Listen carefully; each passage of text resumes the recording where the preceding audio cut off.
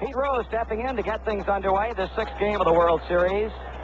Rose has been a big hitter for the Reds so far. 6 hits and 18 times up. The tee-on pitch is over on the outside corner for a call strike, and we're underway. Marty, he's had only 1 hit against Tiant and 7 times up, but 4 of those outs were line drives. That's right. He's hit the ball very, very hard against Tiant.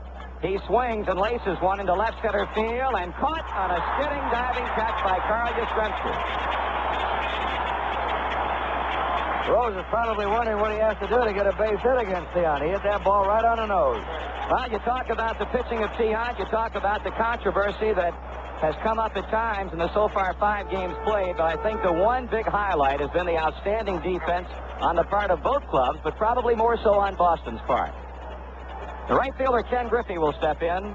Been up 19 times, has had 4 hits with 2 runs batted in. Against Tiant, has had a couple of hits and 8 trips to the plate. Strike is called to him. Kurt mentioned a National League umpire, Dave Satch Davidson, calling balls and strikes tonight. And we know that Rico Petrocelli is playing in on the grass at third base as Griffey steps out of the box and now quickly comes back in. Lynn shading Griffey a step toward left center. Count evens at 1 ball and 1 strike.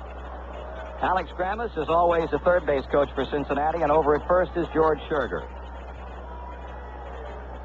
On deck for the Cincinnati Reds, second baseman Joe Morgan. As Tiant sights a sign, he kicks and fires. And Griffey moves out in front at 2 balls and 1 strike. You can talk about the weather, who gets the biggest break with the delay. 1 day delay would have helped Tiant. He pitches best with 4 days. Now he's pitching with 5 days rest. And as far as the Reds are concerned, it means that Don Gullett will go in game number 7, should it go that far. And, of course, Gullett would not have pitched the 3rd time under good weather conditions. Griffey with a foul back, and it's 2-2. The Reds returning to Fenway Park. The first 2 games of this series played here. Tiant shut them out 6-0. The Reds came back on 2 ninth-inning runs to score a 3-2 win in game number 2. Tiant waiting patiently on the mound for Griffey, who lost his bat as he took a practice swing and had to go to the other side of the plate to get it. Count holding at 2 balls and 2 strikes. 1 out. Rose with a fly ball that Yastrzemski made a good catch of out in left field. Now the right-hander with a 2-2 pitch. Bouncing ball will be foul outside of first base. Tiant looks like he did the first game. He has a strike on the batters. His control is better than it was the second time out.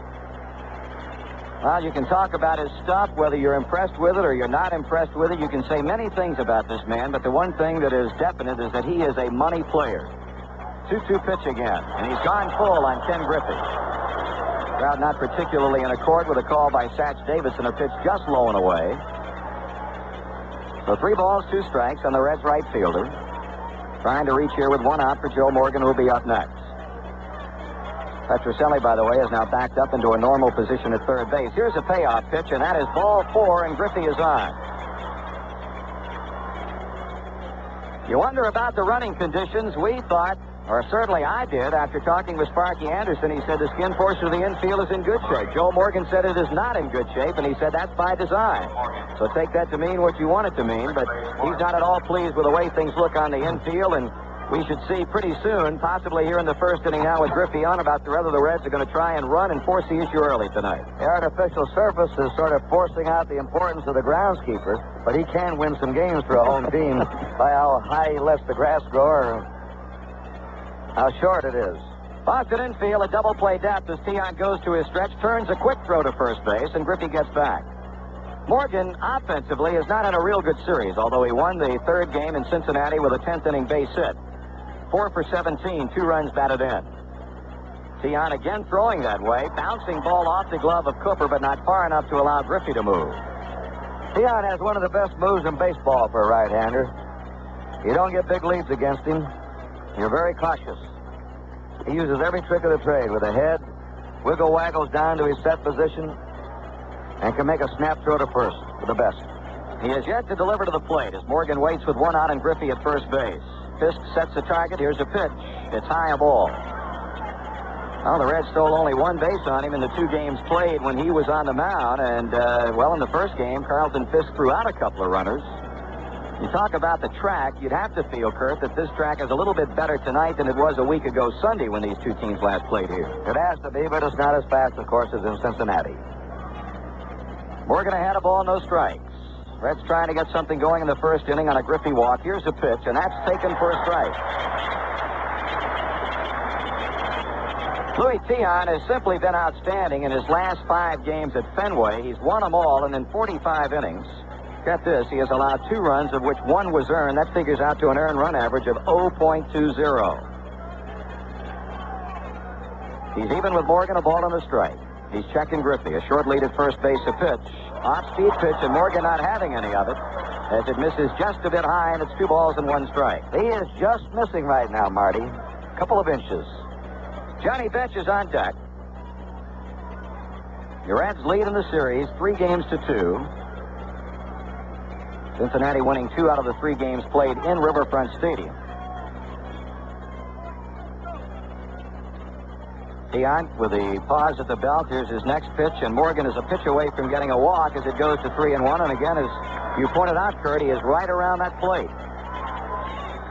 Of course, we talked about many times in the course of the series, when you've got Joe Morgan at the plate, you've got to pitch to him. You've got to throw strikes. He walked 132 times during the season to set a new Cincinnati Reds record. Now let's see what Griffey's going to be doing on this 3-1 pitch to Morgan. Cooper holding on the bag against Griffey, and now a throw goes that way, and once again he's back ahead of the throw. Whereas Lynn in center was playing Griffey maybe a step or 2 toward left center field, he's now shading Morgan toward right. Yastrzemski pulled well off the line in left field, Evans straight away and deep in right. 3 balls and a strike, Morgan waiting. Tiant bringing it to the plate, swung on and popped up. That's going to be playable. Off to the right of the plate by Carlton Fisk, who's under, and he's got it for the second out. That wind blew the ball back from the box seats toward home plate. The wind is out tonight. Keep remembering that. Fly balls in the air that sometimes are going to look like easy outs may wind up off that left field wall. So 2 away in the first inning for Cincinnati. The batter will be Johnny Bench, as Rick Burleson, the Red Sox shortstop, has something quickly to say to Louis Tiant. Bench has been up 19 times. He's had 5 hits, one of them a home run. He's knocked in 3 runs. His home run coming at Riverfront Stadium. In fact, in the 2 games played here, not a ball was hit out of here, and of course the wind was a great factor in that respect. Griffey had a 1-out walk. Tiant has retired Rose and Morgan. Bench looks at strike 1.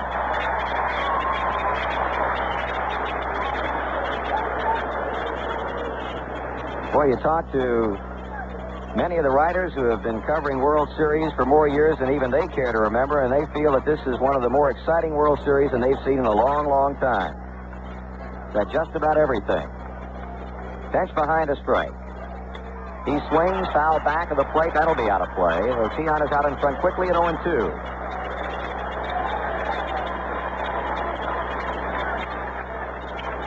Talk about the possible edge that has been taken off on the part of both ball clubs, and all the millions and millions of words that have been written in the last 3 days by writers who have really found it rough to come up with something to write about. That's been the big topic of conversation, and well, tonight's game will tell the story in that case. Tiant a strike away from ending the inning. He deals to Bench, and he got him on a good pitch, down and away, and Johnny Bench is struck out swinging.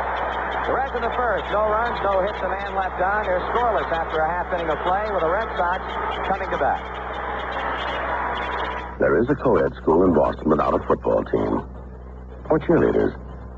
It's the John Hancock Institute, where many Hancock agents learn the latest ways to help you put your children through college or yourself through retirement. Oh, we do have one thing in common with other schools: a song.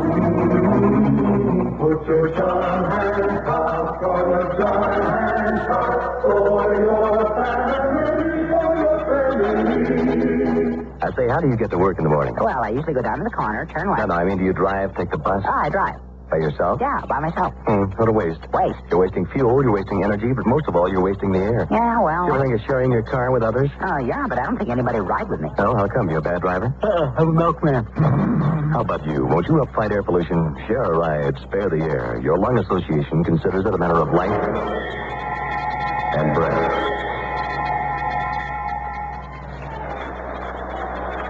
Gary Lynn Ken Nolan on the mound for the Cincinnati Reds tonight. He was a 15-game winner during the 1975 season, has made one prior start in this 1975 World Series, starting the third game in Cincinnati, pitching 4 innings, allowing a run on 3 hits with no decision. Nolan was taken out of the game by Sparky Anderson due to muscle spasms in his neck that appear to be, he's completely over that problem. Is that related to the operation he had last year? Or does he have this kind of a problem commonly? Well, he had some tightness in his shoulder off and on during the season, Kurt, but I think this was the first time that he ever had any problems with his neck. We talked about earlier, Gary Nolan is a fly ball pitcher. Jack Billingham had been scheduled to pitch the 6th game. Because of the 3 days of rain, he switched to Gary Nolan, much to the surprise of many of the people here in Boston covering this event. Left-handed batting first baseman Cecil Cooper will open up the first for Boston. Nolan comes with the first pitch, and it's in there just below the netters for strike 1 call. Cooper has been up 13 times, has had a hit and a double, and has knocked in 1 run. Around the Reds infield, Tony Perez at first, Joe Morgan second, Davey Concepcion at shortstop, and Pete Rose playing in at third. Cooper strikes swinging. In the outfield, George Foster in left, Cesar Geronimo in center field, Ken Griffey is in right with Johnny Bench behind the plate. Nolan, 27 years old, a native of Hurlong, California, now makes his home in Oroville. Pitching the 0-2, and he pops Cooper into shallow center field. Geronimo waiting and makes a play for out number 1. That was a beautiful off-speed pitch. He threw him 2 fastballs and took a little off and had Cooper over swinging. Well, that's Gary Nolan as he retires Cooper, 1 down, and the batter will be the second baseman, Denny Doyle. Doyle's the only player on both teams who has hit safely in all 5 previous games. He's had 6 hits and 21 trips with a run batted in. Nolan working, and the ball is fouled back. It's surprising to me to see the way Doyle's hit left-handers in this series. He really stands in there against them. He's played in the World Series, Marty, the way he has since he joined the Red Sox in June. Well, the Reds have been impressed as far as Doyle is concerned with his range, Kurt, at second base and his strong throwing arm. 1 ball and 1 strike. We're scoreless. We're in the bottom of the first inning with 1 out and the bases empty. We have 2 pitchers tonight that can really locate that ball. Nolan can put it right where he wants, so can Piot. They make good pitches. Nolan, a pretty rapid worker. Ground ball that Perez bobbles, recovers, throws to Nolan, but he is there in time to retire Doyle. Ball hit directly at Tony Perez. It skidded off his glove and between his legs, but recovered in time to feed on to Gary Nolan for the second out, and here's Carl Yastrzemski.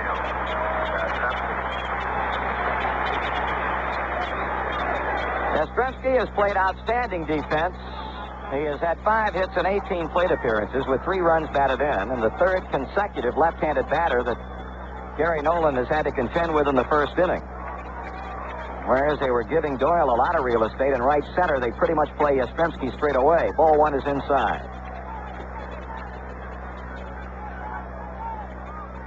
Should Yastrzemski reach, batter would be catcher Carlton Fisk. Nod of the head on the sign from bench. 1-0 pitch. Fastball is high. 2 balls and no strikes.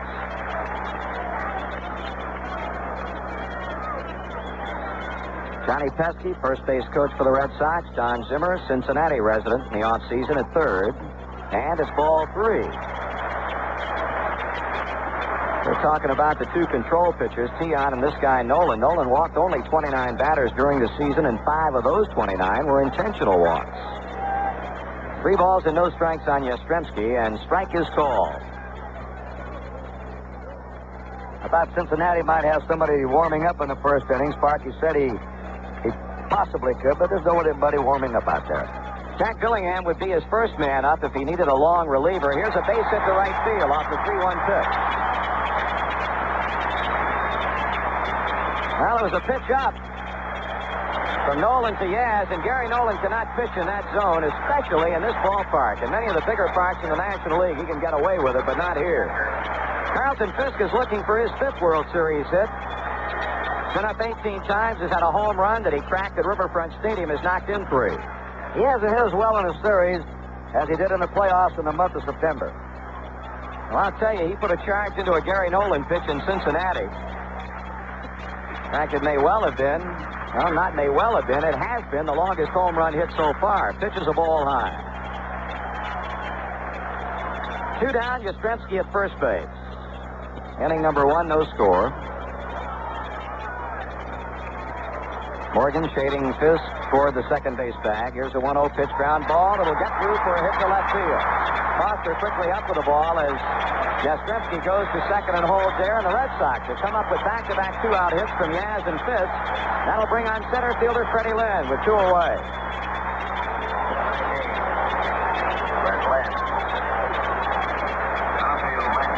Now we'll be checking that Cincinnati bullpen for you, and it looks like somebody's going to get up to begin throwing as Johnny Bench goes out to the mound to have a quick word with Gary Nolan.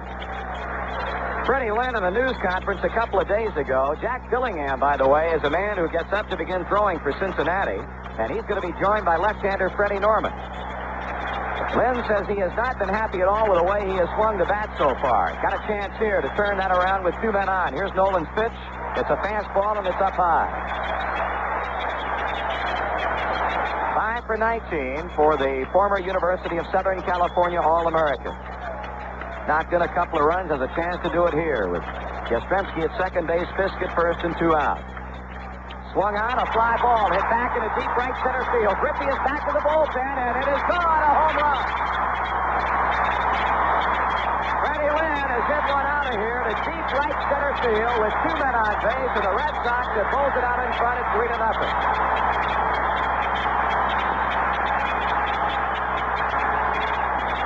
Boy, he tagged that one.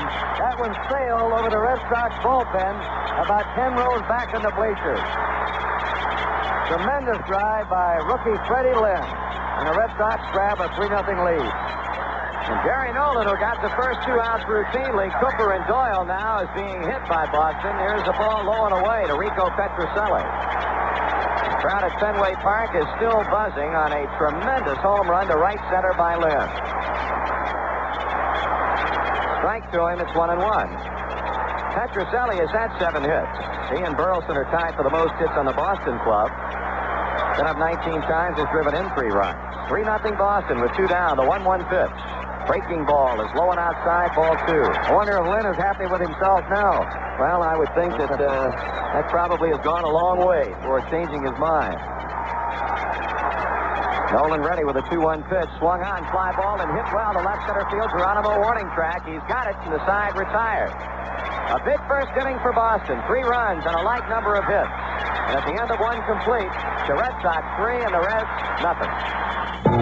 Kelly Springfield announces a spectacular sale on radial tires right now. It's their Star-Spangled Tire Sale, and the brightest star of all is the Kelly Springfield Prestige Radial. Plan now to step up to radials, while Kelly Springfield Prestige Radials are only 4 for $100, size A 7813. Other sizes comparably low price. These 30,000-mile tires give you road-hugging traction and long tire life, while adding riding comfort and gas economy. In snow areas, you'll find Kelly Springfield Snowmark winter tires only 2 for $50. These prices plus a $1.93 federal excise tax per tire in the A7813 size. See them today at all Kelly Springfield auto service stores and participating Kelly Springfield dealers, as well as many Sunoco and other service stations. Kelly Springfield. Tires that make a world of difference.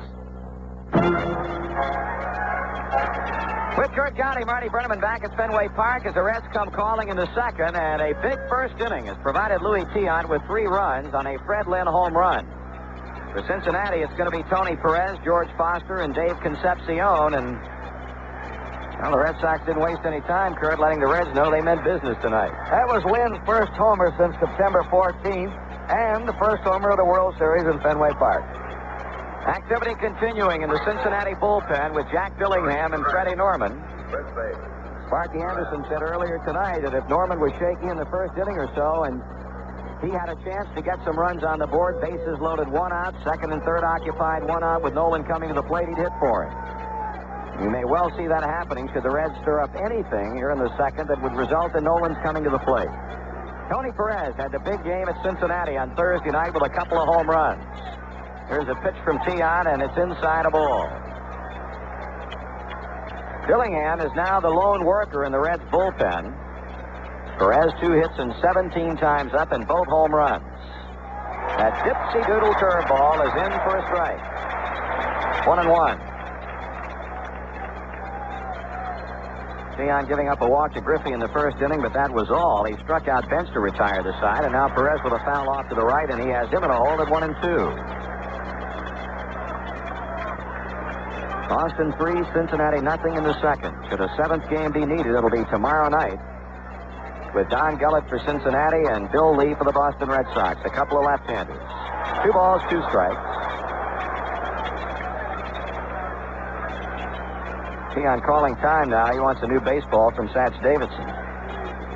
An 18-game winner during the season with a 4.02 ERA, but that 4.02 earned run average, you can completely throw that out because, as we mentioned, his last 5 starts here at Fenway have all resulted in victories. Struck him out swinging. Another breaking ball down and away. The same pitch that he struck Johnny Bench out on. You give this guy a head of steam, and he's awfully, awfully tough. Been spotted 3 runs by the offense in the first inning, and that's the 8th time that Tony Perez has struck out in this World Series. Here's a guy who's had good success against Theon. George Foster, the Reds left fielder, has been up 8 times, has had 4 hits. Pretty much has been a patient hitter against Louis, in that he has gone with a pitch out away from him to right field with good success. Foster with his finest year ever in big league baseball, a .300 batting average, 23 homers, and 78 runs batted in. Fastball, Theon comes with. It's a ball. Burleson playing very deep at shortstop. Petrocelli, perpetual motion at third base, always pawing around in the dirt, moving in, out, left, right. Now Foster, in his delay tactics, it has pretty much become a trademark with him, somewhat incurring the wrath of the Boston faithful here at Fenway. 1-0 pitch. Over on the outside edge of strike. Perez is struck out to begin the second. Foster at the plate, 1-1 Theon against him. Davey Concepcion is on deck. Theon kicks, steals, swing, and he missed. Well, he turned his back to the plate. He hitched as he looked skyward and then came to the plate. I thought his head was going to fly off. Got everything going for him right now.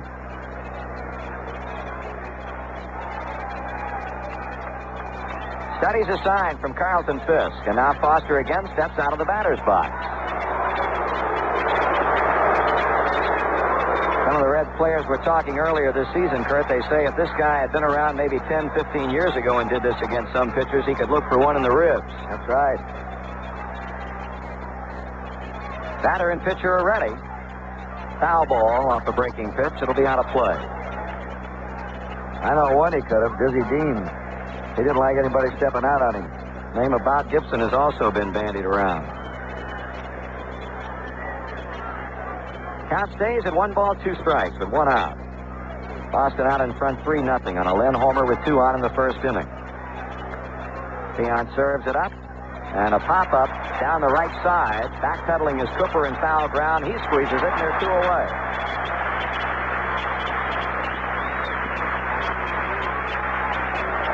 That'll bring up Dave Concepcion.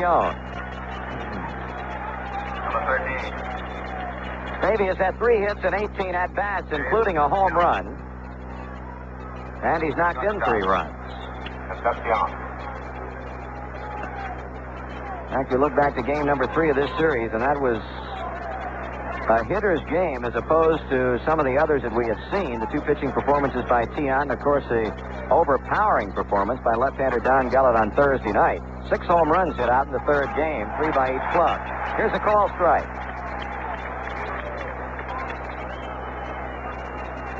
Reds are looking for their first hit.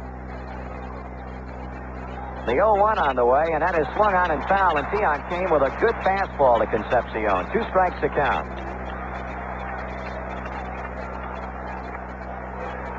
Last couple of days, the Reds working out at Tufts University, right outside of Boston. Red Sox pretty much working out on their own. They've got a batting cage underneath the stands in center field. Well, the crowd here at Fenway starts up the Louie Louie chant. 0-2 pitch to Concepcion. Fly ball center field should present no problem for Lynn. It doesn't, and the side retired in order. In the middle of inning number 2 in the 6th game of the 75 World Series, it's Boston 3 and Cincinnati nothing. So you may think your lawn doesn't need to be fertilized this fall because soon it's going to sleep for the winter. That's not the way nature works. Right now, your lawn is going through a vital growth period, sending out thousands of grass shoots to thicken itself. So it needs fertilizer now, just like it did last spring. That's why it's so important to take a half hour or so and give your lawn some good, rich Scotts Turf Builder. You see, Turf Builder gives your lawn the essential nutrients it needs during this growth period, and it releases nitrogen slowly as your lawn needs it. If weeds are a problem in your lawn, try Scotts Turf Builder Plus 2. It controls over 40 different kinds of common weeds, including dandelions, while giving your lawn a healthy dose of Turf Builder fertilizer to grow on. Stop by your local Scotts retailer this weekend for some Turf Builder or Turf Builder Plus 2. Scotts wants you to have a lawn that you can be proud of. We'll return with more World Series coverage after station identification. Hi, this is Reed Cordick. In Pittsburgh and Allegheny County, there's a lot to be proud of, and I just don't mean the rebuilding. I'm talking about the accomplishments of the people. High among them is the United Way, expressing the noble desire to see that everyone has a chance. 70 United Way agencies serving every man, woman, and child in Allegheny County with 130 vital human services. Your fair share pledge makes it work. The United Way.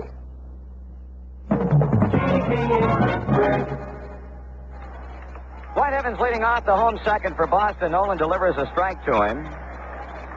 Bottom third of the Red Sox batting order, Evans, Burleson, and Tiant. And whereas Jack Dillingham had been throwing alone in the last half inning when the Reds were batting, it's now left-hander Freddie Norman working for Cincinnati. I think that's because the top of the batting order will be up in the third for the Red Sox, and they're all left-handers. 1-1 to count on Evans. Nolan delivers. He swings and fouls at the plate. Evans called by Sparky Anderson the most impressive player that he has seen as far as the Red Sox are concerned in the series. And they talked to Evans yesterday in a news conference here in a Boston hotel and about the trade rumors that have been circulating prior to the beginning of this season. And with the kind of performance this young man has shown fans all across the country and around the world, you have to feel like he's safe. Ground ball foul at third base. I think a lot of teams would like to have Rice in left, Lynn in center, Evans in right. None of the three over 24 years of age. Their set here looks like for 10 years with an outfield. Gary Nolan ahead of 1 ball and 2 strikes. Evans has been up 17 times with 6 hits, has had a home run, has driven in 4 runs. Breaking ball, and it's strike 3 call on the outside edge. Gary Nolan has his first strikeout. He'll be dealing now with the shortstop, Rick Burleson. Rick Burleson.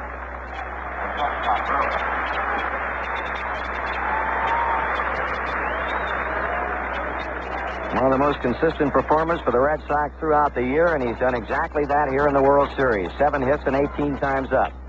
Right-handed batter. Strike to him. Look at his RBI figure, 62 during the season. Pete Rose commented, the guy who knocked in that high number of runs batting in the position that he hit in, normally number 8 or 9 in the Red Sox order, and you have to be impressed. He's a clutch player. He makes big plays when he has to in the field and sticks in big hits at the bat when he has to. And fouls one down the line, a 2-strike count. Freddie Norman still working in the Reds bullpen. Louis Tiant watching the action from the on-deck circle. Nolan delivers. Just misses high. 1 ball and 2 strikes. Well, they had an easy time of it getting Cooper and Doyle in the first, and base hits by Yastrzemski and Fisk, and a long home run to right center field by Lynn.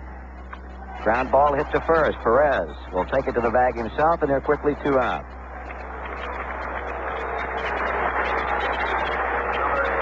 Here's Tiant. You talk about his pitching. He's certainly done a job at the plate. He put on a little show in batting practice. He hit the wall a couple of times. Somebody just ran through the stands with a banner, Louis for president. In each game as a hitter, he's had 1 hit and 3 times up. He's also walked twice. Call strike. Had to show him where the bases were, though, after he got on. He hasn't hit in a couple of years. He was a scream on those bases. Swing and a miss on a curve, strike two. Well, he was a guy who had the base hit that keyed their 6-run inning here a week ago Saturday in the opening game of the series. Nolan trying to retire the side in order. He's 0-2 against Tiant and just misses on the outside edge of ball. 1 ball, 2 strikes. Nolan again working rapidly. And Tiant is called out on strikes, and that's it for the Red Sox in the second. 3 up and 3 down. We have played 2, the score. Red Sox 3, Cincinnati nothing.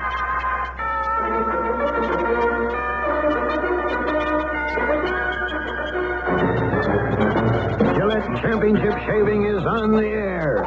The first blade is cutting the whisker. That's 1 shave, and the second blade is coming over to try for 2. It's got it! A beautiful double play on that whisker by the 2-bladed Gillette Track 2 razor. Let's get an instant replay of those 2 blades teaming up for that incredible shave. There, the Track 2 is beginning to shave the whisker. The first blade lifting it out away from the face, actually exposing extra whisker. The first blade is through, and the whisker is starting to snap back in. But here comes the second blade. It's going to nail that whisker again before it can all get back. Yes, the Gillette Track 2 has shaved the same whisker twice for a closer shave. And both those blades are recessed for extra safety. The final score, a Track 2 razor effect, 2 whiskers, nothing. Folks, that's Championship Shaving brought to you by the Gillette Track 2 shaving system with regular or adjustable cartridges. The closest thing to a perfect shave. As Louis Tiant concludes his warm-up to Carlton Fisk, the Reds get ready to hit him the third inning with Cesar Geronimo. Gary Nolan scheduled to bat second, and then back to the top of the order for Pete Rose. Cincinnati has had only 1 base runner in the first 2 innings. Had a walk to Ken Griffey in the first. Tiant has struck out a pair. Johnny Bench to end the first inning, and Tony Perez to begin the second. Boston out in front 3-0. Louis Tiant, who in the first game pitched a 5-hit shutout to defeat the Reds 6-0.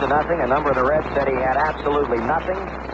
He came back and, well, he had to make believers out of him in Cincinnati because an entirely different game. He battled him from the opening pitch and came out on top 5-4. Marty Vita had to come back for 3 days rest after throwing 163 pitches. I don't know whether he could have done it or not, effectively. Terry Crowley has moved on deck, so Gary Nolan's night apparently is done after only 2 innings. Here's Geronimo and here's Tiant. Strike is called to him. I want to say something for the Cincinnati fans. The 3-run lead in this ballpark is nothing. With the wind blowing out tonight, a couple of walks, a single, and get one up in the air toward the wall.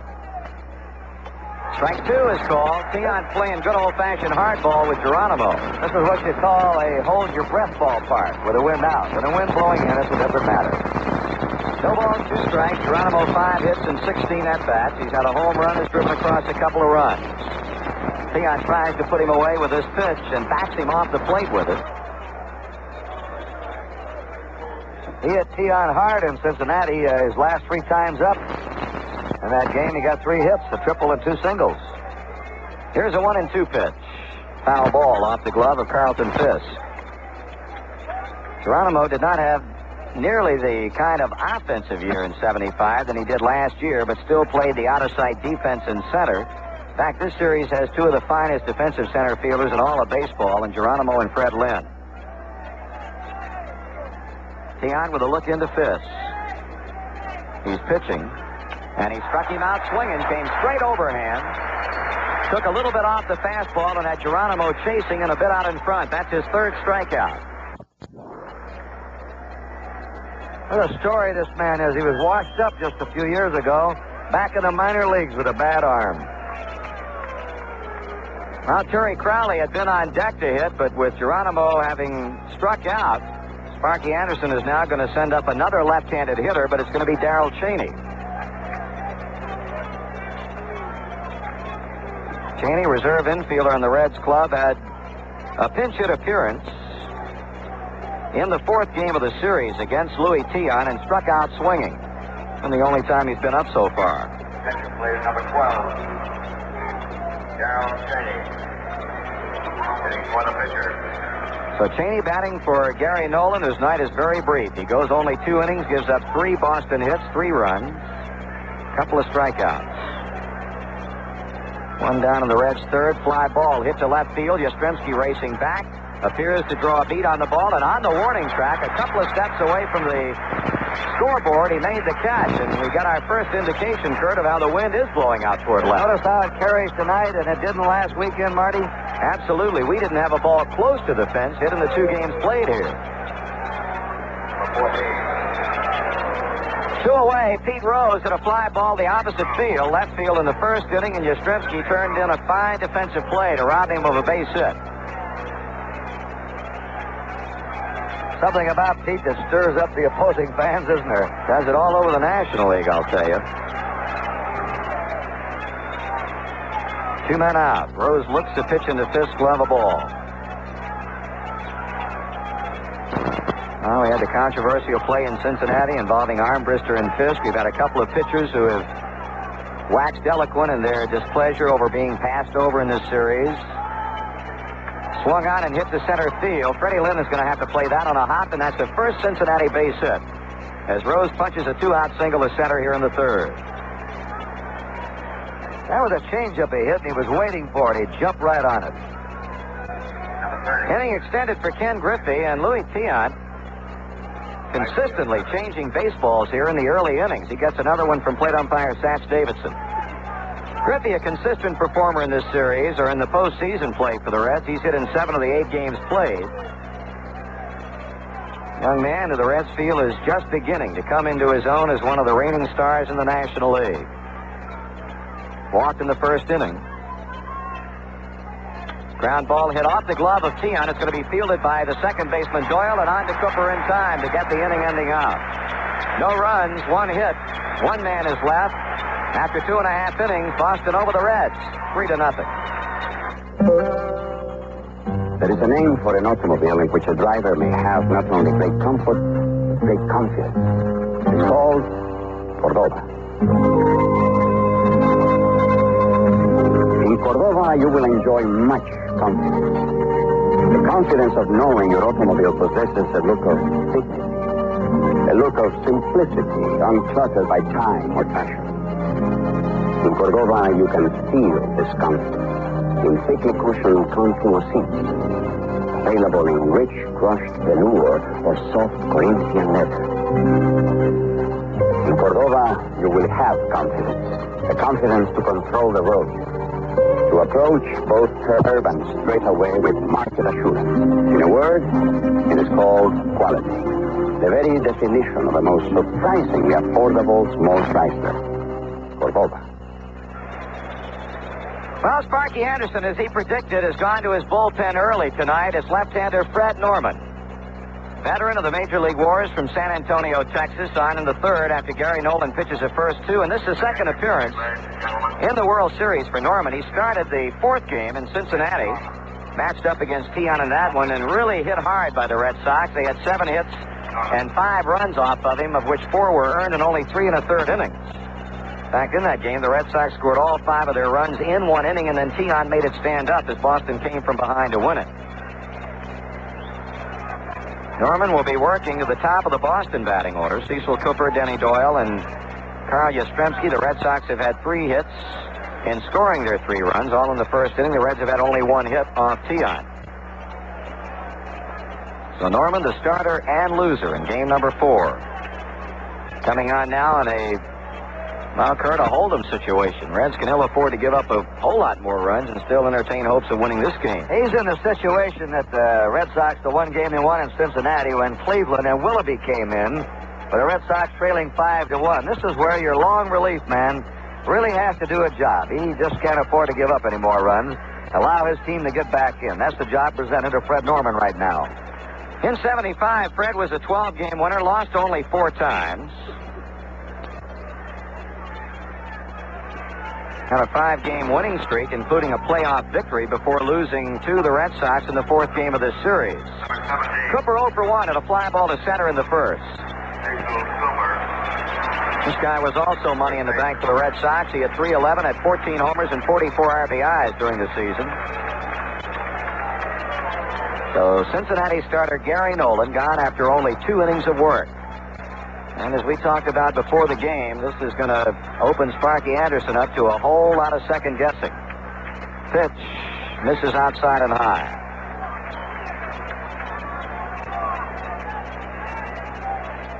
Reds outfield giving Cooper room in right center and also along the right field foul line. Here's a call strike.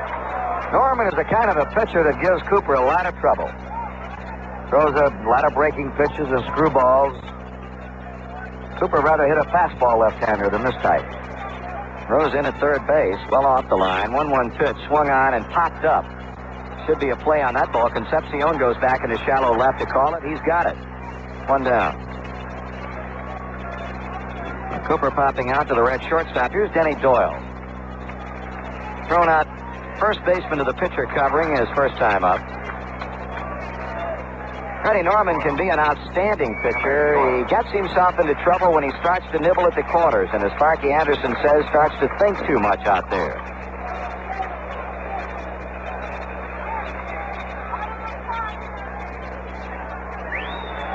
Norman doing a little work on the front of the pitcher's mound, now directing his attention toward the left-handed batting Doyle.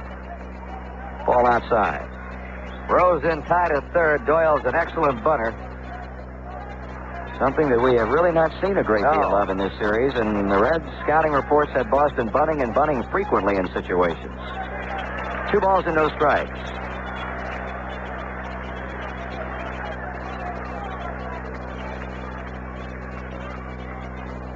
Norman back with a 2-0, and that's over for a call strike. A screwball that got the outside part of the plate. Norman came to Cincinnati a couple of years ago from San Diego. Ball 3 and a strike as the pitch hits down in the dirt and goes off the glove of Johnny Bench. And as we pointed out, Norman has been around. He's played for Kansas City, the Chicago Cubs, the Dodgers, Cardinals, and, as mentioned, San Diego. Really was a minor league pitcher before developing a screwball under the tutelage of Warren Spahn down at Tulsa some years back. 3-1 pitch, hit hard, and a fair ball down the right field line. Ken Griffey will now have to run it down as it hits off that wall and bounce back toward right center, and Doyle goes to second with a double. One of the little nuances of Fenway Park is the ball hit there, then kicked foul, and off the wall that juts out toward the foul line. Kicked back toward right center. Griffey overran it, and Doyle would have had a double anyway. Where the wall juts out toward the left field line, the shortstop has to go out and play the ricochet. So hit number 4 for Boston, the first on Fred Norman, and here's Yastrzemski. Singled and scored in the first inning.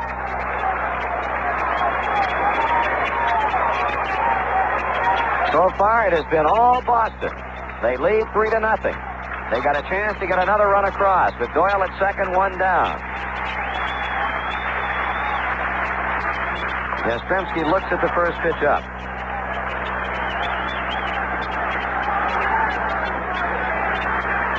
And it would appear that the Reds are again going to get somebody up to work in their bullpen. Sparky Anderson said he would use as many as 7 pitchers if necessary tonight. 1 over the plate, swung on and popped out of play. Don Zimmer shouting something in from his third base coaching box.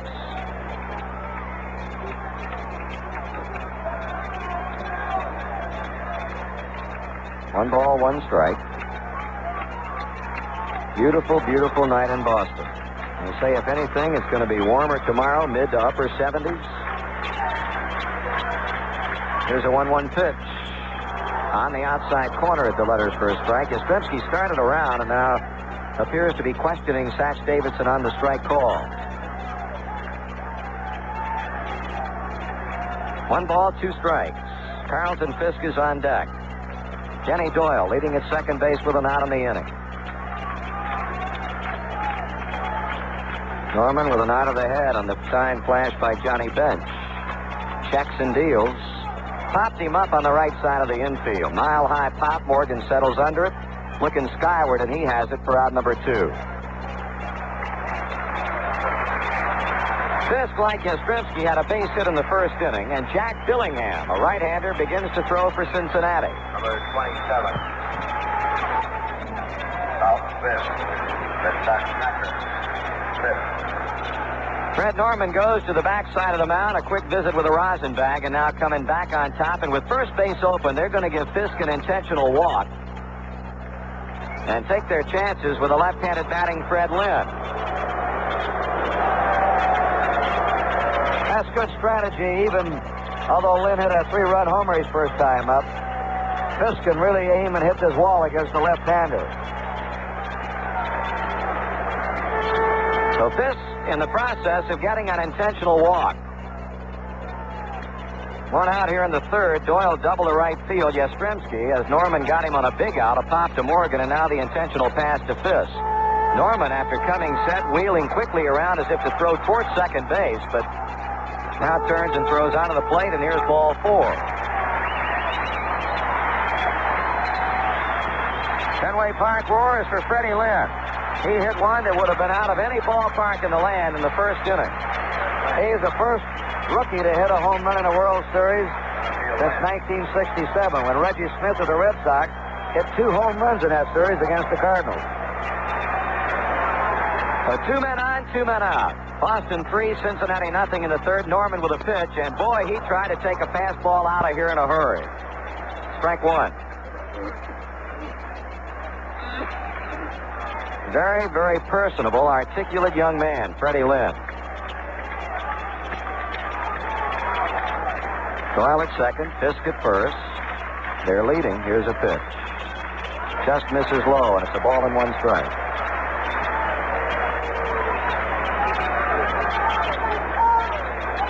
Norman, not the rapid type of worker that Gary Nolan is. He takes all the time in the world out there. Then waiting on a 1-1 pitch. Outside, ball 2.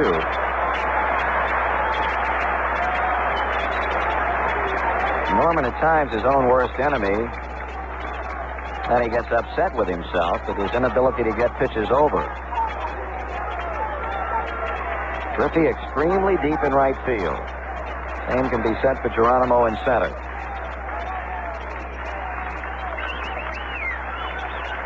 Now the 2-1 pitch. Strike to him. Count evening at 2-2 with Freddie Lynn at the plate and Rico Petrocelli on deck. Red Sox have out hit them 4-1, have outscored them 3-0. And Norman working on the mound. Billingham continues to throw in the Reds bullpen out beyond right field. Now the check of the runners. Here comes the 2-2 pitch. Missed with it, and he's gone full.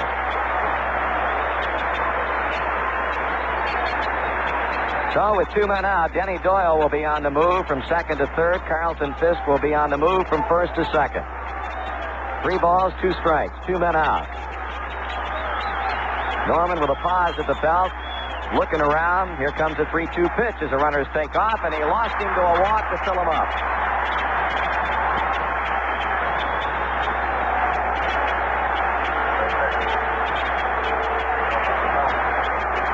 That's the second straight walk that Norman has allowed, although this one, the first one rather, an intentional walk. And now Sparky Anderson is on his way to the mound and immediately signals for the right-hander Jack Billingham. So Sparky Anderson is, Kurt, living up to his promise. He said he'd run him in there, and he's certainly doing it. He's 2 platooning tonight. Right-hander against right-hander, left-hander against left-hander with his team behind. 3-0. He's taking no chances. He's playing the percent all the way.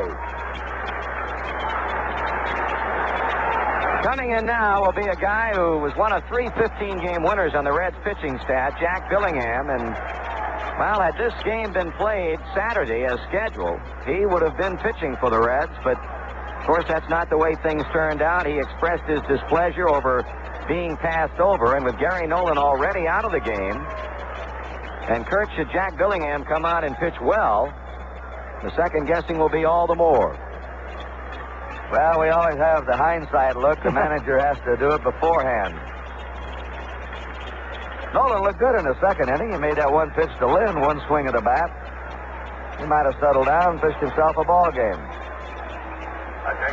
Billingham was the second game starter here, and it was interesting yesterday. Dwight Evans, when told that it was going to be Gary Nolan pitching against his club rather than Jack Billingham, he was extremely surprised and has said, as far as I'm concerned, Billingham's the best pitcher we've seen so far from Cincinnati, and that came after the fine performance by Don Gullett Thursday night.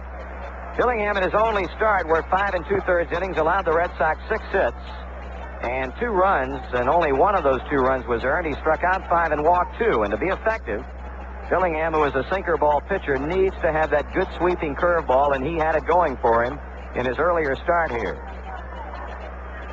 He's out in a pressure cooker situation. Denny Doyle at third base, Carlton Fisk at second, Fred Lynn at first. 2 men out, and Rico Petrocelli, who has hit and hit well in the series, will be the batter when Dillingham concludes his warm-up. Boston getting 3 runs across in the very first inning on back-to-back 2-out hits by Yastrzemski and Fisk and a home run by Fred Lynn, and now hoping to get a big 2-out hit for Petrocelli here in the third to score some more. Dillingham's been good in the World Series against Oakland in '72 and against Boston in this series. He allowed only 3 runs in 19 innings. Only one of those 3 runs an earned run. He has a win, his only decision in World Series play. Dillingham looks around. He checks his defense. Petrocelli drove Geronimo back to the warning track and left center in the first. Here's a pitch to him, and he swings and fouls.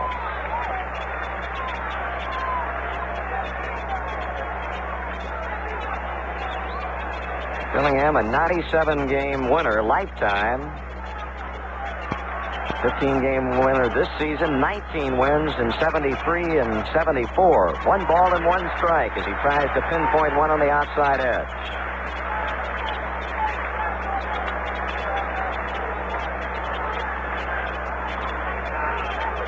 A double and a couple of walks have filled the bases with Red Sox. 2 men out. Here's a 1-1 pitch. Swung on and missed. Strike 2. Jack Dillingham in a role that over the course of the season was totally alien to him. He is a starting pitcher, but now being used in relief.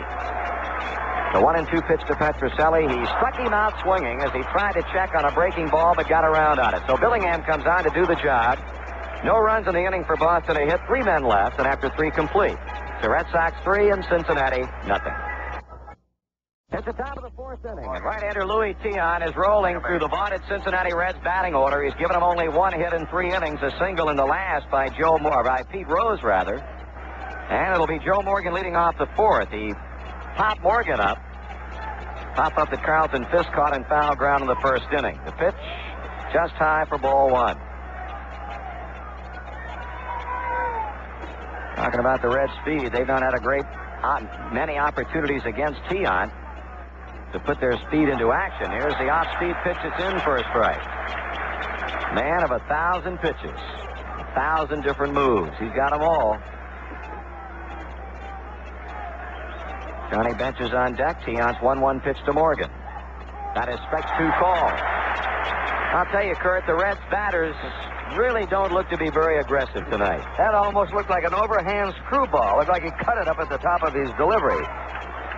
Been ahead of the hitters most of the time. He's ahead of Morgan. Here's a hard ground ball off to the right. Is Doyle up throwing, 1 out. Morgan out 4-3. Denny Doyle to Cecil Cooper. Here's Johnny Bench. Did an artful bit of surgery on Mr. Bench in the first inning when he got him chasing a pitch down and away to pick up the first of what so far has been a 3-strikeout night for Louis Tiant. Boston 3, Cincinnati nothing. Bench chops it foul. Slides by the on-deck batter, Tony Perez.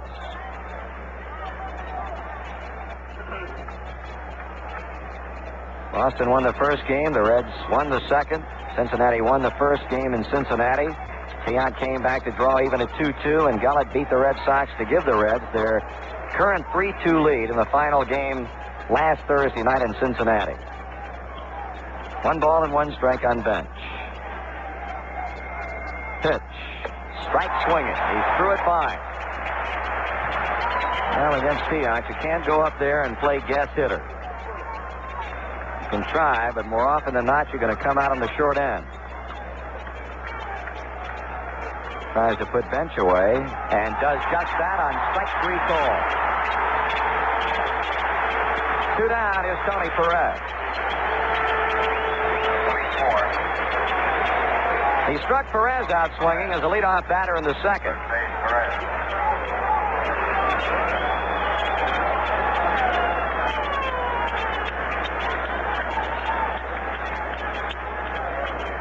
Outfield deep, shading Perez around toward left. Slow curve.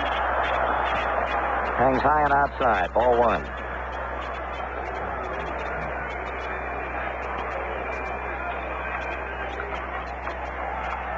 Now the 1-0 pitch. Fastball for a strike. Talked so much about the left field wall. They had a picture, aerial shot, Fenway Park and Boston paper here Saturday, and said that from the line, home plate to the foul pole, it measures 305 rather than the 315 that they have posted out there. Makes no difference. 2 balls and 1 strike. Check swing, ball 3. I don't know what it measures. I've seen it walked off and measured and called short of 315, but nobody's hit it yet in this World Series. Sure have not. Fred Lynn's home run in the first inning to right center. 3-1 the count on Perez. He fouls back the pitch. Reds have had only 2 base runners. A walk in the first to Griffey, a 2-out hit in the third by Pete Rose. Cincinnati, well, Sparky Anderson has used 3 pitchers. Gary Nolan went 2, Freddie Norman 2/3, and Jack Billingham. 3-2 the count on Perez with a payoff on the way. And he fouls it again back. Keon's throwing very quick tonight. They're not getting around on him so far. Once again, he'll ask for a new baseball. Along with that tantalizing slow stuff and change of speeds right now. At the present time, he has the Reds baffled on their timing. Foster is on deck with 2 out.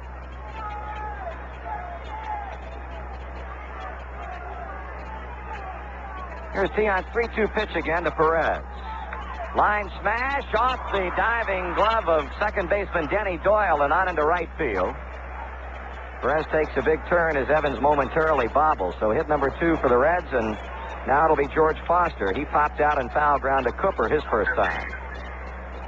George Foster.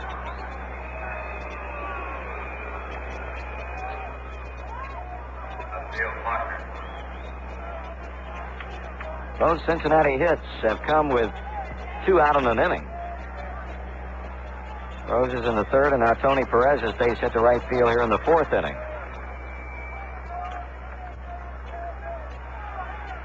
Tion into his stretch.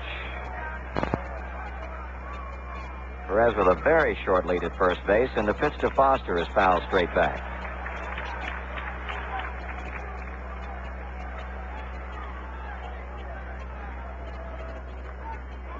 Well, these 2 clubs have been playing baseball, counting spring training, since early March, and at least the way things stand right now, it all could come down to one big ball game.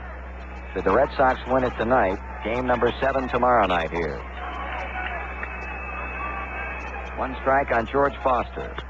Check swing ground ball hit in the hole to Burleson. He throws on to second and threw it away. Tony Perez gets up. He's going to come on to third base as the ball went off the glove of Denny Doyle, and it really looked like Burleson had plenty of time to get the force, but he threw wildly, and that's going to be an error charge to Burleson at shortstop, with Perez coming to third and giving Dave Concepcion a chance to get Cincinnati on the board. That's right. A chance like that could open the gates for the Reds. That was a check swing, a half swing by Foster, too. He didn't want to go through with it. So scored a fielder's choice on Foster's part, scored a throwing error on Burleson, and put Perez at third base. Concepcion, a fly ball to center field his first time. This has been a relatively error-free World Series. That is the 4th error charged against Boston. The Reds have made only 2. So Cincinnati will try and make the Red Sox pay for the first error charged in this game. Runners in the corners, 2 down. Tion delivers and misses with it a ball.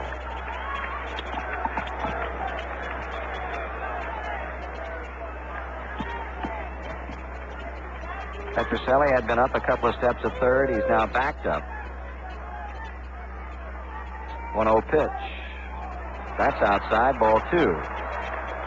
2 balls and no strikes.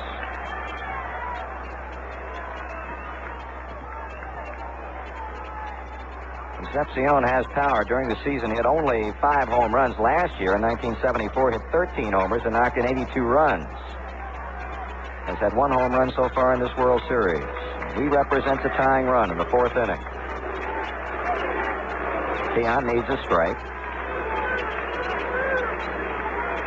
Kicks and fires, swung on and fouled to the netting. 2 balls and 1 strike on Concepcion.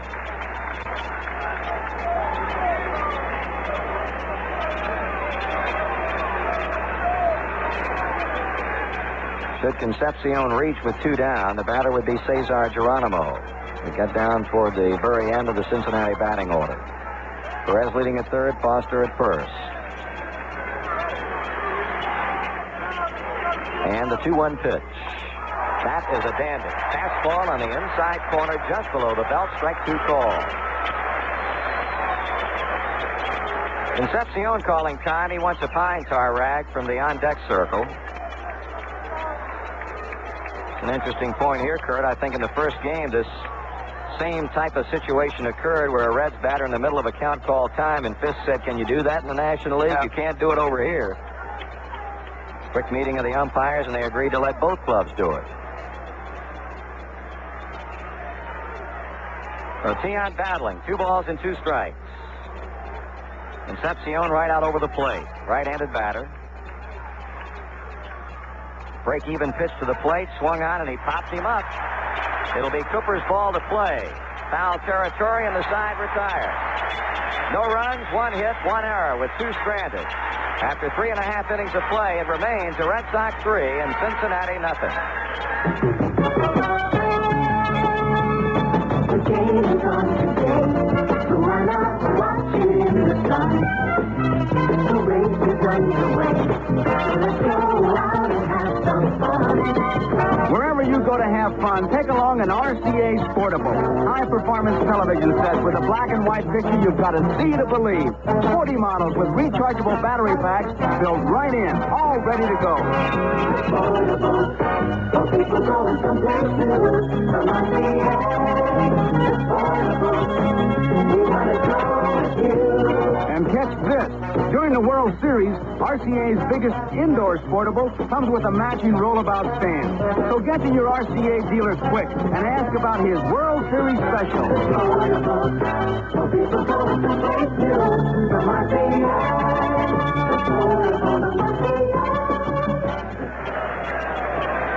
Right-hander Jack Billingham getting ready to begin his first inning of work, and that he came on in relief of Fred Norman in the 3rd inning with the bases loaded and 2 down to strike out Rico Petrocelli. It'll be the bottom 3rd of the Red Sox batting order. Dwight Evans, Rick Burleson, and Louis Tiant. Tiant is able to get through the first Cincinnati Reds threat posed against him tonight. Popping out Concepcion to leave Reds runners at first and third, and now the Red Sox coming to bat in their half of the 4th inning and leading 3-0. Evans called out on strikes in the 2nd, facing Gary Nolan at that time. His first look tonight at Jack Billingham. Right-hander works, and Evans takes ball 1 low. Evans now 6 for 18 with a home run and 4 runs batted in. 1-0 pitch. Swung on. He came up and in on him with a fastball. Fouled away.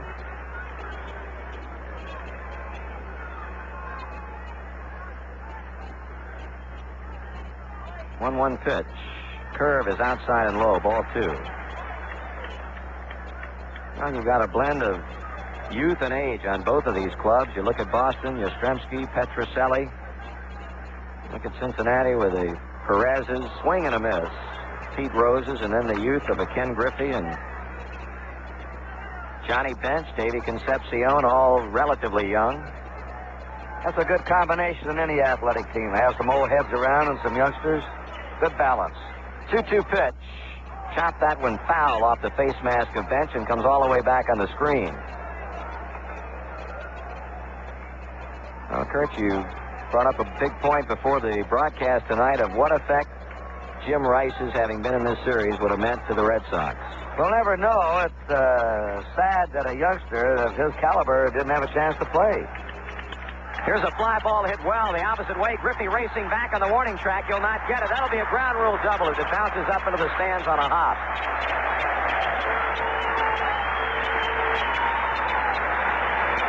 Dwight Evans Evans hitting one a long way to the opposite field. Griffey pulled well off the line, had no chance whatsoever to make a catch on the ball as he rapidly ran out of room and the ball hit on the warning track and up into the seats. He's now had 7 hits in the series, a double, a triple, and a home run. 3 of these 7 hits extra bases. And it draws him into a 3-way tie. Evans, Burleson, and Petrocelli have all had 7 hits for the Boston Red Sox. And Pete Rose now has 7 for the Reds. A leadoff double by Evans, Burleson, who bounced out to Tony Perez his first time. Billingham throws to the plate a ball.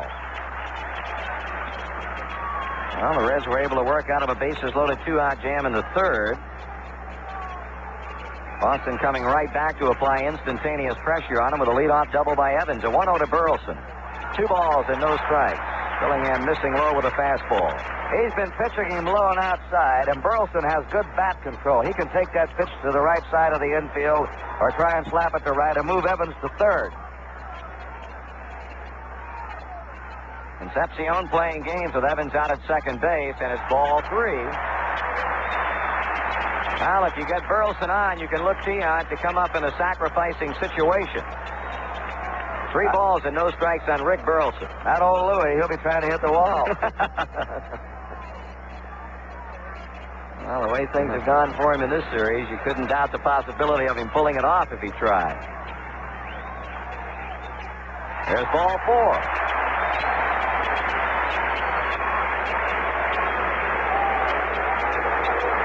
The third walk given up by Cincinnati pitching. Don Zimmer, the third base coach, wants to come up and talk to him. They're taking no chances of getting a signal blown. Tiant, of course, in the American League, with a designated hitter, the pitchers don't get to hit, they don't get to bunt. They did the Red Sox when they had visions of being in here the last month, or knew they had a good chance.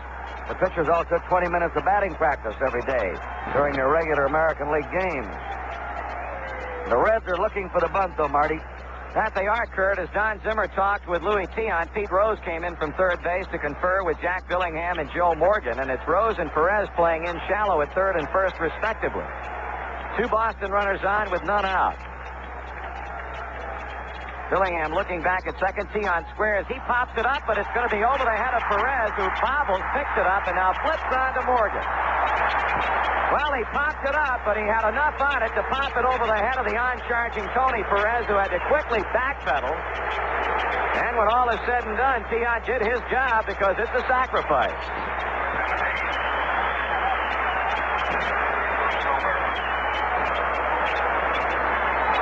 Right-hander Clay Carroll throwing for Cincinnati in their bullpen as the Red Sox now have him at second and third with 1 down, and Cooper at the plate, and he is going to be batting against a drawn-in Cincinnati infield. Red Sox left the bases loaded in the third. They have 2 on in scoring position, 1 out this inning. They have a chance to break it wide open. Cooper, pitch outside. They lead 3-0. If they don't, the Reds have a great chance in this game. Boston getting a 3-run homer, in case you've just joined us, by Lynn in the first inning. 1-0 to Cooper. That's low, and Billingham is having problems finding the strike zone. He gave up an opposite field double to the leadoff batter in the inning, Evans. He walked Burleson. Tiant has sacrificed. And Cooper, who has gone 0 for 2, waits a 2-0 pitch. Here it is, and it's swung on and missed. Cooper took his head off that pitch. He swung. He didn't even see the pitch. He jerked his head over toward the Red Sox dugout. That's probably why he's not hitting in this series. And he was red hot the last couple of months of the year. Now the 2-1 delivery. Swung on, slow bouncing ball coming to Perez. He looks to third to see what Evans is doing, and now races on to tap the bag and retire Cooper. So Jack Billingham has just gotten a very, very big out. Let's see what he does with Denny Doyle. Doyle is bounced out. He's double to right field.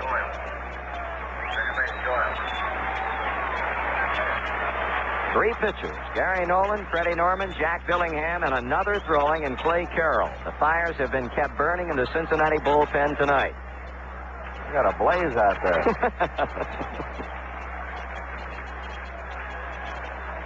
So 2 out with 2 in scoring position. Doyle the hitter. Billingham pitches low, ball 1.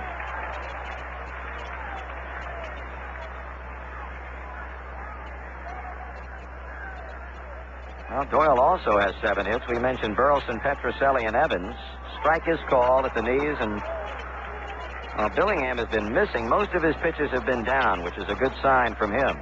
He had the longest batting streak in the American League this year. He's a tough out. That is, he usually connects with the ball and hits it somewhere.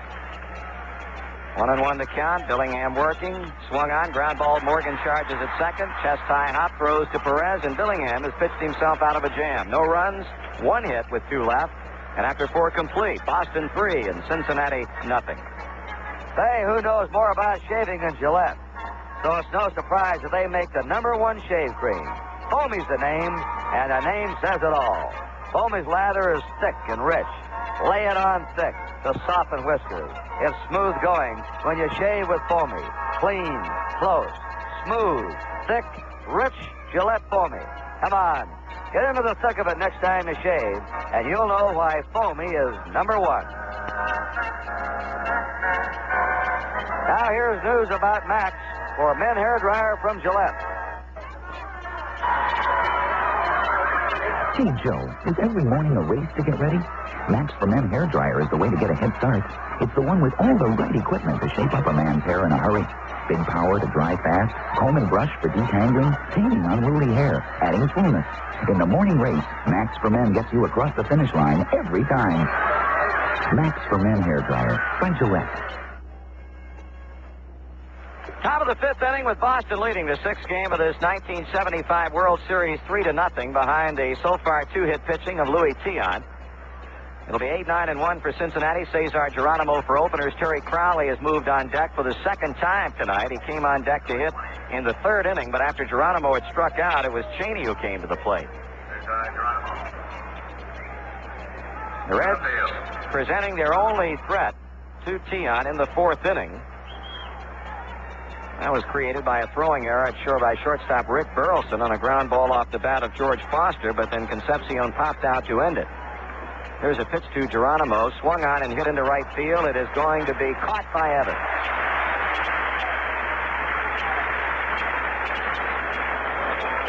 Well, Crowley again is going to be called back. And this time it's going to be right-handed batting Ed Armbruster to hit for pitcher Jack Billingham.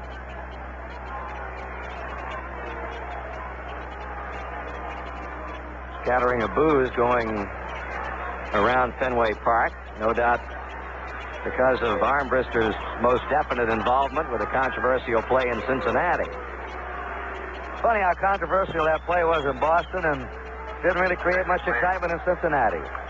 The eyes of the beholder. That's exactly right. Ed Armbruster. Armbruster, little used by Sparky Anderson during the season, but a guy who, well, delivered what turned out to be the winning run in the 3rd and clinching game against Pittsburgh in the National League Championship Series with a sacrifice fly. He's a right-handed hitter. Tiant misses outside on his first pitch. Jack Billingham going an inning and a 3rd, giving up a hit, a strikeout and a walk, no runs against him. 2 balls and no strikes. Up to this point, the Reds' relief pitching has done the job as far as holding the Red Sox. The Reds have not been able to do anything against Louis Tiant. Already a winner of 2 games in this series. 3 balls and no strikes.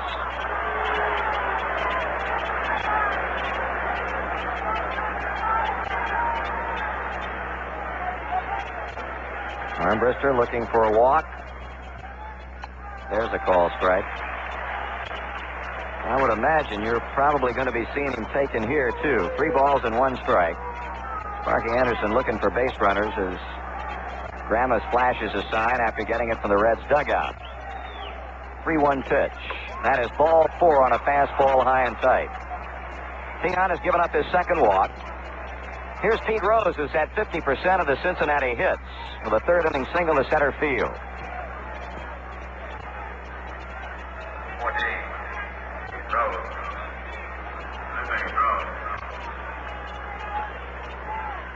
Rose a hit to center in the 3rd, a fly ball that Carl Yastrzemski made a circus catch on in the 1st inning. Petrocelli in at 3rd. Burleson Doyle at double play depth with 1 out. There's a check and a pitch.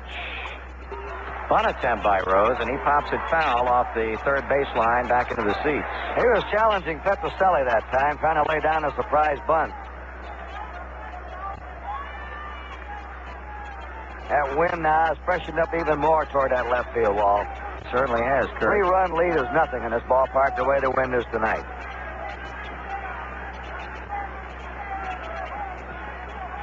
Tiant checking Armbruster at first base. He turns and throws very hard that way, and runner gets back. Armbruster has good speed. Well, the Reds trailing by 3 runs. You don't expect him to run in this situation. Throws behind a strike. Pitch on the way, and that's high and outside. His fist comes up as if to throw. 1 ball and 1 strike. Imagine Darrell Johnson gnashing his teeth there in the Red Sox dugout. They let him get away with a base loaded in third, 2 men in scoring position, 1 out in the fourth. These early innings, can't waste too many scoring opportunities. Now the Reds with great power, but it certainly has been non-existent in the games played here at Fenway Park. Trailing by 3 runs, 1-1 pitch to Rose, and boy, that looked like a good pitch from our vantage point, but Davidson says a ball, 2-1.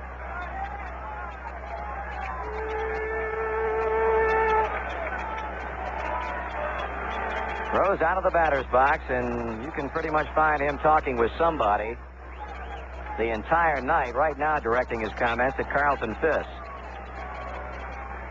Tiant working very, very slowly. He's issued a 1-out walk to pinch hitter Ed Armbruster. Behind to the batter, Pete Rose. 2-1 pitch. That is a strike out away from him.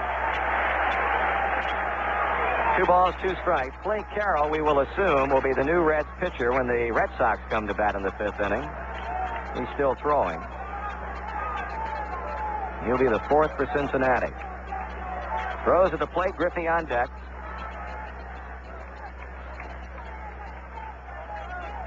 Tiant cranking up again with that herky-jerky motion and sends a 2-2 pitch plateward. Swung on and fouled out of play.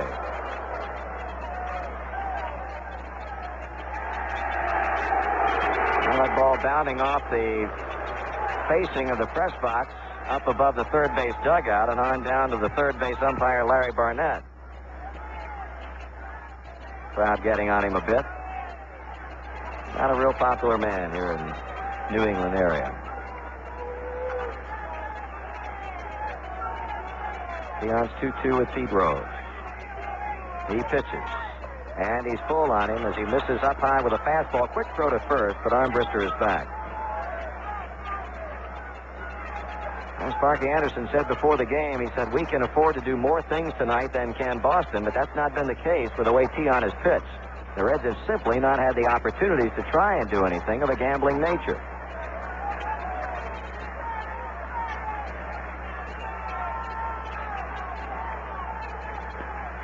Gone as far as he can go, Tiant has with Rose. Armbruster goes, 3-2 is foul back.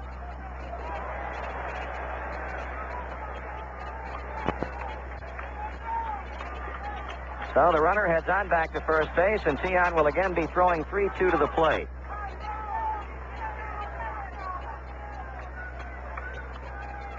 Pete Rose has normally not been a good World Series hitter. In 1970, hit .250. In 1972 against Oakland, batted only .214, but has had a good series against the Red Sox. That hit he had in the third now gives him 7 hits in 19 times up. Once again, the payoff. The runner goes, swung on, line to center. That's in for a base hit. Armbruster takes a turn, bobbled momentarily by Lynn that eliminated any chance that he might have had of getting Armbruster at third base. So the Reds are knocking on the door. With runners at first and third, Rose up with his 2nd hit of the night. And only the 3rd by Cincinnati off Louis Tiant. Here's Ken Griffey. Now, Rose now has the lead for base hits in this World Series with 8. He's hit the ball hard tonight, every time. Hit the ball hard most of the series, Kurt. As you pointed out earlier, he's hit into some tough luck. He could have a dozen hits right now. He could be challenging the all-time base hit record for a World Series.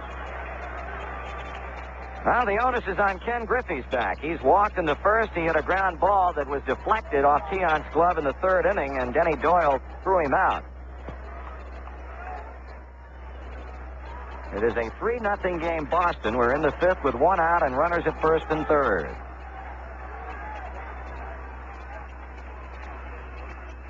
Tian throws, and Griffey swings and hits a very high pop that will be out of play off to the left.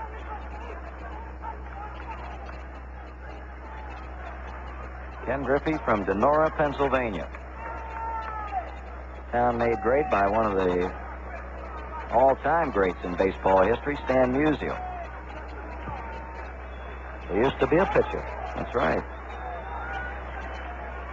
Griffey came to a tryout camp with Pittsburgh as a pitcher. Interesting story there. Here's Tian So 1. That's outside. Kurt went to a Pirate tryout camp in Connellsville, Pennsylvania as a pitcher. Gave up 3 home runs to a guy by the name of Jim Braxton. Playing now with the Buffalo Bills. Aim 1. Griffey decided that pitching was not his bag after that day. I'll tell you, football's Braxton's bag. 1 ball, 1 strike. Armbruster third, Rose first. Griffey starts to go and holds up. Ball 2. 2-1. This inning is turning to be a bit of a struggle for Louis Tian.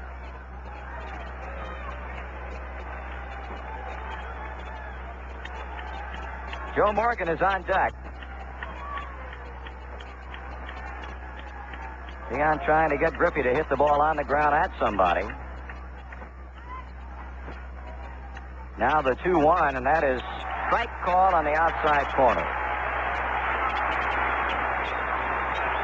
2 balls and 2 strikes. The Reds left 2 on in the 4th inning. They have stranded a total of 4 runners in the game. The Red Sox have left 5, but as Kurt pointed out, had the bases loaded, could not score in the 3rd, left 2 men on base, had runners at 2nd and 3rd with 1 out in the 4th inning, and could not get anybody in.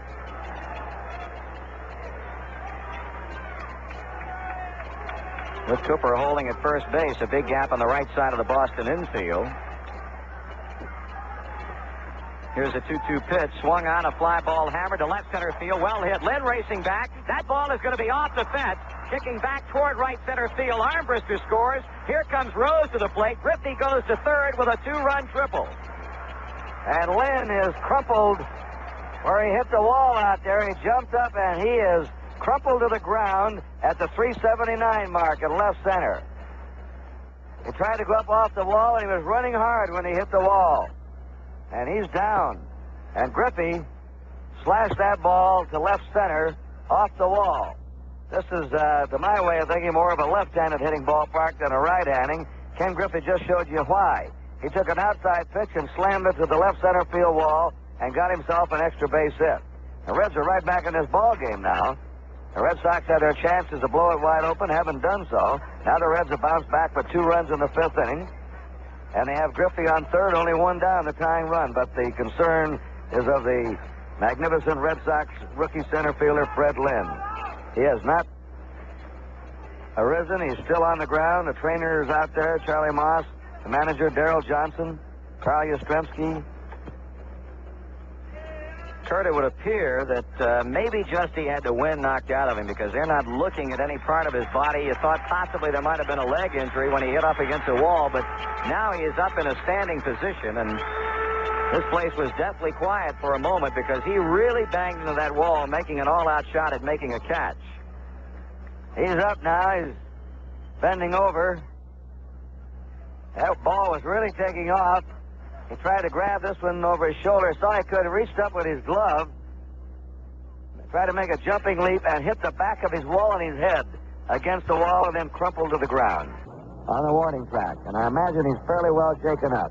He's wobbling out of that corner now and coming back in the grass and being given a hand by the fans here at Fenway Park.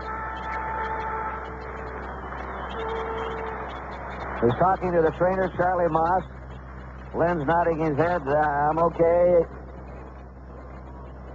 He looks up at the sky, trying to shake some cobwebs out. And he rubs the back. Now he wriggles it around to see if he... I think he hit the lower part of his back against the wall, too. Might have bruised it. Well, while they still attend to him, he's kicking his legs and doing some knee bends. He seems to be all right, nothing broken or injured. NBC's radio coverage of the World Series will continue after station identification. It's our right to live free and to breathe free, but it's also our fight to make it so. This is our balance, and if you're concerned about air pollution interfering with your right to breathe clean air, why not do something about it? All you need is Pollution Solutions from the Christmas Seal League. Call 621-0400 for more information. 621-0400.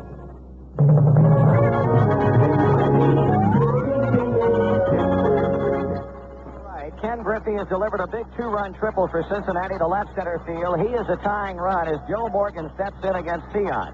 The pitch to him is a fastball high, ball one.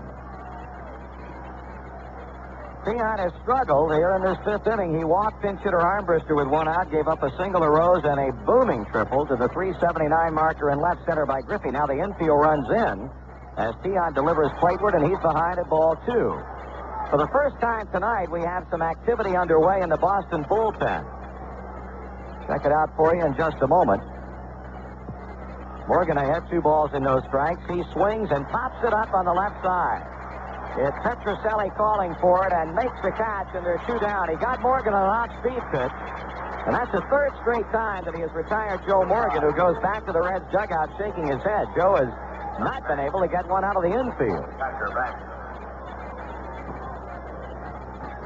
Johnny Bench has been up twice. He has struck out twice. Tiant punched him out swinging in the first and got him looking in the fourth. Jim Burton and Jim Willoughby. Burton a left-hander, Willoughby a right-hander, loosening up in the Boston bullpen. Infield now back at normal depth. Bench swings. It's a fly ball to deep left field. Yastrzemski back looking up. It is off the fence. The tying run is in, and Bench will be held to a single off that green monster in left field as the Reds have tied it up at 3-all.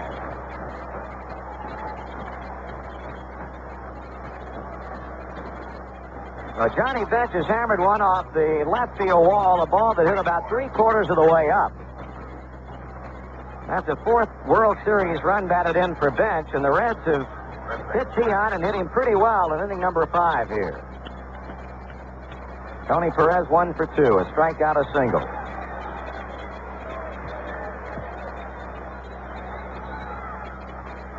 Pitch. Swung on and fouled off to the right and out of play. Well, that ball that Bench just hit, the first time that anybody has hit the left field wall in this World Series. Except Griffey. Okay. Griffey sliced out of there. That was a pretty good shot off the wall. Let's say straight away to left. Yeah, I know what you mean. A right-hander pulling the ball. Fastball is high, 1-1. Hit totals are all even now, 5 for the Reds and 5 for Boston. Red Sox enjoying a 3-run first on Fred Lynn's home run. The Reds have gotten 3 in the 5th. And Bench at first, 2 down. Perez waiting on the 1-1 pitch from Tiant. Here it is. Swung on and fouled back. He came in on him. A bad handle foul back. Actually, Marty, as you run down the red order of Bench, Perez, Foster, Concepcion, they have more right-handed power toward the wall than the Red Sox. But Jim Rice in the Red Sox lineup, I think things would have been equaled up, but he's not in there. Bench and Perez are ideal Fenway Park hitters. I know Perez has great power to right center, but he can pull that ball to left, as we saw in Cincinnati. Tiant has Perez in a hole as he tries to get the final 5th inning out. It's been a rough inning for him, and just did miss with that pitch. Dropped down a bit on the right-handed batter, something that he will do frequently. Never will drop down on the left-handed batter, and he's 2 balls and 2 strikes on Tony Perez. 3 runs in, 2 men out. Bench leading against a holding Cooper at first base. Here's a pitch. Fastball is high, and he's gone full on Perez at 3-2. Red Sox lose it. There is no tomorrow for them. Should Cincinnati lose, it would be a 3-3 lockup with a decisive 7th game tomorrow night. Bench will be moving on the pitch. Here's a payoff. And he struck him out swinging as he fouled it, and Fisk was able to hang on. That's the 5th strikeout for Tiant, but a rough inning for him. 3 runs the Reds scored on 3 base hits, 1 man left, and in the middle of inning number 5, it's the Reds 3, the Red Sox 3. You have a head for cars, head for Dodge. This is the year Dodge gives you more. Instead of 2 charges, now there's 4. There's overdrive in Colt GT. Compact Dodge with my whole family. You have a head for cars, head for Dodge. Head for Dodge in 76. Because Dodge has the cars that are turning all the heads. Sporty little cars like Colt, roomy compacts like Dart, mid-size family cars like Coronet, and the car that more people are getting hooked on every day, Dodge Charger. Head for them all at the Dodge Boys. You have a head for cars, head for Dodge. Drive truck to Daytona and hear the crowd roar. The Coronet wagon owns a grocery store. Dodge Colt Charger Coronet. One of these beauties is the one to get. You have a head for cars, head for Dodge. You have a head for cars, head for Dodge.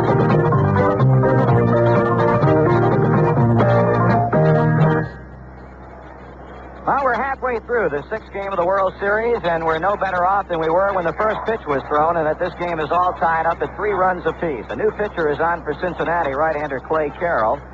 And I'm going to turn it over the rest of the way to Curt Gowdy. And Curt, I'll say publicly around the world that it has been a truly memorable experience working with you, and, well, I can't thank you enough. Well, thank you, Marty. It's been my pleasure, too.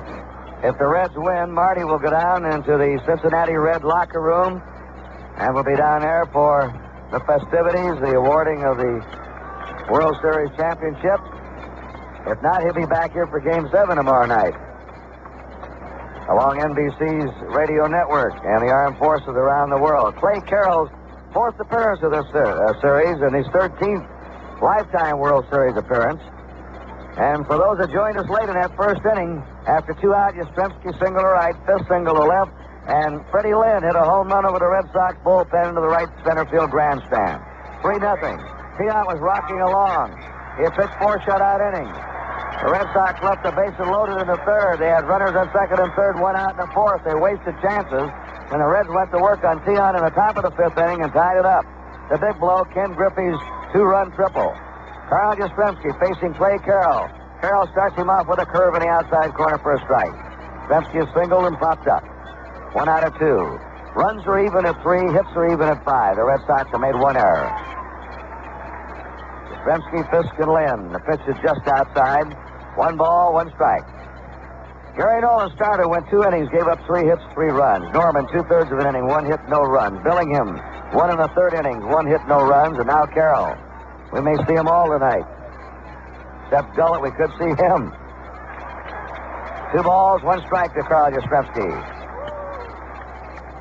Well, I have room for 6 pitchers in my scorecard. How many do you have? Only 5, Curt. We're going to be a little bit short. We sure are. The 2-1 pitch, fastball for a strike at the knees, 2-2. They still have Raleigh Eastwick III, and lost in all the rain delay and the exciting plays of the series. There's a drive in the left by Yastrzemski, went the other way. Base hit for him, he's on. Red Sox now have 6 hits. Eastwick has a chance to win 3 games in this World Series. He's already won 2. So does Tiant. Carlton Fisk has singled and walked. 7. Carlton Fisk. Hatter. Fisk.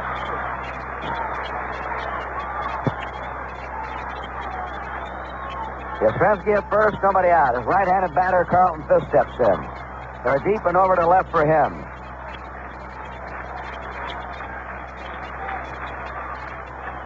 Carroll to the belt. Throws right down the middle for a strike call. 0-1. A left-handed batter, Fred Lynn's on deck. And evidently all right after his collision with the center field wall. He's down there swinging with his on-deck pitches. This will be an 0-1 pitch. Breaking delivery away from the right-hander. 1 ball, 1 strike. Tony Perez holding against Yastrzemski at first base. No outs. Last of the 5th inning. You couldn't get another person in here with a shoehorn. 3 days of rainouts didn't dampen the Boston fans' enthusiasm. Ground ball at 3rd. Rose up with it. That's one. He was crawling on his knees toward second. Looked like a double play ball, but he lost his footing and caught his spikes in the turf, and then was crawling over toward second base as he made the throw to second for a force play. Here's a hand for Fred Lynn. Lynn hit a 3-run homer in the first. He walked in the third, and he banged against the wall trying to grab the drive off the bat of Ken Griffey. 1 out. Carlton Fisk at first. The Reds have had stout relief pitching. Lynn hits a fly ball left field. Easy chance for George Foster, and they're 2 down. With Fisk holding at first base. Here's Rico Petrocelli. He's flied to deep center. He struck out. The game is tied 3-3. Number 6, Rico Petrocelli. Third base. Petrocelli.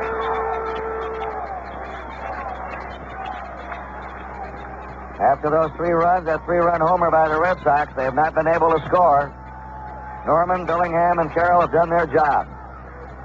Fisk with his lead at first, 2 down. Perez holding against him.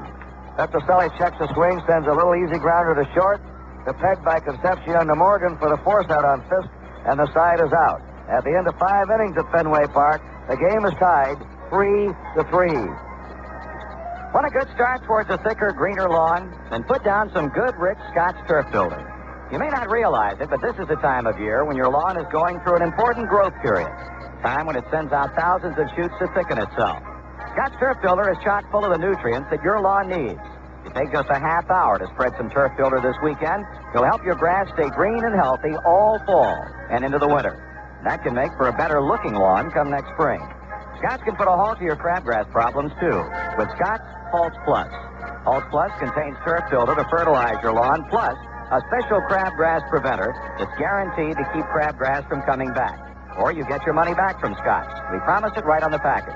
You'll find Turf Builder, Halts Plus, and all our other lawn care products at your local Scotch retailer. Stop in soon. Scotch wants you to have a lawn you can be proud of.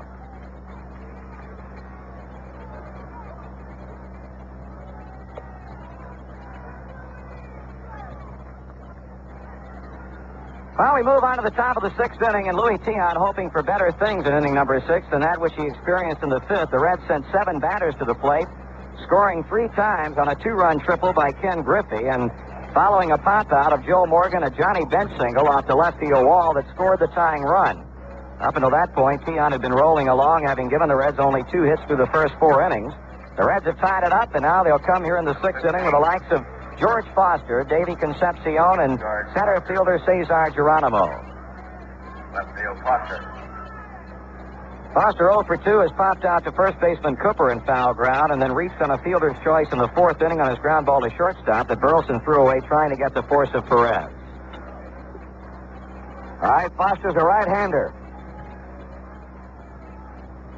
Tiant shut him out for 4 innings and gave up 3 runs in the 5th. Foster, Concepcion, and Geronimo. Petrocelli guarding the bag at third. Ball's tapped backhanded by Tiant. Hard throw to first, and he has him. That was an accidental swing by Foster. He was trying to get out of the way of a high inside pitch. Tapped it to Tiant, who had to go to his right, reach across the body, and then made a hard throw to first to get Foster. 1 down in the 6th inning. Game 6 here on a very lovely night. Not exactly a July night, but a lovely October night. The Red Sox are tied at 3-all. If the Reds win tonight, the World Series is over. The Red Sox win will go down to Game 7 tomorrow night. Same time, 8:15 Eastern Standard Time on NBC. Concepcion took the first pitch high for a ball. He's fly to center, and he's fouled out. They play him a shade to left. Tiant wriggles and throws, and he threw a fastball right by him on a swing and a miss. 1 ball, 1 strike. Well, we see all of our good fans out in the bleachers waving us hello out there, and I want to tell you about them, Marty. They stood in line all night here for 2 nights to get tickets. Slept in sleeping bags outside the ballpark. They deserve their seats, and we hope they're enjoying the ball game out there. No better ball fans. The same thing happened in Cincinnati also for 3 games. That's right. Those are real ball fans. The 2-1 delivery. There's a fly ball to right field. Evans drifting back. Looks and takes it. 2 down. Pedro Bourbon is going to work now in the Cincinnati Red bullpen. The pitcher, Clay Carroll, is due up next. Geronimo has struck out, flied out, a left-handed batter. 3 runs, 6 hits for the Red Sox. 3 runs, 5 hits for the Reds. 1 error in the game. That was by shortstop Rick Burleson. That proved to be harmless. On the top of the batting order coming up after the pitcher. And that top of the order has given Tiant trouble tonight, those left-handers. A 1-0 delivery to Geronimo. That pitch is over. It pops into the glove of Carlton Fisk. A strike call, 1-1. Put the shotgun mic on that one, boys. 1 ball, 1 strike. Tiant twists and throws. The base hit. That one will have to be fielded by the shortstop, Burleson. Geronimo's going for 2, then May turns around and goes back to first. That one is the ball that hit inside third, then rolls into foul territory and hits the box seats jutting out. Ricochets in a shallow left field. The shortstop has to make the play and not the left fielder. The single for Geronimo. Now, we're going to have a pinch hitter. Terry Crowley, who has made a habit of coming on deck 2 different times tonight, Kurt, only to be called back by Sparky Anderson, is going to come onto the plate following Geronimo's 2-out base hit. He's a left-handed hitter. They have hit Cheney, a left-hander, Armbrister, a right-hander.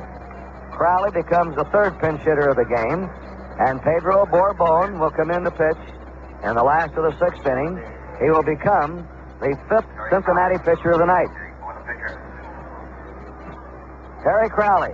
He knows this ballpark. He knows the Red Sox. He played against them when he was with the Baltimore Orioles.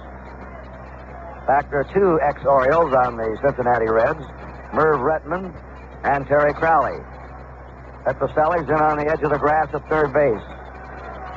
Cooper's holding against Geronimo. The Reds and the Red Sox each have 6 hits now. Tiant down to the bell has given up 4 hits in the last inning and 2/3. His overhand delivery is low. Ball 1. Fisk held the mitt there and tried to get the decision from Satch Davidson, but Davidson said no, it's a ball. Pete Rose is on deck, and he has hammered Tiant tonight. 1 ball, no strikes. To Terry Crowley. Geronimo about a 2-step lead at first. A quick move, and he hits the dirt head first, getting back safely.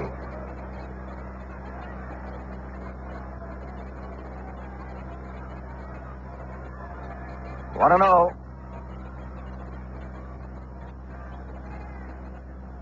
That's a half-speed pitch on the outside corner. 1-1, a call strike.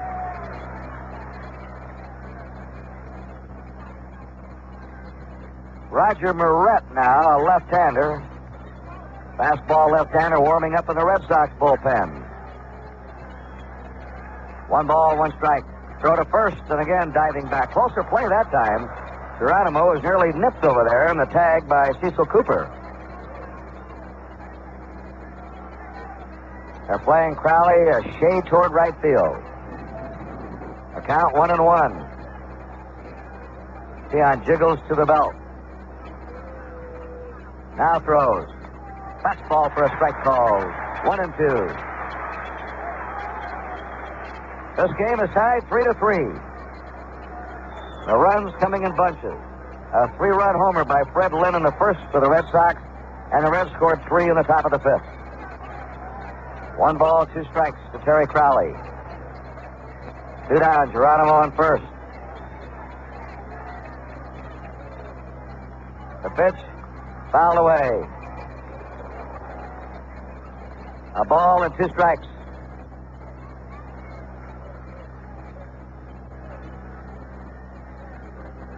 Top coats in evidence tonight, but not storm coats. 1-2. Weatherman said there's going to be a beautiful rest of the week here in New England. So we have Game 7. We should have a lovely night tomorrow night also. The 1-2 pitch. It's hit to the shortstop on 1 hop with a lot of spin on it, and Doyle didn't go over to cover second. Burleson had no play there. By the time Burleson looked up, it was too late to throw to first, and the Red Sox are not playing good ball in the field tonight. Nobody covering second base for the force out. There were two down. Maybe Doyle thought Burleson was going to pick up the ball and go to first, but that ball had a lot of topspin on it. And Burleson, who was hit slowly, knew it could be a tricky play and might have a close play at first. And a base hit now is scored for Terry Crowley on a ball that was hit on one hop to the shortstop. And that has the Red Sox fans buzzing. They don't like the way things are going right now. Their leads evaporated. The Reds now are battling back. 2 hits and 3 times for Pete Rose. Lined out to left. Line to single to center. Line to single to center. Ball 1 to him. Rose now has the most hits of any player in the 75 World Series. 8 for 21. Swinging the bat the way you know Pete Rose can. Pounding out those 200 hits year after year, a 300 batting average. He hits a foul out of play to count 1-1. The Reds are threatening after 2 down, nobody on.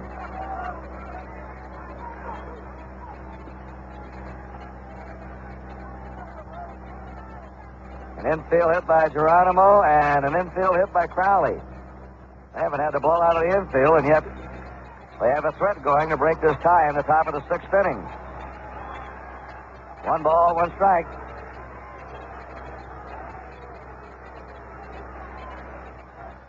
Rose wags that bat around, gets out of a deep crouch, batting left against the right-handed Tiant. There's a ground ball, hit to Burleson. He's positioned perfectly, grabs it, steps on the bag. He was shading Rose over in the middle. Rose has been hitting up the middle a lot off Tiant. Oh, the side's out. No runs for the Reds, 2 hits. There were no errors, they left 2. Last of the 6th inning coming up, and the score is tied 3-3. You know, the real professionals never stop studying. And that's why we developed the John Hancock Institute in Boston, where many Hancock agents learn the latest changes in group insurance for your business, as well as the newest developments in life insurance to protect your family. At Hancock, we never stop learning. Put your John Hancock for John Hancock for your family. Here's a money-saving tip from the Cat's Paw Cat and me, your shoe repair specialist. Fall is shoe tune-up time. If you're like most people, you've got a closet full of perfectly good, low-mileage shoes you paid a lot of good money for. Bring them to me. I can shine them up on the outside, freshen them up on the inside, and have them purring like new again with famous Cat's Paw soles and heels. All at a price that makes my fall shoe tune-up one of the biggest bargains around. Right, Cat's Paw Cat? We'll return with more World Series coverage after station identification. J Recruiting is going on now. High schoolers, learn how to make business work for you. Get into junior achievement. You'll see how business operates by running a small-scale business of your own. You'll make new friends and make decisions that count. Head into travel, leadership, teamwork, and practical business experience. Check with your school counselor or call Junior Achievement at 281-7614.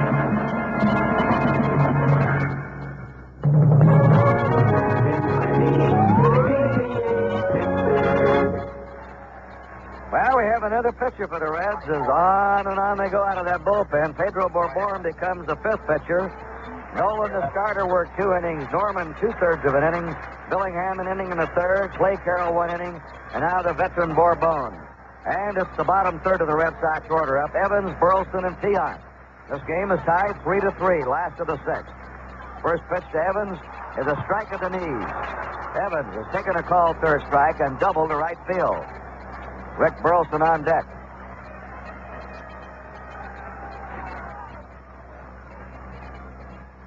Sidearm pitch, low for a ball. What about Bourbourn, Marty? Well, Kurt, he's a fastball slider pitcher. He tried to develop a forkball during the closing couple of months of the season. At times will throw it, but is not 100% confident with it.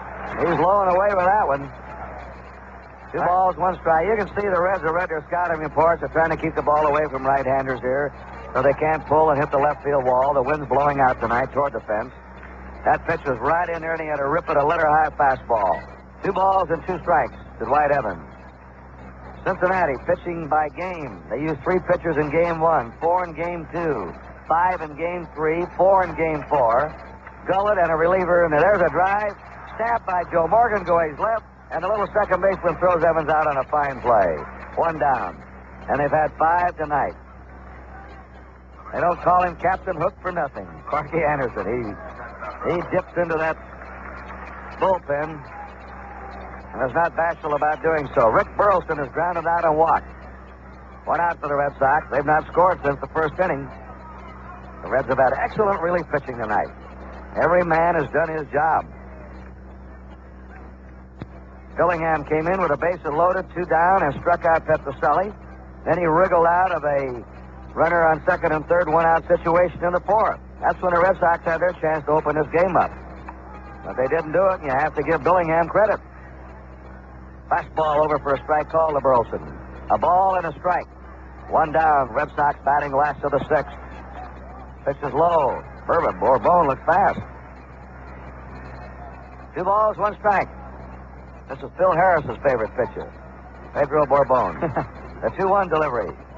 3-1.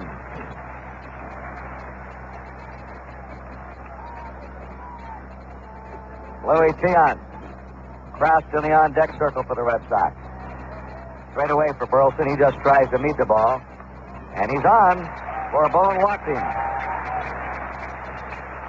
Red Sox have had 4 walks tonight. Louis Tiant has walked 2. Now here's Sparky Anderson coming out.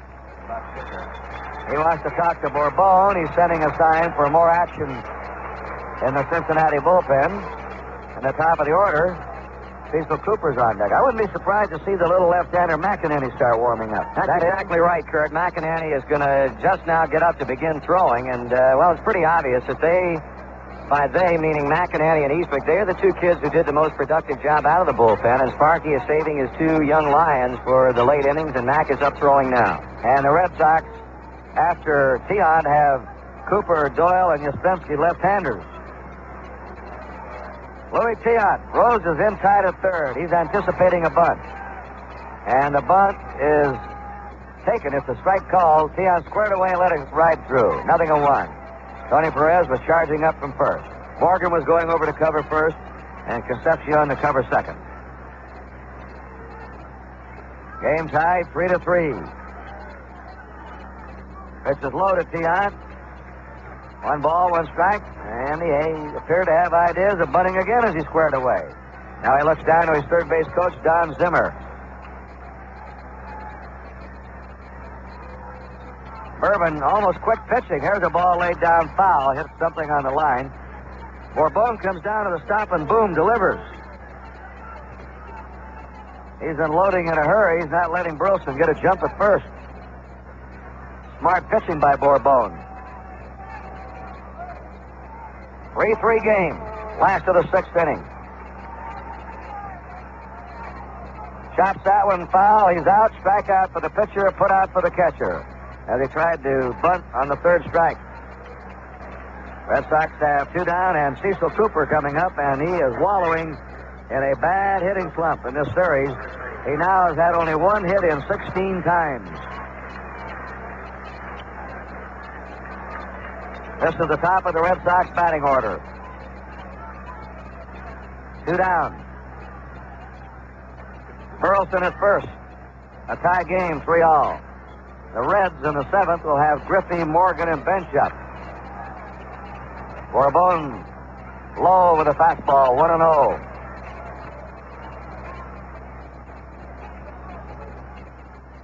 The second base umpire, Nick Colosi, now has moved over on the shortstop side of second with a left-handed batter up to give Cooper better vision.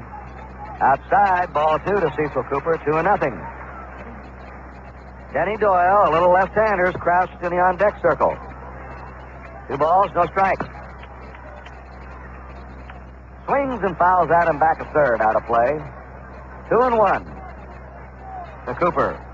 He's flied out, pops up, grounded out. Burleson at first.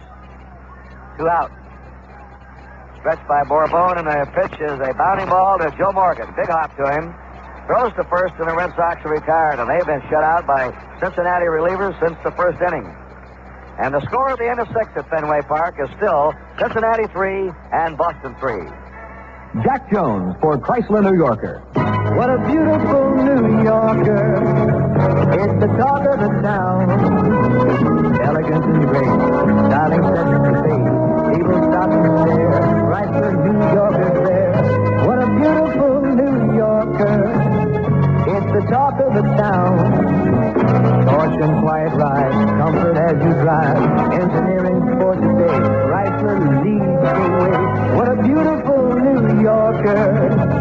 It's the talk of the town. The beautiful new Chrysler New Yorker Brougham has everybody talking. And it's the finest new Chrysler both inside and out. And you get all this luxury at a New Yorker price. Allure upon the seat, comfort at your feet. Chrysler values nice at a New Yorker price. What a beautiful New Yorker. It's the talk of the town.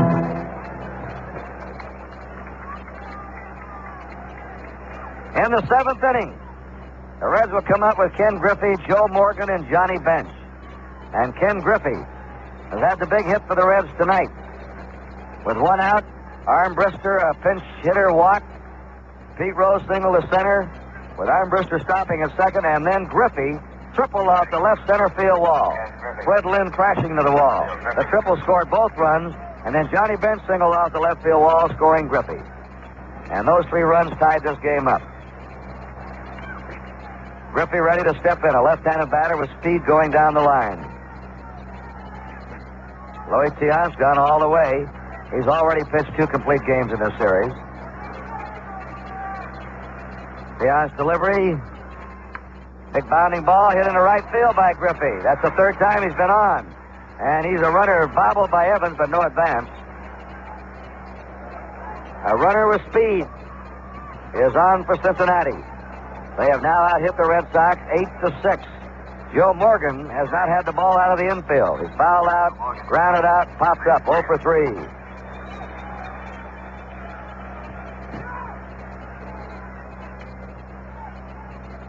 This game tied 3-3.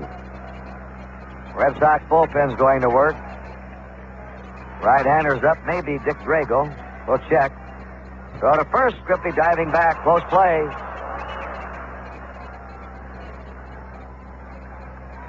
Dick Drago, a fastball right-hander.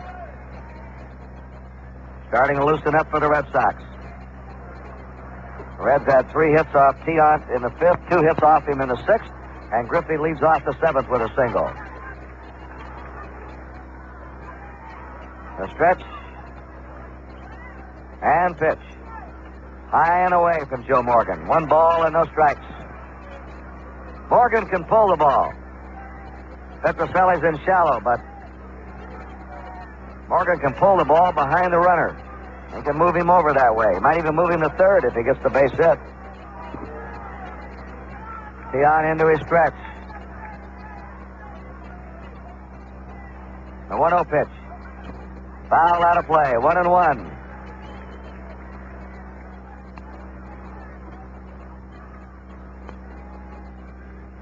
One ball, 1 strike. 7th inning, Game 6, the 1975 World Series. Here at 10:39 Eastern Standard Time is tied at 3-3.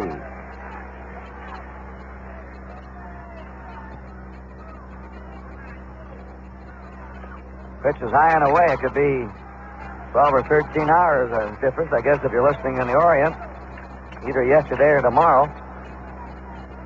2 balls, 1 strike.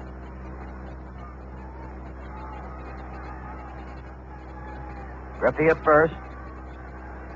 Excellent base runner. Hard to get a lead against Tiant. Now he makes his move, keeps him close. This 2-1 might be a hit and run count. We'll see. The big boys coming up for the Reds behind Morgan, Bench and Perez.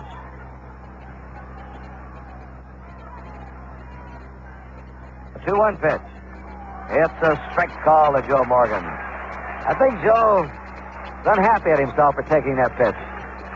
I'll tell you, Kurt, it really appears that, you hate to say it really, but it appears that Louis Tiant has Joe Morgan in his hip pocket. It looks like Joe is trying to guess on him, and And really, with an assortment of pitches like this man has, you can't go up there with a great deal of success and try to guess what's coming at. He's taking some good pitches from Tiant. Tiant just waved his arms in a circle, meaning take it off and give me a new sign. Alex Grammas has 2-2 count. Griffey at first, nobody out. The Reds in the seventh. Tiant throws, and there's a drive in the left field. That'll be out in the corner. Yastrzemski racing over and holds Griffey at second base. The wet grass, the heavy grass from the 3-day rain slowed that one from reaching the corner.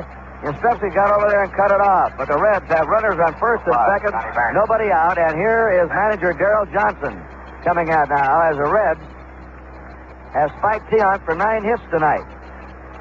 And most of the hits have come in the last 3 innings. So the Reds now have speed on. Griffey's at second. Morgan's at first. Nobody out. Bench, Perez, and Foster coming up. Darrell Johnson's talking to Tiant. He leaves him in. Goes on out. He had that talk with him out in game 4 in the 9th inning. Says, how do you feel, Luis? I get him. So you got him. But Dick Drago is out in the Red Sox bullpen. Active. He'll be ready if needed. Tie game, and now it's the Reds.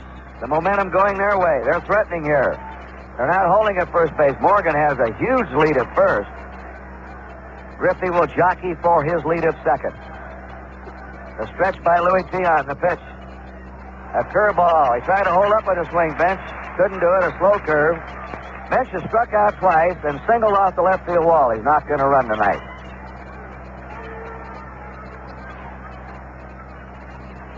You don't usually have a Johnny Bench bunting.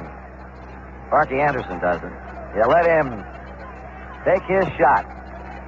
Biggest hit of the series, I think, was by Johnny Bench in game 2. There's a drive to left field. Yastrzemski backing up will have room. Takes it on the warning pass, throws in a second. Johnny Bench led off the 9th inning of the second game, purposely hitting the ball to right field. That pulled the Reds back into the ball game and might have been the turning point of this series.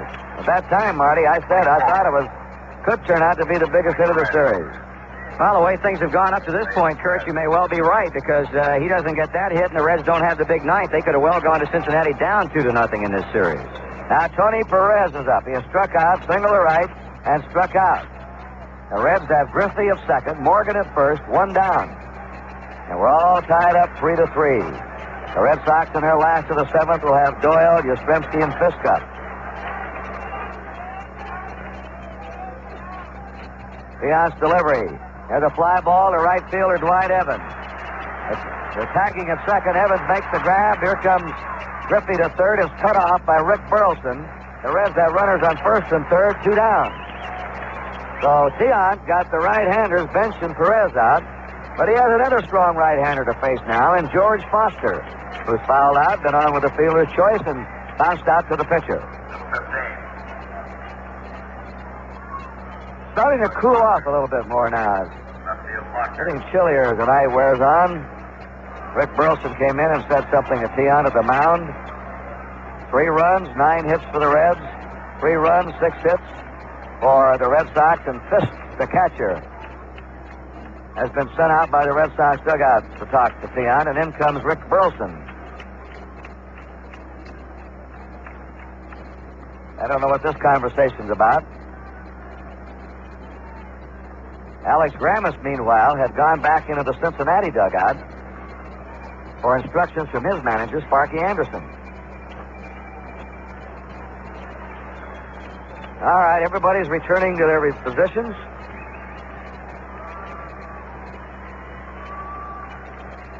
Ken Griffey's at third. He's been the batting star tonight, along with Fred Lynn. Joe Morgan's at first.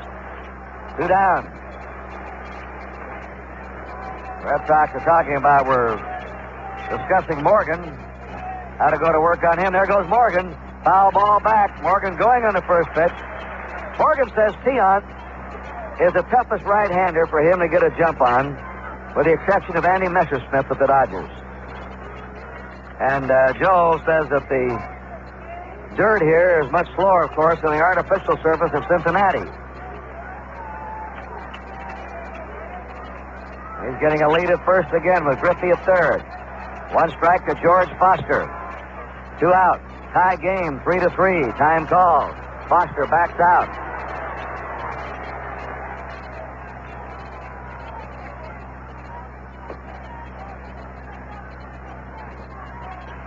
Again, Tiant to the stretch. There goes Morgan. That's a fly ball to deep center. Lynn going back. That ball is off the wall. It'll score 2 runs. Foster's in the second, and Foster has doubled off the top of the center field wall and nearly had a home run. And the Reds, with superior right-handed power tonight, are using Fenway Park better than the hometown Red Sox. So the Reds now lead 5-3. 3 hits off Tiant in the 7th inning. Dave Concepcion's a batter. 2 RBIs by Griffey. Off the left center field wall. Bench reached the left field wall for an RBI, and Foster hit that one high off the center field bleacher wall and nearly into the bleachers. Pitch is high and away for a ball. 1-0. 5 runs, 10 hits for Cincinnati. 3 runs, 6 hits for the Red Sox. 1 ball, no strikes. Geronimo on deck. Tiant to the belt. His curveball stays inside to Concepcion. Ball 2, 2-0. Griffey started this inning with a single to right. Morgan, single to left. Griffey stopped the second. Then Tiant got Bench and Perez and fly balls, but Foster hit a double high off the center field bleacher wall. And the Reds have taken the lead 5-3.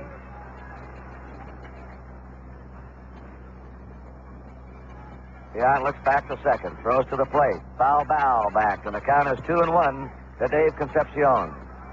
The Red Sox in the last of the 7th have Doyle, Yastrzemski, and Fiska. They had their chances early to break this one wide open. Failed to do so. And now Cincinnati relief pitching has been stopping them. A left-hander, Jim Burton, has joined a right-hander, Dick Drago, in the Red Sox bullpen.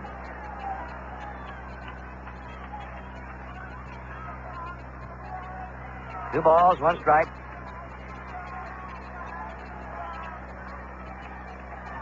The 2-1 delivery. Curveball hit to the shortstop, Burleson. He has a long throw against a fast man. It's in time. The side's out, but the Reds have grabbed the lead with 2 runs. 3 hits. There were no errors. The Reds left 1. 7th inning stretch at Fenway Park. The score, Cincinnati 5 and Boston 3.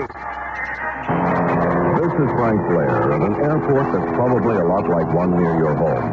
One of thousands of airports across this country that more and more businessmen are using to solve their intercity travel problems. A lot of these pilots are businessmen like you. And they learned to fly at a Cessna Pilot Center. They took their $5 introductory flight because they've always wanted to learn to fly. But a lot more are coming out to Cessna Pilot Centers for down-to-earth reasons, business reasons. Learn to fly and cover more territory in less time. Learn to fly and spend more time with that client in that out-of-the-way place. Learn to fly and go when you want to go instead of depending on airline schedules. Learn to fly at a Cessna Pilot Center. They're teaching more businessmen to fly than anyone else. Cessna Pilot Center, #1 in the sky, for some very down-to-earth reasons. All right, we're going to the last half of the 7th inning. Pedro Borbon will be working on his 2nd inning. He set the Red Sox down without any trouble in the 6th. And he faces left-handers Doyle and Yastrzemski and right-hander Fisk. So for the first time tonight, the Red Sox are behind. Doyle has had a hit in every game. He's doubled him 3 times in this game. Steve Rose playing him shallow at third base. Bourbon's pitch is outside to Doyle for a ball, 1-0. Now it's the Red Sox will have to come back. The Reds behind 3-0 at the end of the 1st inning, battle back in and have taken the lead. The 1-0 pitch. Doyle pops it up and waiting for it is shortstop Concepcion for the first out. Kurt, as Pedro Borbon works here in the 7th inning, Sparky Anderson keeps him busy down there. He's got again the left-hander Will McEnany throwing.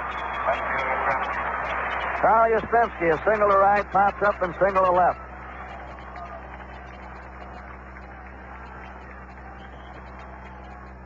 First pitch of the breaking ball low to Yastrzemski, 1-0.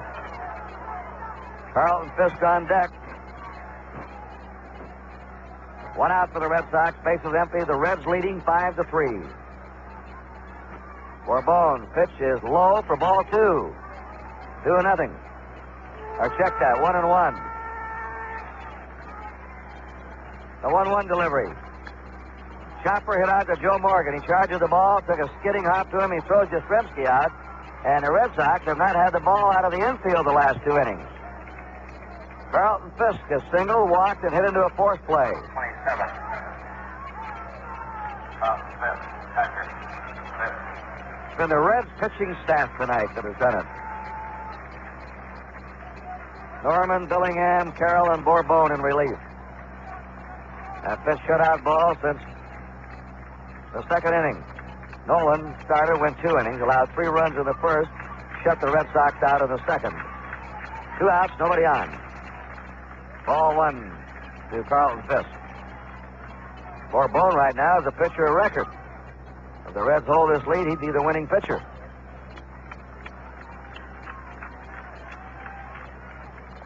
Swings and misses. Like a hard slider, 1 ball, 1 strike to Carlton Fisk. Fred Lynn is on deck.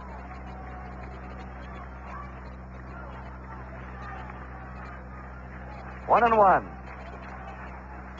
There's a ground ball to shortstop Concepcion. One hands it, flips the first. The Reds playing excellent defensive ball, and Fisk is out. So are the Red Sox, 1, 2, 3 in the 7th. At the end of 7, Cincinnati 5 and Boston 3. The Kelly Springfield Star Spangled Tire Sale is underway, and there's no better time to step up to a set of Kelly Springfield Prestige Radial White Wall tires. These quality radials are featured at a startling low price of 4 for $100, size A7813, with other sizes comparably low priced. 30,000-mile Kelly Springfield Prestige Radials will add riding comfort and gas economy at a price well within your budget.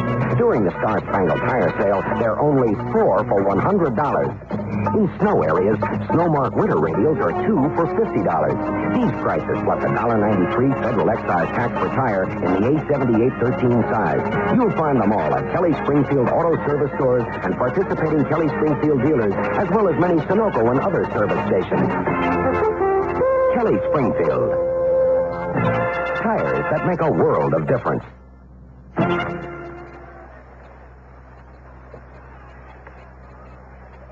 Cesar Geronimo will lead off in the 8th inning for the Reds. Pedro Bourbon, they're going to leave him in. The way he's been looking, I don't blame them. In the last 2 innings, he has just overpowered the Red Sox.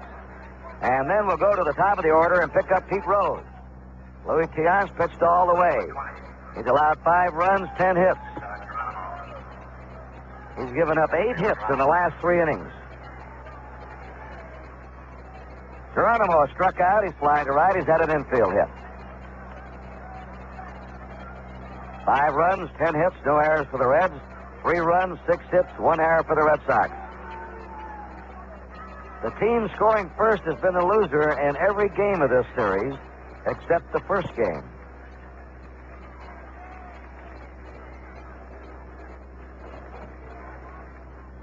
All right, we're ready to go. 8th inning.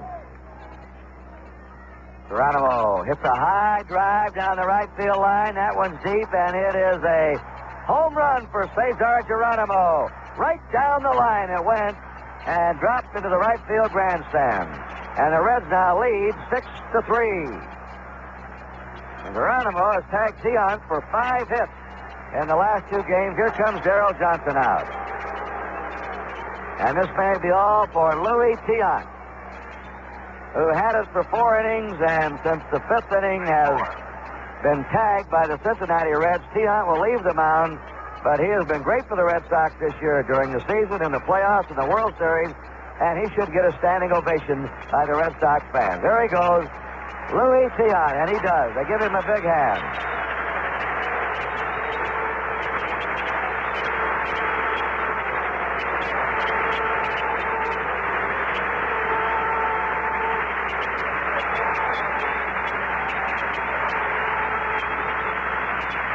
teammates shake his hands in the dugout. The way he was going in the early innings, Marty, it looked like he might pitch another shutout.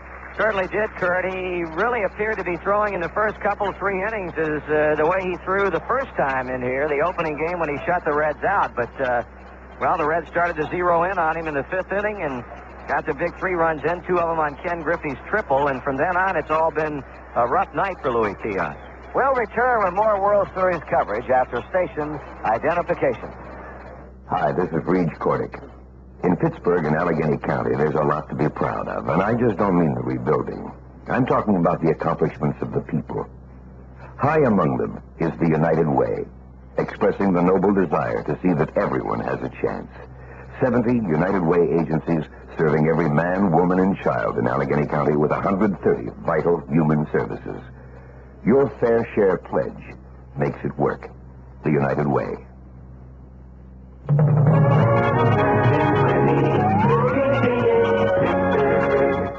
A willowy left-hander has come on now. He'll face Pedro Borbon. Moret has made 1 appearance. He pitched 1/3 of an inning, giving up 1 hit. That was the base-winning hit by Joe Morgan in Game 3 out of Cincinnati. Tiant was tagged tonight for 11 hits, 6 runs. He walked 2, and he struck out 5. And from the 5th inning on, he didn't strike out anyone. So the Reds finally solved his baffling assortment of deliveries and speeds. Griffey tripled off the left center field wall. Bench single off the wall in the 5th. And the Reds finally found out what the wall was all about. Foster doubled high off the center field bleacher wall, narrowly missing a home run in the 7th to drive in 2. And Geronimo just hit a home run into the right field grandstand to lead off the 8th inning.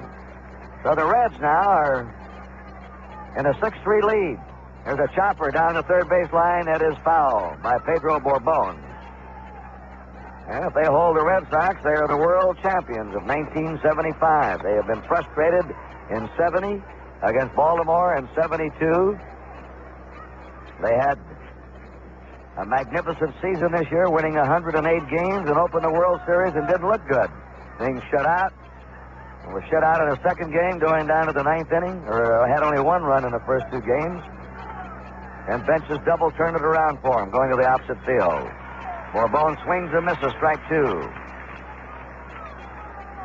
0-2. I think one of the classic lines of the series, there's a bounding ball to the right side.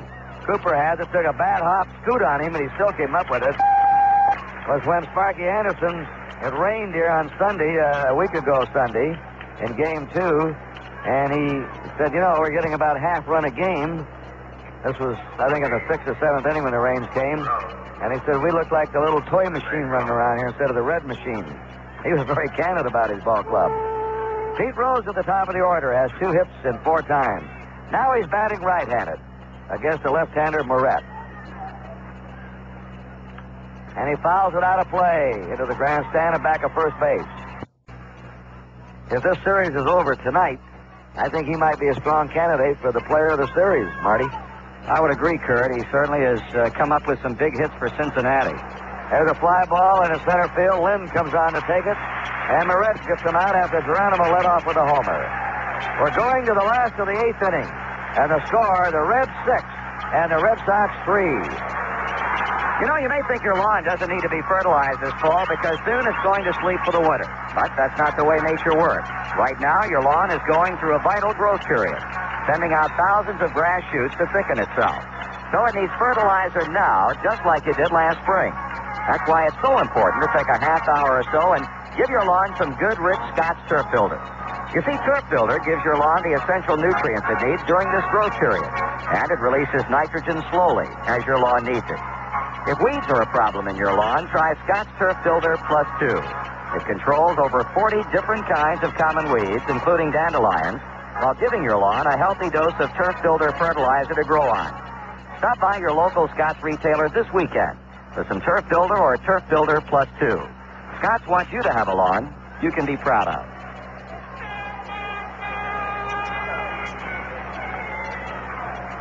The Reds get their bullpen busy with Will McEnany and Raleigh Eastwick III.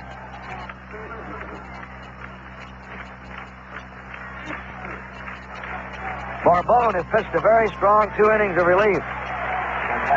Now the ball has been hit out of the infield against him. Fred Lynn crashed a 3-run homer in the first, walked in the third, and flied to left in the fifth.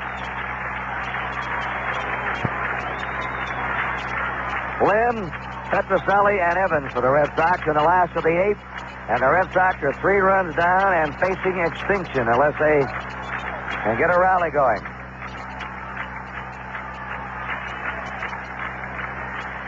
World Series will mean about 20,000 a man to the winner. There's a drive off Bourbon's leg. They don't have a play on Lynn. Lynn safe with a smash off the right leg of Pedro Bourbon. Oh, that one will sting. That hit him on the right, front of his right leg, about a foot above his ankle. That's the second hit for Lynn. Third time he's been on in this game. Now here's Rico Petrocelli up. He slides to center, struck out, hit into a force play. They let Bourbon throw a couple of pitches to see if he's all right physically.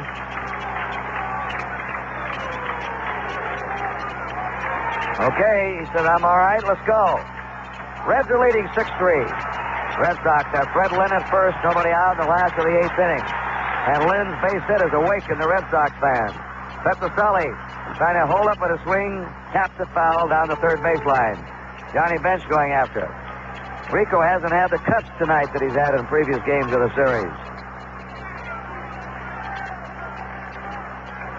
Kurt, that hit by Lynn is only the 4th the Red Sox have had since the first inning, and never have the Reds relievers allowed them any more than 1 hit in any given inning. Now, they've done quite a job. Billingham, Carroll, and Bourbon. 1 strike to Petrocelli.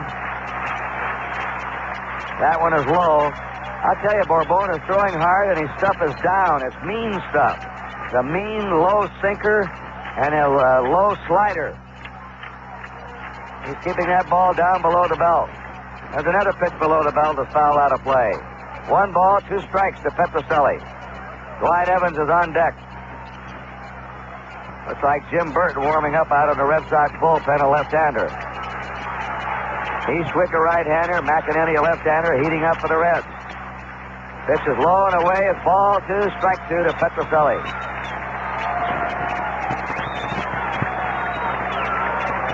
2-2 count. Now the pitch. Ball 3. 3-2. A low fastball.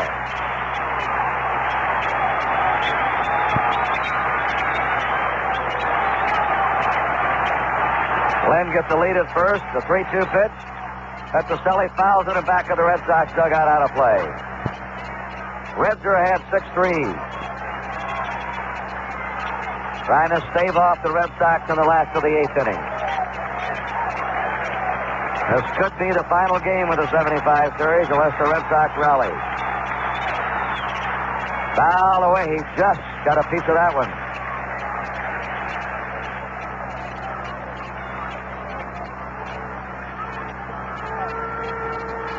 New ball tossed in. Bourbon pitching very quickly. Throws. Ball 4. And the Red Sox got runners on first and second, nobody out. And here's Sparky Anderson coming out.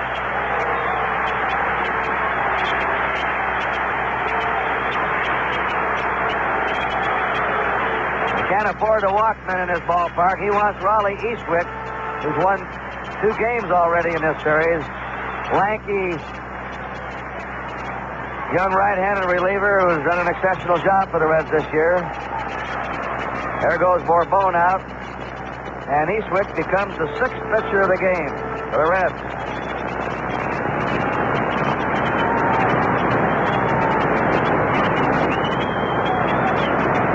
Joe Morgan's coming in, nodding his head, talking to his manager Anderson on the mound.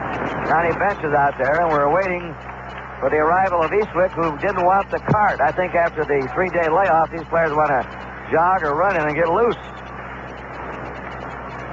Here's Marty Brenneman to tell you about Raleigh Eastwick. Well, Kurt, a young man like Eastwick cannot do any more than he has done in this World Series. You certainly can't expect any more. He was the main man as far as the right-hander coming out of that Reds bullpen in short relief this season, and he's simply done it in this World Series. He's made 4 appearances. This will be appearance number 5 in 6 games. He has won 2 of the 3 Cincinnati victories. He has saved a game. And in 7 innings, he's allowed the Red Sox but 4 hits and 1 run with a couple of strikeouts and a couple of walks. His earned run average in this World Series figures out to 1.29, and Kurt, you've seen him pitch enough to know that he's a throwback to the old days. All he does is come in and throw severe fire. He was very good out in Cincinnati, I thought. His ball was alive. He was not his second time out as his first time out. His 5th appearance. He's won 2 games, lost none. He's had 1 save in this series. If he gets a save tonight, he has tied Larry Sherry's series record with a 59 Dodgers of 2 wins and 2 saves.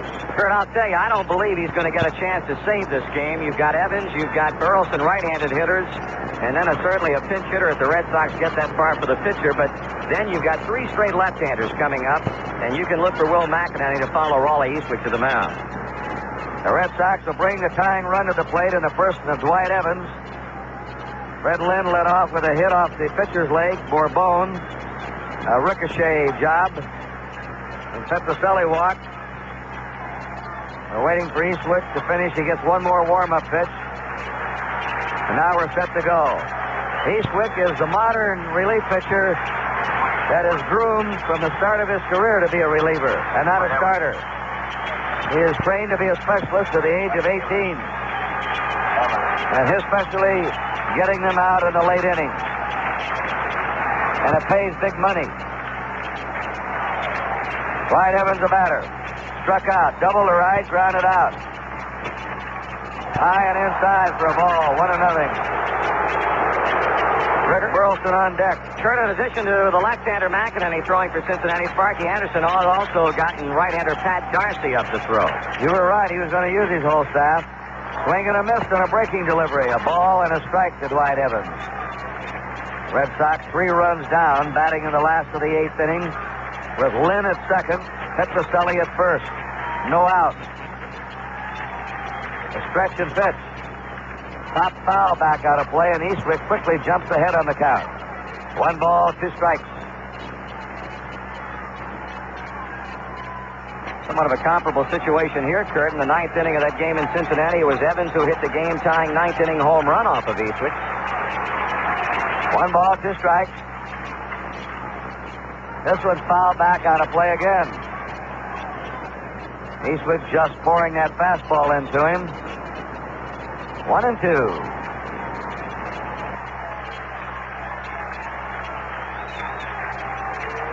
Runners on first and second, nobody out for the Red Sox in the last of the 8th inning. They're hanging by their fingernails right now. His fastball, he's quick, but he's way outside with that one. A 2-2 count to Dwight Evans.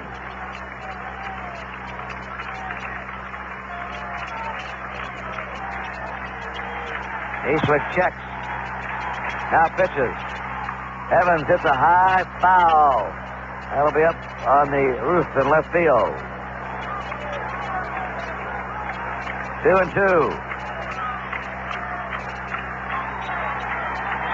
6-3. Cincinnati in the lead. Last of the 8th inning. Red Sox are threatening. A stretch and pitch. Ooh, that one missed. Johnny Bench thought they had it. Pitch just below the knees. Over but low. 3-2. Nobody out. Fred Lynn at second. Rico Petrocelli at first. Here's a pitch. Struck him out with a fastball. Looks like the pitch might have been outside for ball 4 had he let it go by. But it was close enough that Evans had to go for it. 1 down. Rick Burleson. Rick Burleson is grounded out and walked twice. Bernie Carbo has come out on deck to bat for Roger Moret. Will have a new pitcher for the Red Sox in the 9th inning. 2 runners on. 1 out. First pitch to Burleson is low for a ball. The Red Sox have not scored since the first inning. The Reds scored 3 in the 5th, 2 in the 7th, 1 in the 8th. They have a 3-run lead. There's a fly ball to left fielder George Foster. Easy play for him. 2 down.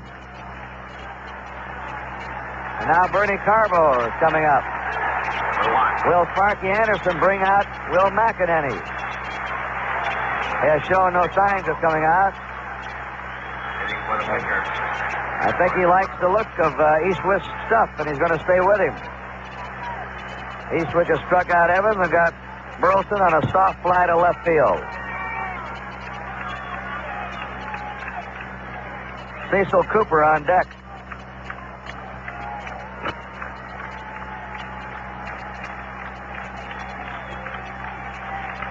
Fred Lynn has the lead at second.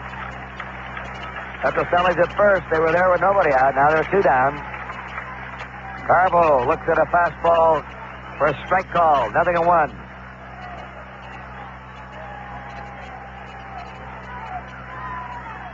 One strike. 4 relief pitchers have blanked the Red Sox. That's the first inning. Low and inside, a ball, 1-1. Bench with one of those patented one-handed stabs of his to keep the ball from going up against the screen. 1 ball, 1 strike. 2 outs. Lynn at second. Petroselli at first. Petroselli will get a big lead. Perez playing off the bag. A 1-1 pitch. Inside to Carbo, ball 2. They're trying to crowd him because he'll take the outside pitch and hit the wall on you. He goes a lot to the opposite field. 2 balls, 1 strike. The Reds drafted him number 1. Swing and a miss. And Johnny Bench number 2 in the same year. 2 out, runners on first and second. Eastwick stretches and throws. He hits a foul out of play. And Carbo has a count of 2-2 on him. In the 9th inning for the Reds, they'll have Morgan, Bench, and Perez up. Unless Carbo does something, the Red Sox will have the top of their order up. 3 left-handers. Cooper, Doyle, and Yastrzemski.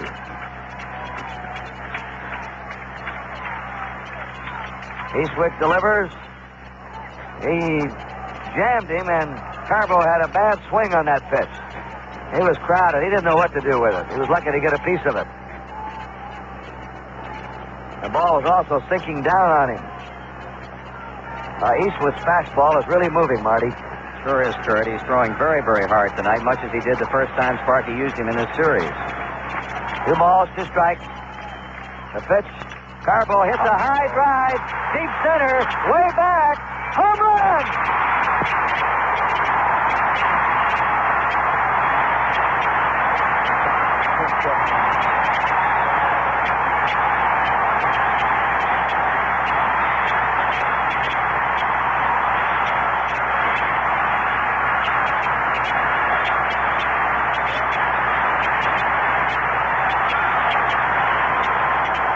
Bernie Carbo has hit his second pitch-in home run of the series.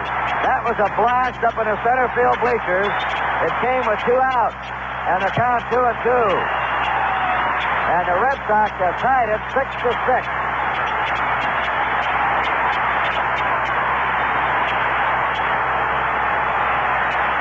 Listen to this crowd. They're on their feet.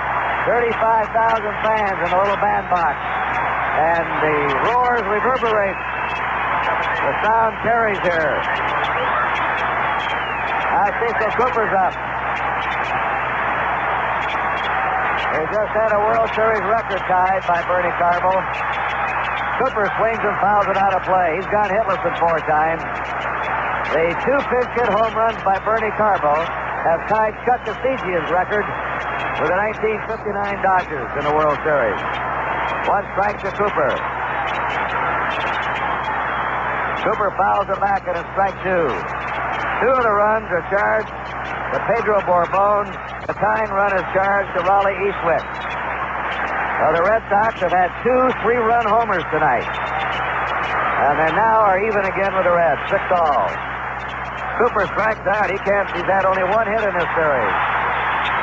And the Red Sox get a hand as they take the field.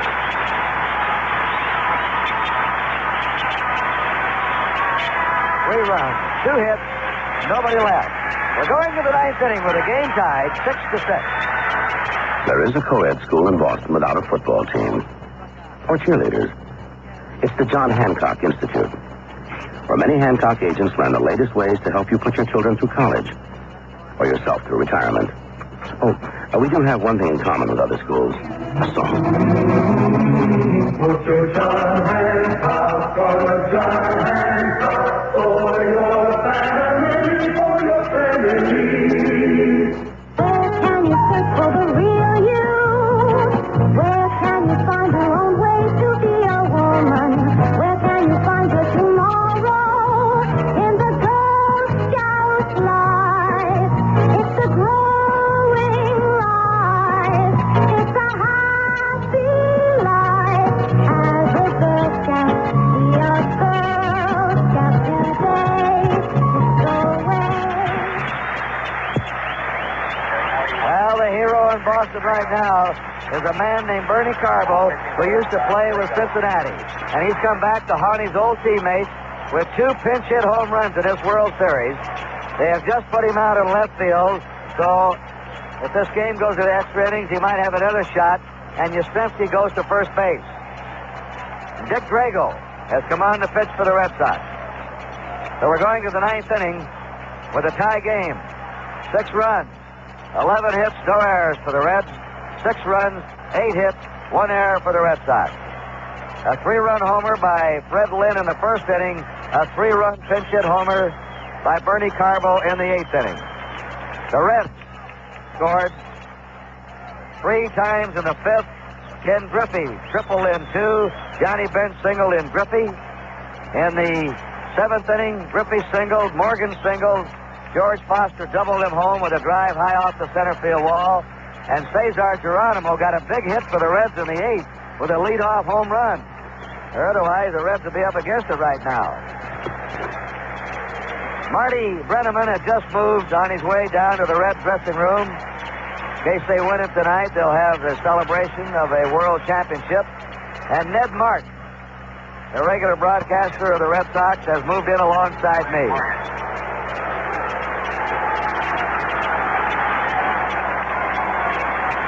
I saw Bernie Carbo, Ned, visiting with Johnny Bench, some of his old teammates before the game. They're all smiles. I don't imagine the former Red players are smiling too much about Bernie right now. They always ask anybody with the Red Sox in spring training, what are the newest Bernie Carbo stories? And there are a lot of them. Joe Morgan leading off, looks at a high and outside fastball. Now Drago knows he's got to keep this man off the bases.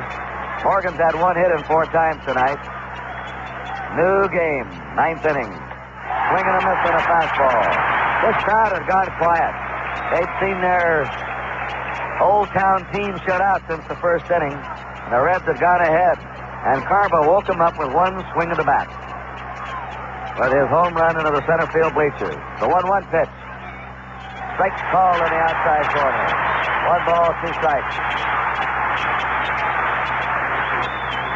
1-2. Johnny Bench is on deck, and then Tony Perez.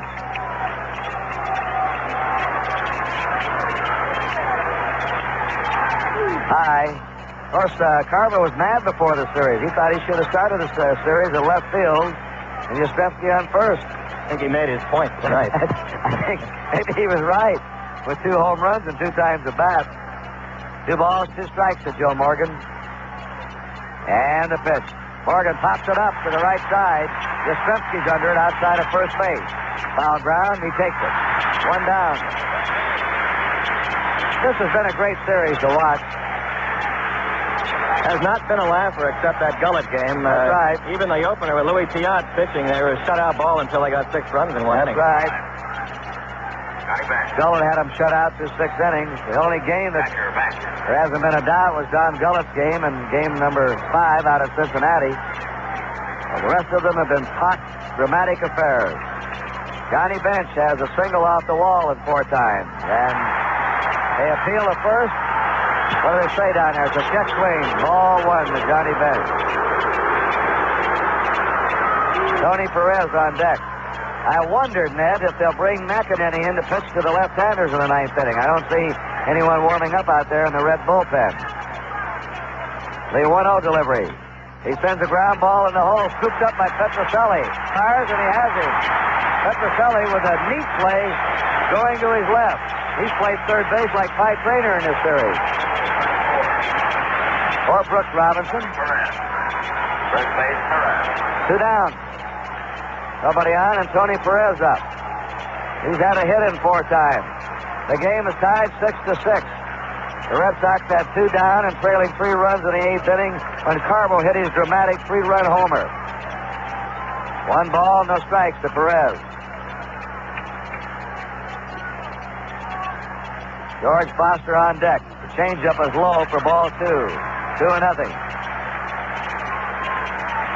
2 balls, no strikes. If we go to Game 7, NBC will be on at 8:15 tomorrow night, Eastern Standard Time. He popped it up. It's playable. Yastrzemski's under it, and he has it. And the Red Sox come in with a chance to win it in the 9th inning. 3 up and 3 down for the Reds in the 9th. And here is Ned Martin. After the game tonight, your clothes might have something to tell you about your antiperspirant. So pay attention to your shirt. If it doesn't look and smell fresh, it's telling you to try new Right Guard Double Protection Antiperspirant. It helps protect you and your clothes from wetness, stains, and odor. Right Guard Double Protection. Your clothes will tell you if you need it. Matter of fact, there's a fan behind third base whose jacket just told him he needs new Right Guard Double Protection. Hello, I'm the Cricket Lighter by Gillette. When you want a disposable lighter, ask for Cricket, and I'll sing you my song. Cricket Lighter is really quite a lie. It'll last for months and still burn bright with thousands of sure firelights and a flame that adjusts to different heights. Gee, maybe someday my name will be in the lights. Catch a Cricket for $1.49 by Gillette.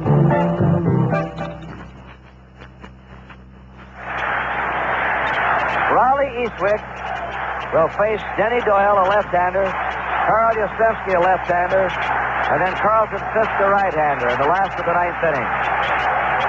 And the fans roaring, "Let's go Sox! Let's go Sox!"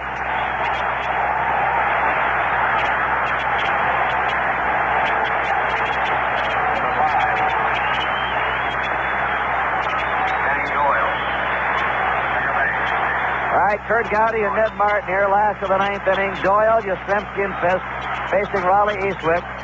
Left-hander Will McEnany is warming up in the Cincinnati bullpen. The Reds have used 6 pitchers tonight. Eastwick and Drago are now the pitchers of record.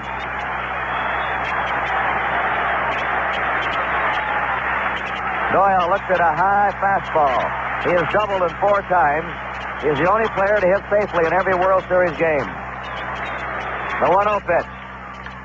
It's a foul ball off the fist into the seats and back to third. 1-1.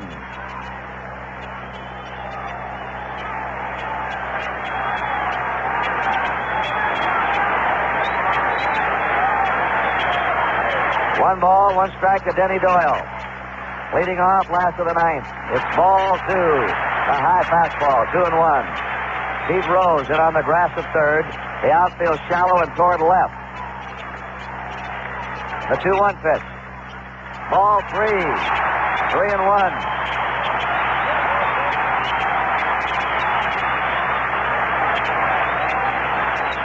Eastwick has to get it over or the winning runs on for the Red Sox. Here's his 3-1 delivery. Ball 4. Doyle's on. That's right. He didn't even know he was on. He was waiting. He thought maybe they called it a strike. It was that close. He turned around to come back in the batter's box. And umpire Stas Davis says, "Go on, son. You got yourself a walk." Now the winning run is on for the Red Sox. An interesting thing right here. Carl Yastrzemski hasn't bunted for a sacrifice this year. The bat's in his own hands. Will Johnson have him move that run down right now or take a chance on a hit or a double play? Well, that's a good point, Ned. Let's see what happens. He squares away and he tries to bunt and fouls it back. Anytime he has bunted, he's tried it on his own for a base hit. He, over his career, has never attempted a bunt much. strong. Doesn't have the power he used to have in the 67 years, late 60s. Now he's squaring away, swings and bounces and foul. Rose was up the line, and Yastrzemski tried to chop it by him and nearly did. He had the 2-strike count on him. Denny Doyle at first represents the winning run for the Red Sox in the last of the 9th inning. Game tied 6-6.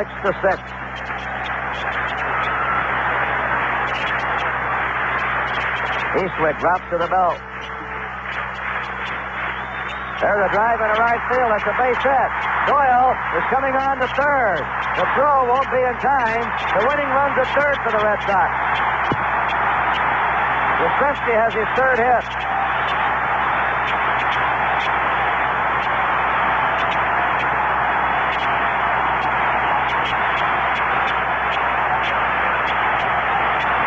Carlton Fisk, a right-hander, is the next man up. And here comes Sparky Anderson out. They may walk Fisk and bring the left-hander on McEnany to pitch to Fred Lynn, hoping for a forced double play going to the plate. It's about all you can do, really. You can take the first and third situation is a good thing for any team, because they can move people. They can force a throw to second base. They can do a lot of things. That's what they're going to do. They're going to bring McEnany on. They'll walk Fisk and pitch to Lynn, a left-hander. And then Petrocelli, a right-hander, on deck. Well, the Red Sox looked like they were done. They had 2 down, 2 men on in the 8th inning. Eastwick looked strong. He came in to strike out Evans and get Burleson on a harmless fly to left. Then up came pinch hitter Bernie Carbo to hammer a 3-run homer into the center field bleachers. Now up come the Red Sox in the 9th. Doyle walked. He didn't even know he had a walk. And he goes to third on Yastrzemski's 2-strike single into right field.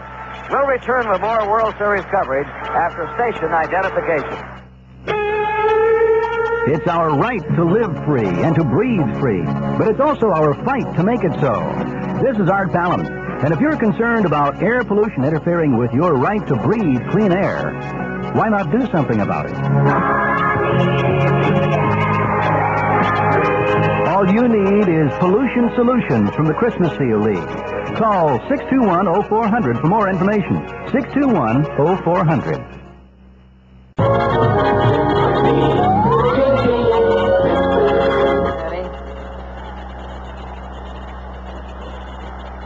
The star young left-hander relief pitcher is appearing in his 4th game. He's pitched 4 2/3 innings, allowed just 3 hits and 2 earned runs. And this will be the toughest spot he's probably come on to this year. The Red Sox have runners on first and third, nobody out in the last of the 9th inning. They have a right-handed batter, Carlton Fisk, up. We're only going along thinking that they're going to have to walk Fisk, load the bases with nobody out, bring the outfield in, the infield in, and then try and go to work the left-hander, Fred Lynn.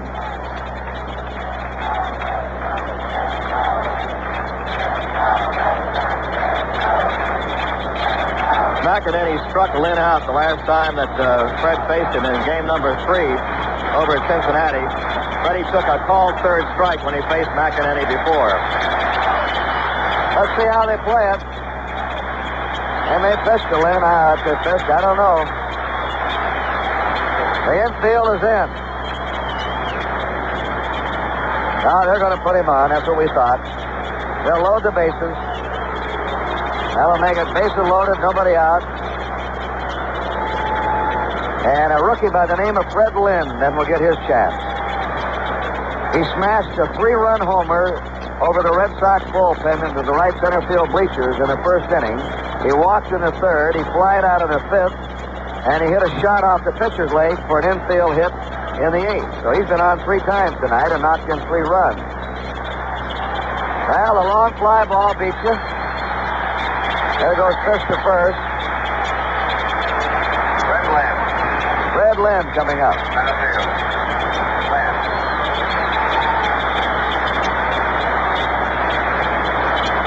Will McEnany from Springfield, Ohio.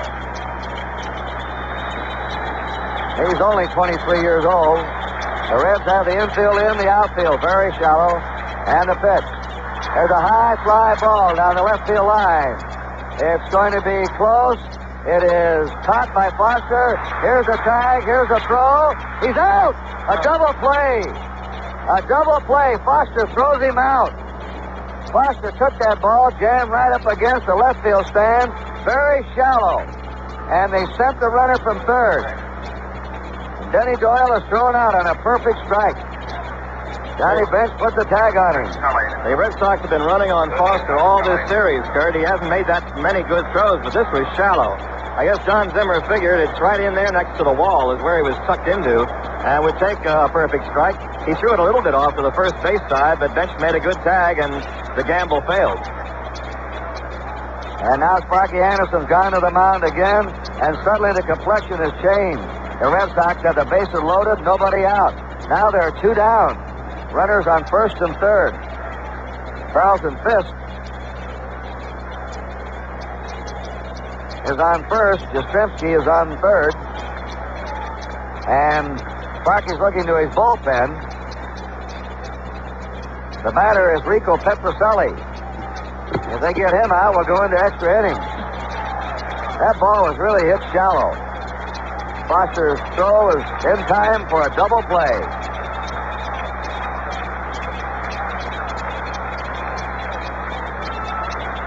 Petrocelli is now the man with 2 down. And an error, or a fastball, wild pitch, or base hit would have to win it for the Red Sox now. Check swing, foul, back out of play, strike 1. Pat Darcy warming up. The Reds have already used 7 pitchers. No balls, 1 strike. McInerney's the 7th pitcher of the night. There goes a runner. There's a ground ball hit to Rose. Rose throws to first in time, and the Red Sox blew a golden chance. Bases loaded, nobody out, and the Reds got him out. What a job by Will McInerney. And we're going now to extra innings. For the Red Sox in the ninth, no runs, a hit, there were no errors, and they left 2. So the score at the end of 9 is tied 6-6. You have a head for cars, head for Dodge. Dodge Charger gives you room for 6.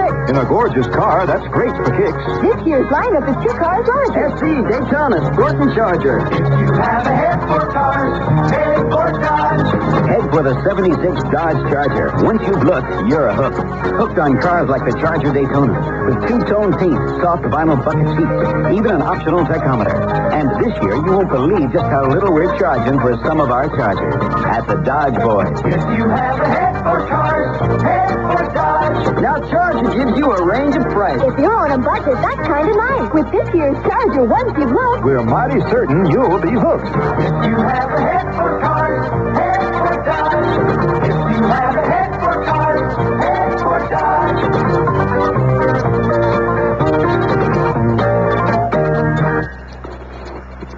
Well, what dramatics we've had in the last 2 innings of this game.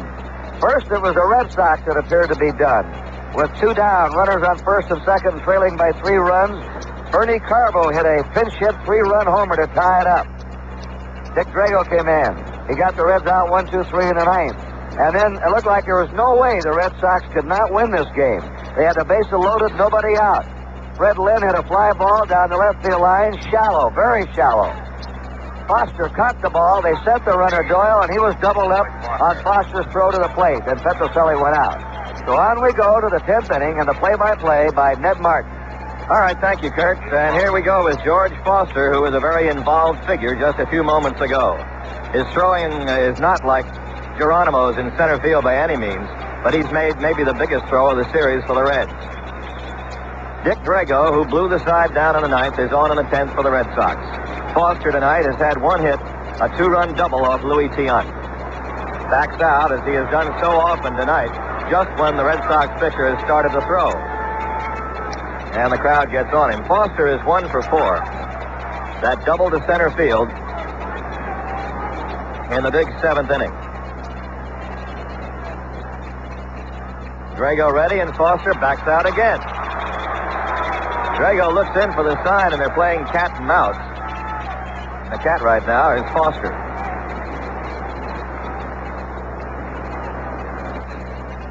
Drago ready. Foster's in. Right-handed batter. Slams one to shortstop on one hop. Burleson up and over. One out. Foster grounding to Rick Burleson. And now Dave Concepcion is the batter. He has been held hitless in 4 trips. Ned, the second extra inning game of this series ties a record. There were 2 extra inning games in the 73 series between the Mets and the A's, and in a number of series before that. But we've had 2 extra inning games now in the 75 series. We may not finish this World Series until Halloween, Kirk. The way things are going. Well, all you need is a 17-inning game tonight. Go down to Game 7 and another week of rain. Yeah. All right, Concepcion stands in from the right side, chokes an inch on the bat, and the pitch to him is high ball 1. Geronimo, left-handed hitter, is on deck.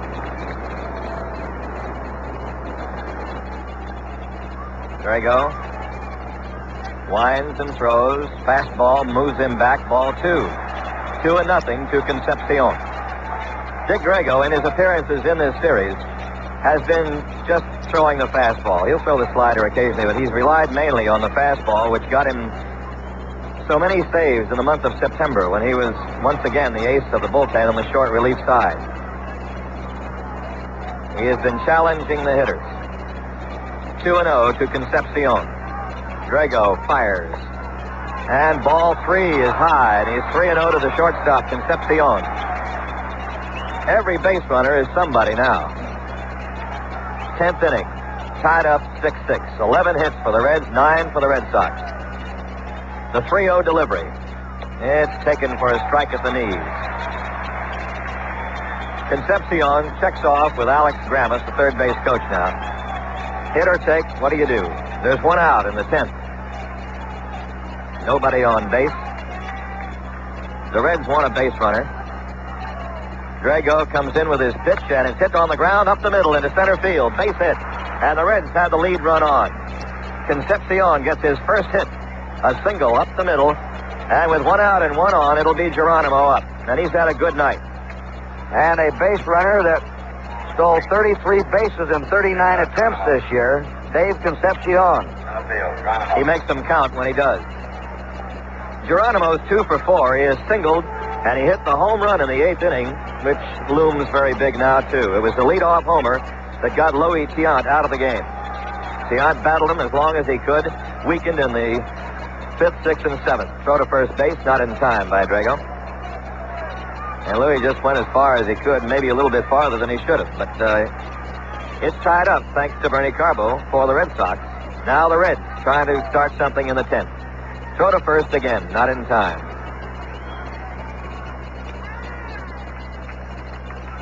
Jammed house, they've been alternately screaming and just funereal in their quietness when Freddie Lynn got hurt. And when the Reds went ahead to stay for a while, it was just very quiet here. Then they exploded on Carbo's homer. The set by Drago. Throws to first again, not in time. Well, they have to keep him close. You bet. Yastrzemski holding the corner of the bag against him. About a 4-5 step lead for Concepcion. He takes it right about where everybody else does that can run. Joe Morgan. Here comes. Strike called outside corner. 1 strike to Geronimo. Geronimo's home run off Tiant in the 8th inning was a high fly ball. It just got inside the foul pole and went into the right field stands. At that time, it made it 6-3. 1 strike. Throw to first again, and diving back on his stomach this time is Concepcion. Loses his helmet. Pretty good move that time by Drago. Geronimo very quietly has crept up here among the hit leaders of the series, Ned. Rose leads now with 8, and Geronimo now has 7. He's had a good series. Yes, he has. Overall. Played very well defensively, but everybody knew he could do that. Now the set by Drago. Throws to first. They almost had him leaning the wrong way, but Concepcion gets back. Pitchers like Drago, like Reggie Cleveland, like Rick Wise, who do not have exceptional moves to first, will go over to first base a lot for the Red Sox, try to take that half step away if they can, and also to keep the runner moving back in. Sometimes if they have to dive in a lot of times on their stomach, they will bang up their knees a little bit, take a little wear and tear on them. The pitchers with the good moves, like Lee and Tiant for Boston, will go where they're trying for the pickoff. 1 strike to Geronimo. The pitch is outside. Checked his swing and takes ball 1. 1 ball, 1 strike. Concepcion was holding at first base, not even bluffing that time. Red Sox have left-hander Jim Burton throwing in their bullpen. Drago scowls down for the sign. Throws to first again. Pretty close this time, as Yastrzemski took it and picked it off the shoulder of the diving Concepcion. 1-1. Game tied, 6-6, 10th inning. Here's the set by Drago. The pitch, runner goes, swinging, strike, throw to second base, too high, safe for second. Fisk had a good throw. He had time to throw it. If the throw had been down to Denny Doyle, or to Burleson rather, it might have had Concepcion, but the throw was high, and Dave slid in under it. And now the Reds have a runner in scoring position. The count 1-2 to Geronimo, and a single will put Cincinnati back out on top. He's really a difficult man to throw out. His last 3 seasons, he has stolen successfully 85% in his attempts. That's some record. And that's the mark of a good stealer, the high percentage, not necessarily the number of steals, because you might get caught a lot of times. Okay, now it is 1-2 to Geronimo, and a tough spot for Drago. Right side of the infield deep. Denny Doyle back on the edge of the outfield grass. Burleson shading second. The outfield straight away. The stretch by Drago comes in, fouled off. Geronimo fought off a fastball and jammed him. 1 ball, 2 strikes. Ned, should Geronimo fail to do something, they have McEnany, the pitcher, next. I wonder if they'd hit for him and bring on Darcy, the 8th pitcher of the game for Cincinnati. That would be all they'd have left, except Gullett, who's going to start tomorrow, if there is a tomorrow. Well, we'll see what Sparky Anderson done. He's a man of many, many moves. 1 ball, 2 strikes. 1 out. To Geronimo is fouled back up the screen again. They have one other pitcher in the bullpen, Kirby. And Clay Kirby hadn't made an appearance in the series. 1-2 to Geronimo. Boy, this has been something this 6th game. Red Sox broke early, and they broke well, and then missed a couple of other opportunities to get some runs home, where 2 more singles would have scored 4 more runs, but Cincinnati bullpen was more than equal to the task until the 8th. 1-2. Outside ball 2. Fastball. 2-2 to Geronimo. Drago has to be wary of Concepcion of second, trying to go to third. Some people will say it's the easiest base to steal. I never could figure that, but that's right. They get a big lead off second base. And Concepcion does.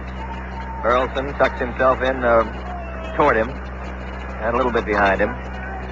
The count is 2-2 to Geronimo. This red lineup is just murder all the way through. There's no breather.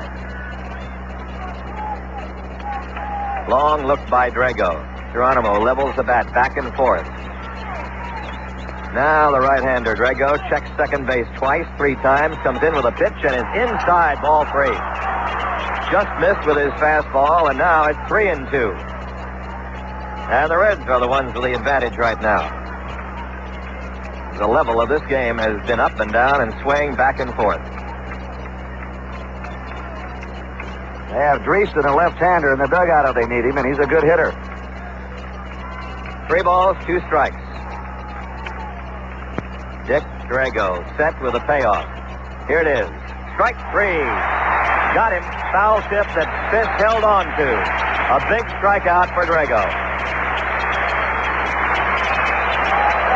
And Dan Dreesen is indeed going to come out to bat for McEnany.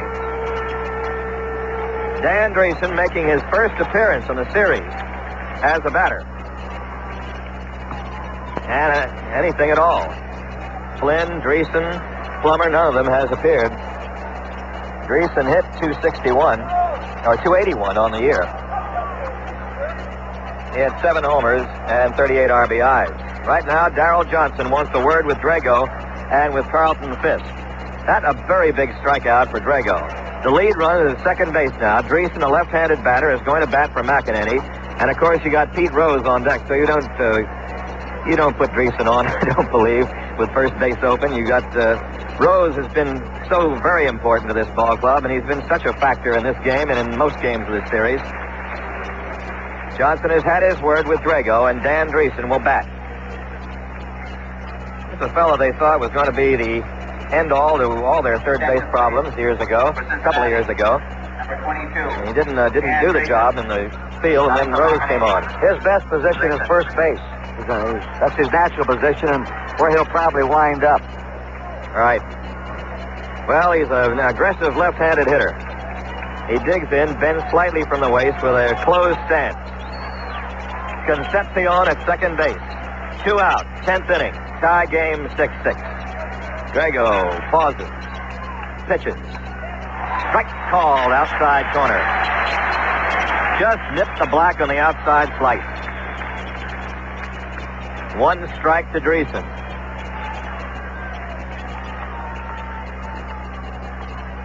Fisk hangs out the sign for Drago. Now checks second base. Now he pitches. Ball high and outside. 1 ball, 1 strike. If you're looking to the bottom of the 10th inning, the Red Sox will have the lower third of their order up. But not too bad. It's Evans, Burleson, and Bernie Carbo. 1-1 to Dreesen, the pinch hitter. Concepcion, a big run on his shoulders off second base. Here's the pitch. Fly ball going foul, third base side. Chased by Petrocelli, Burleson, and Carbo makes the catch. Bernie Carbo almost overran it, but stuck his glove out and made the catch in fair territory with Concepcion headed for the plate. And the Reds are out in the 10th inning. No runs, 1 hit, and 1 left. Going to the bottom of the 10th, tied up 6-6. Your American Cancer Society presents Peter Falk and Lee Grant as friends in a doctor's waiting room. Well, Mr. Klinger, I haven't seen you in ages. How are you? Terrific. Terrific. Well, you don't look it. You're all stooped over. Is that noticeable, huh? Oh, yeah. I was working out on the lawn and bent over to pull up some crabgrass and bang, the back went out. Oh, that once happened to me after I sneezed. Then you know it's smart. What are you here for? Oh, just my annual checkup. I just want to make sure I'm as healthy as I feel. Good idea. I only go to the doctor when I'm suffering. Oh, I feel even better after a checkup, knowing I really am in perfect health. The thing is... What? Oh, perhaps I shouldn't talk so much. You look very uncomfortable. It'll be all right. The doctor says I can pull all the crabgrass I want in a couple of weeks. Oh, that's wonderful. It is if you like pulling crabgrass. Help your doctor help you with a yearly health checkup. It's your best cancer insurance. Call your doctor for an appointment soon. For more information, contact your American Cancer Society. Well, we got a right-hander, Pat Darcy, coming on for the Cincinnati Reds. And he is the 8th pitcher of the night. And it ties a World Series record. 11 by both clubs also ties a record, as the Red Sox have had 3 pitchers in there. Darcy on the year had a good season with the Reds. He won 11 and lost 5, a 3.57 earned run average. He walked 59, he struck out 46.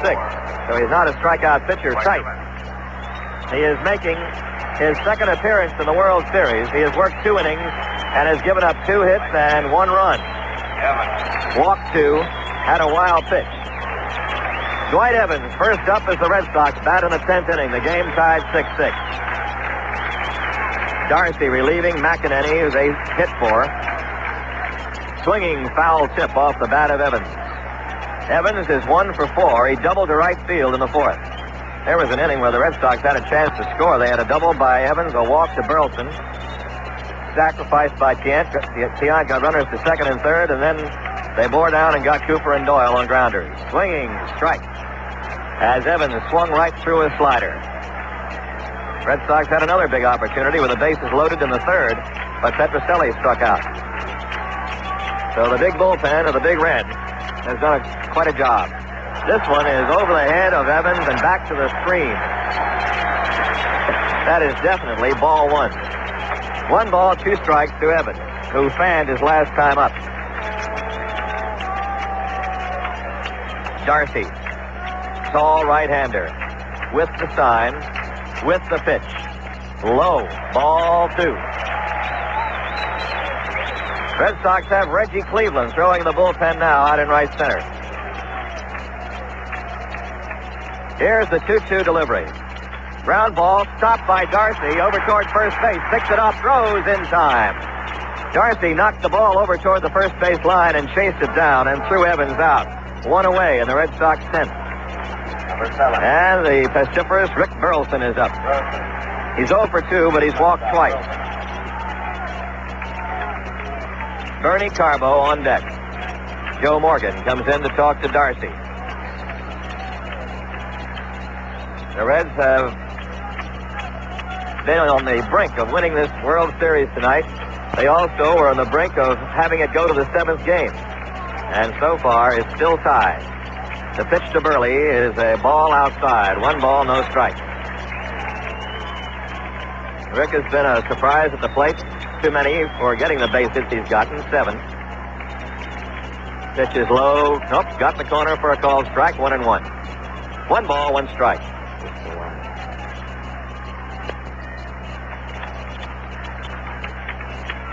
Here comes. Breaking ball outside, 2-1. Rick Wise throwing in the Red Sox bullpen now. Wise started the Tuesday night game and gave up the home runs that won for the Reds. Little pop-up left side of the infield. Concepcion, the shortstop, over toward the line, has got it for out number 2. Burleson was jammed. Here's Bernie Carbo.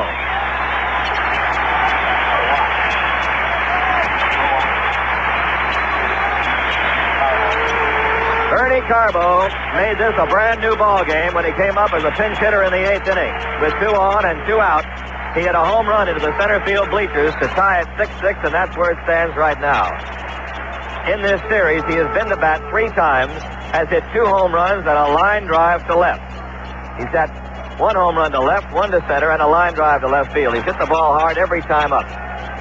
And, of course, what's in the minds of everybody here is can Bernie win it right here. Swing, strike 1. He wanted it. Bernardo Carbo.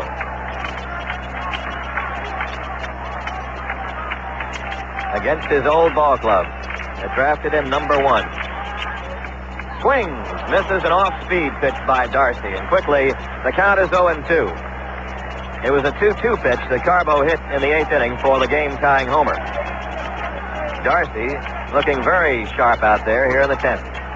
The 2-strike pitch. Wastes 1 outside, scooped nicely by Bench, ball 1. 1-2 to Bernie, who's got that good inside-out stroke for a left-handed batter in this ballpark, and hit a lot of his home runs into the screen this year. The 1-2 pitch.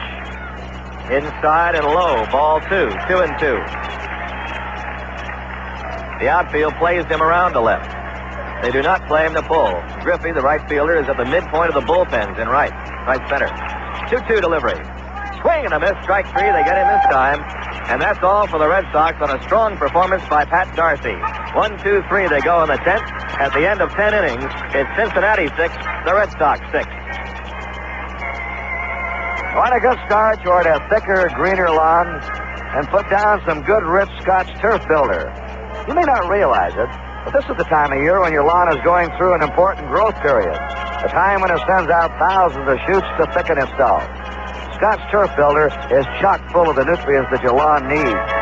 If you take just a half hour to spread some Turf Builder, you'll help your grass stay green and healthy all fall, right on into the winter. And that can make for a better-looking lawn. Scotch can put a halt to your crabgrass problem, too, with Scotch Halts Plus. Halts Plus contains Turf Builder to fertilize your lawn, plus a special crabgrass preventer that's guaranteed to keep crabgrass from coming back, or you get your money back from Scotch. We promise it right on the package.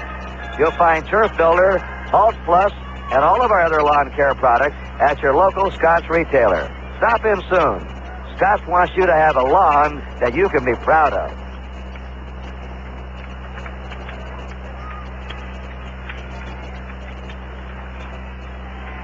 NBC's radio coverage of the World Series will continue after station identification. Since 1970, Call for Action has been a free service of KDKA Radio. Thousands of people have been helped with their individual problems. Modern urban living can present problems that need modern solutions. If you feel stranded and have no idea on how to get the answers, here's your sure solution. Call for Action. Call for Action is a confidential free service available to everyone. When you need answers, call for Action. 333-9370, weekdays 11 to 1. KDKA's Call for Action. Here along with Marty Brenneman. Marty's down in the Cincinnati locker room waiting to see what happens here. If the Reds win, he'll be down there helping us handle the post-game ceremonies. It'll be all over. And the first pitch by Dick Drago's outside of Pete Rose for ball one. Rose has 2 singles and 5 times up. We're inning number 11. The top of the Reds batting order, 3 toughies. Rose, Griffey, and Morgan, all left-handers against right-hander Drago. The Red Sox in their 11th will have Drago to start it off, then Doyle and Yastrzemski. Drago's batting in the leadoff spot in the Red Sox order. Fouled away, 1-1.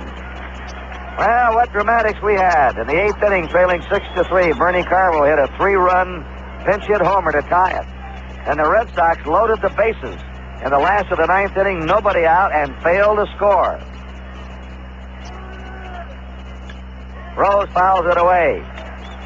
Fred Lynn hit a fly ball down the left field line, right up against the line when George Foster, very shallow, caught the ball. They sent the runner Doyle, and he was doubled up at the plate. And then Petroselli grounded out third to first. And both clubs have been hanging on the cliff tonight. And come back. The 1-2 pitch. Look out. Rose is hit by a pitch ball. And now Darrell Johnson's coming out and arguing that he didn't try to get out of the way of it. Or he wasn't hit. Carlton Fisk now yelling at home plate umpire Thad Davidson. So that's one thing you don't want to do. We get a couple of strikes on Rose is to hit him, put him on base anyway. He's not necessarily a base-stealing threat, but he makes things happen out there, and now you've got trouble because Griffey is up. Ken Griffey walked, grounded out, triple to knock in 2, single, and flied out.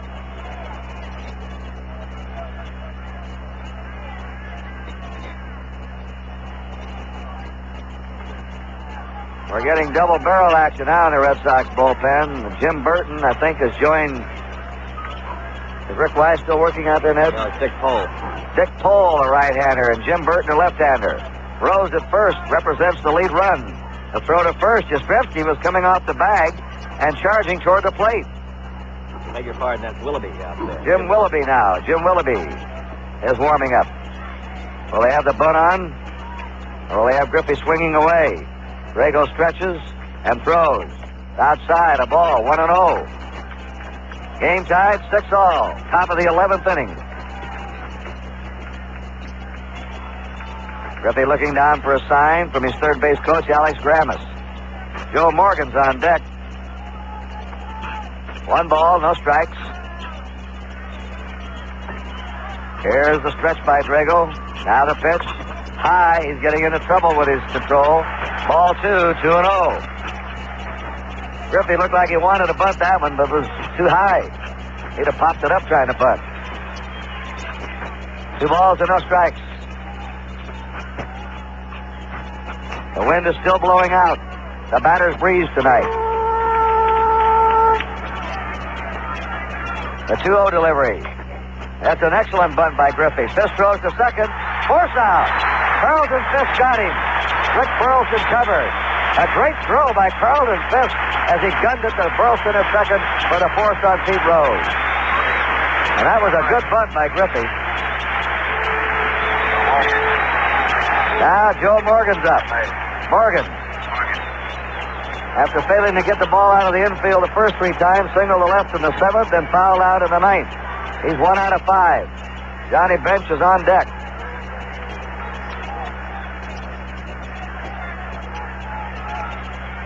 A real seat squirmer at Fenway Park. They've all been seat squirmers, except Game 5. That was a overpowering pitching exhibition by Don Gullett. And Perez's 2 homers.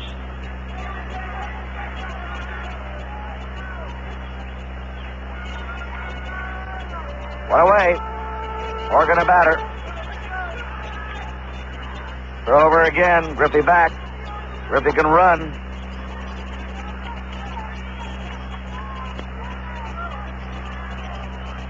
Yastrzemski holding at first. Petroselli's about a step off the third base bag. Nothing's going down the line on him. Outside, a ball, 1-0. There's a gaping hole between Petroselli at third and Burleson at short. Burleson shading second base. 1 ball, no strikes, 1 out. Tie game, 6-all, 11th inning.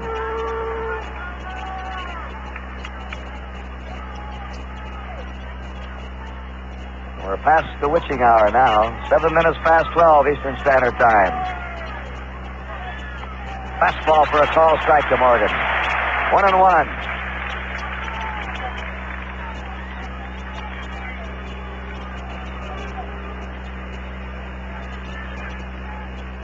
Drago taking his time. That's Eastern Daylight Time. What did I say, Standard? Everybody was setting their clocks back about. 1 ball, 1 strike. Drago again makes the move to first. That was wide. Yastrzemski had to reach out for it. Now Morgan and Gramis want to get together on a sign. A guy like Morgan, who does so much with a bat, you wonder what they've got in mind. Whether they're going to run with Griffey and hit and run a little bit, or play something. Yeah, he can hit a home run. He can drag a bunt. He can push a bunt. He can slap the left. He can hit behind the runner. You're right, Ned. 1 ball, 1 strike to Joe Morgan. Want me to send a special load to Lou Fonseca, who just got out of the hospital. He's the Reds batting instructor. For years has taken films of the hitting stars of baseball. The pitch. There's a long shot to deep right. Back goes Evans. Back.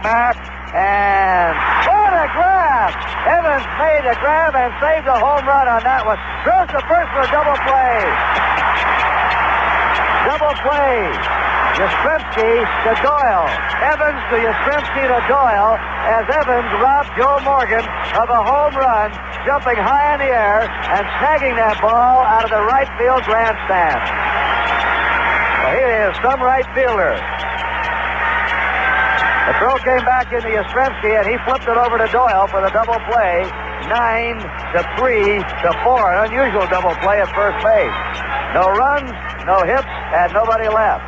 Last of the 11th coming up. The score still tied 6-6. There is a co-ed school in Boston without a football team or cheerleaders. It's the John Hancock Institute, where many Hancock agents learn the latest ways to help you put your children through college or yourself through retirement. Oh, we do have one thing in common with other schools: a song. Put your John Hancock on a John Hancock for your family, for your family. I say, how do you get to work in the morning? Well, I usually go down to the corner, turn left. No, I mean, do you drive, take the bus? Oh, I drive. By yourself? Yeah, by myself. What a waste. Waste. You're wasting fuel, you're wasting energy, but most of all, you're wasting the air. Yeah, well. Do you ever think of sharing your car with others? Oh, yeah, but I don't think anybody would ride with me. Oh, how come? You're a bad driver? I'm a milkman. How about you? Won't you up fight air pollution? Share a ride, spare the air. Your lung association considers it a matter of life and breath. Frank Slocum up here in our booth just said, you guys are up against something. They can't be believing what you're talking about tonight. This has to be one of the most dramatic games of World Series history. The plays that have been made, the situations that have been created, the situations that each team has failed to capitalize on. And now we're going to have Rick Miller batting for Dick Drago. Miller, a left-hander. So bat for Drago in the last of the 11th inning. Well, this game tied 6-6. Miller. Everything you'd ever want to see in a World Series game has been seen here at Fenway Park tonight. We've had 3 homers, great plays, lost opportunities, frustrations, and we've had 8 pitchers used by Cincinnati to tie a record. Pat Darcy missed with his first pitch to Rick Miller. And Miller looked at ball 2 outside. Denny Doyle's on deck. And then Carl Yastrzemski. For once, the Reds bullpen is quiet. They're down to Clay Kirby and Don Gullett, and they need Gullett for tomorrow night if it goes to Game 7 to start. The 2-0 pitch. He pops the foul ball out of play. 2-1. Rick Miller has not had much of an opportunity this year for the Red Sox. He's probably the best defensive outfielder they have. But he was run out of center field by Freddie Lynn, and then the great outfielder Rice came along. He had one of the big hits this year, though, off Catfish Hunter to win a 1-0 game for Bill Lee down in New York. A big series in July. 2-1 pitch. That's a foul fly. Maybe it's going to be foul. Headed toward the seats. Out of play. About the third row. Right down, jutting those stands along the left field line. The count to Rick Miller is 2-2. Drago and Darcy right now are the pitchers of record. If Miller got on, the Red Sox would have their best bunter coming up next, Denny Doyle.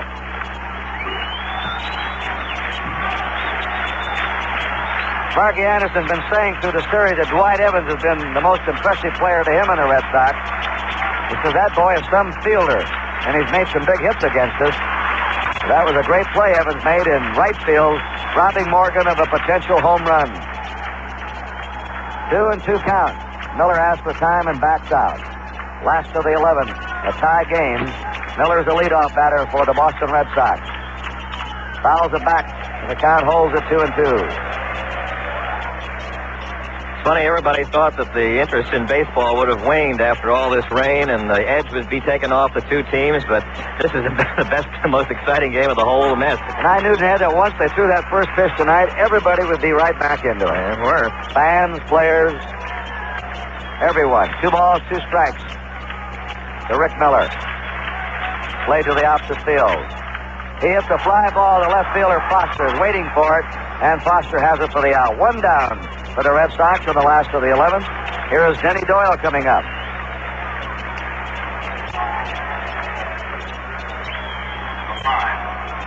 Six runs, 12 hits, no errors for the Reds.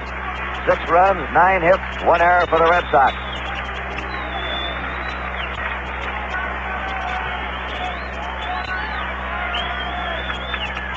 Pitch is high. Ball 1 to Denny Doyle.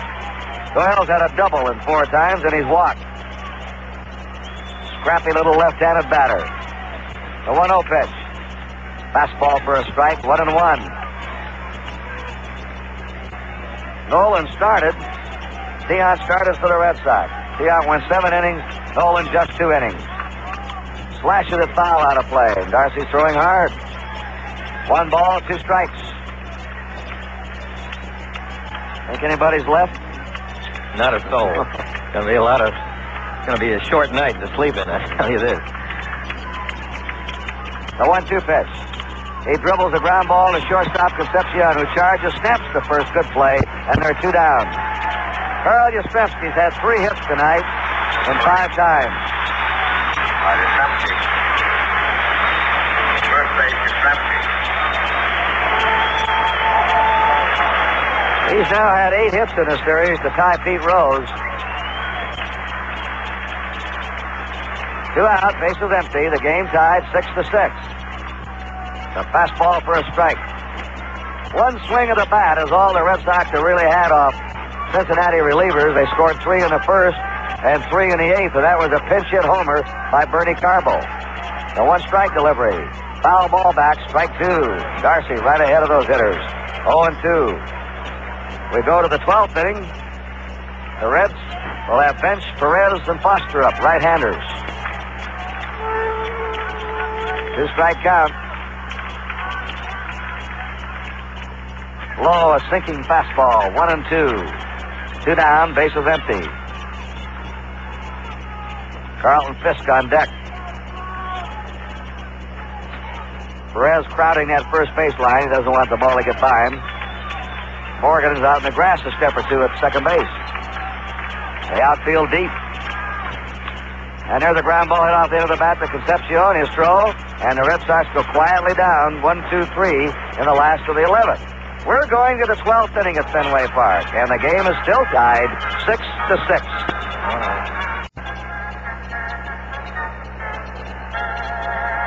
Rick Wise is coming on. This makes the 12th pitcher in this game. It's a new World Series record. 11 pitchers have appeared in a World Series game twice previously. That was St. Louis and Boston in '67, and Oakland and the Mets in '73. We've had 8 pitchers used by Cincinnati tonight, and Wise becomes the 4th pitcher for the Red Sox. Well, this has been a game of opportunities and lost opportunities. The Red Sox scored 3 in the first on Fred Lynn's 3-run homer. They had the bases loaded, 2 down in the third, failed to score. The Red Sox had runners on second and third, 1 out in the fourth, failed to score. And the Reds started getting back into it. They scored 3 in the fifth. Griffey tripled in 2, Bench singled in Griffey. 2 runs in the seventh. Foster doubled off the center field wall, narrowly missing a home run to knock in Griffey and Morgan. And then Geronimo led off the 8th inning with a home run, and the Reds had a 6-3 lead when Carbo crashed his dramatic pinch hit homer. And the Red Sox in the 9th inning, the best chance of all, had the bases loaded, nobody out, and failed to score. Now we're going to the 12th inning. Rick Wise did not relieve during 1973 and 1974. He relieved once in '73 for the St. Louis Cardinals. And Ned Martin knows all about him. He's broadcast him all year, so he'll take over the 12th and tell you about Rick Wise. All right, Kurt. 19-game winner in the regular season was Wise, his personal high, formerly with the Phils and the Cardinals. He won his 20th game and his most important win, probably, against the Oakland A's in the final game of the playoff series out at Oakland to clinch it for the Red Sox and get the pennant. He started once in this series and was hit hard. He started the 3rd game out in Cincinnati, and you'll remember, gave up those back-to-back home runs to Concepcion and Geronimo in the 5th inning. Later on, gave up a triple to Rose, and that knocked him out of the box. He also gave up a home run to Johnny Bench in the 4th. He gave up 34 home runs in the regular season. That's been his trouble. That's why they pitched him on the road in the American League playoffs and in the World Series. He was 12-5 on the road in the regular season and 7-7 at Fenway. Johnny Bench standing in. And the pitch is a fastball outside, ball 1. Bench has had 1 hit tonight. 1 for 5, a single, driving in a run in the 5th inning. Wise relies on the fastball. That's his big pitch. He likes to pitch at the spots. High pop foul coming back, and I believe out of play. Fisk will maybe have a shot. He does. Falls down and makes the catch as the wind blew it back in from the stands. 1 out. Johnny Bench fouls to his opposite number, Carlton Fisk, who stayed right with it. The ball was headed for the stands, but that wind all night long has been blowing out. It blew it back, and he fell down after he made the catch. You know, Ned will remark there were no empty seats. There are out in the Cincinnati bullpen. Mr. Kirby is there alone. Clay Kirby with his catchers. Here is Tony Perez. 1 for 5, a single. Wise kicks and throws, and it's low, ball 1. Cincinnati 6 and the Red Sox 6 in a chiller here at Fenway Park. 6th game of the World Series, and you just can't get him any better than this. The 1-0 delivery. A strike call in the outside corner. Wise throws a fastball primarily, but mixes it with a fair slider and a good curveball. He's a control pitcher went on. Had 1 bad spell in the summer of '75, but came up a 19-game winners. Foul tip off the mask of Fisk. 1 ball, 2 strikes. I don't know what's going to happen here in this inning or the rest of this game, but if it does go to Game 7, they've already announced Bill Lee for the Red Sox and Don Gullett for the Cincinnati Reds. They will play tomorrow night. Gullett, who throws BBs, and the fastball will challenge you. Also can throw the curve. Lee, who throws an assortment. And he'll have his health food tomorrow. Yes, his ginseng and his honey he carries around with him. He pitched a whale of a ball game here Sunday a week ago. The 1-2 pitch to Perez. It's a little bit low. Ball 2, 2-2. Wise, of course, used to National League umpiring and the low strike. Rick pitched for the Philadelphia Phils for a number of years. He was a rookie on the '64 club that folded in September. They didn't use him. The 2-2 pitch. Ground ball toward the middle. Past Burleson into left center field. Base hit. Perez has his 2nd hit, and the Reds have another runner. And they have 13 hits on the night. So it's 1 out and a runner at first. And again, the Red Sox have to play carefully with this Cincinnati lineup. George Foster is 1 for 5 also, but that double off the center field wall produced 2 runs in the 7th inning, 2 runs off Louis Tiant. Foster also made the catch in shallow left on Fred Lynn and threw out the winning run at the plate. Doyle trying to score after the catch and was thrown out on a strong throw by Foster from shallow.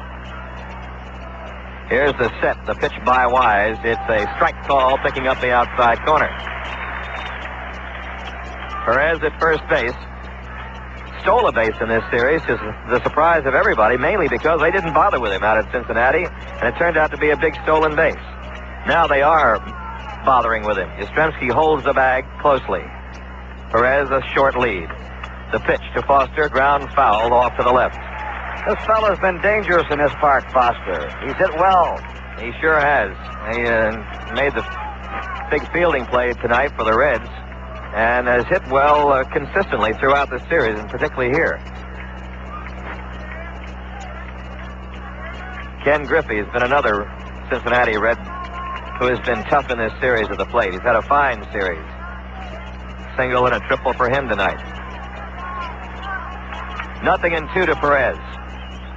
Wise comes in with his pitch and misses outside, ball 1. That didn't miss by much.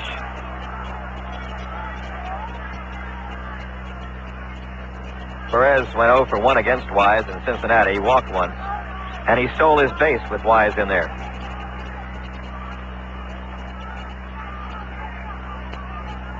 Foster set at the plate. Here's the pitch.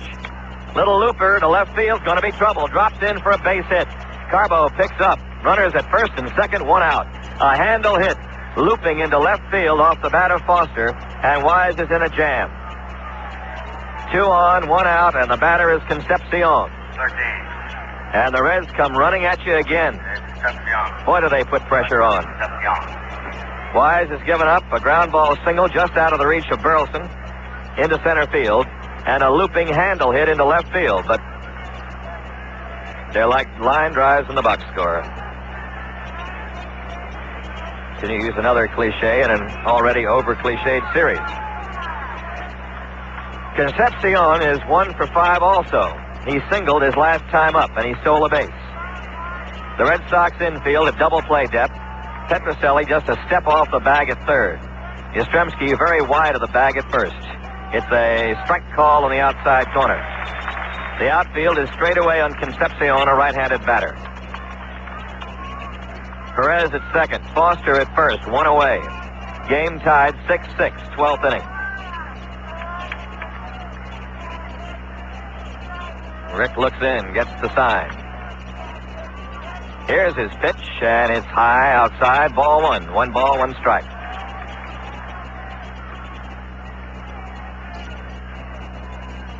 Be a few electric light bills around New England and Cincinnati tonight. I imagine. Hard-fought ball game. A classy kind of game, a classic 6th game. The 1-1 pitch about to be made to Concepcion. It's swung on, fly ball, right field. Evans back. He's under it. He's got it. Runners play it halfway and hold. As the throw comes into Doyle, he throws into Burleson. 2 out. So with 2 down and 2 on, the batter is Geronimo. He's 2 for 5, a single in the 6th and a home run in the 8th. And that home run by Geronimo was the last run scored by the Reds. It appeared to be an insurance run at the time. And what it did was insure against immediate defeat, as Bernie Carbo homered in the bottom of the 8th. Now Darrell Johnson's coming to the mound, along with Fisk coming out from behind home plate with a word to Wise, hoping to be sufficient. And that Red bullpen is getting busy again, and that is Kirby warming up. He could be the only man. Play Kirby. Let's have a late entry on the roster. I kind of doubt that. Well, Johnson has had his word with Rick Wise and Carlton Fisk. Geronimo, a tough hitter. 2 for 5, including the home run. Left-handed batter. Perez with just fair speed at second base. Concepcion, good speed or Foster rather, with good speed at first. But the man they think about is Perez at second. 2 outs, and here we go. Wise gets the sign. Drops to the belt, comes in with his pitch, a fastball outside, ball 1. And 23 hits in this game, 14 for the Reds.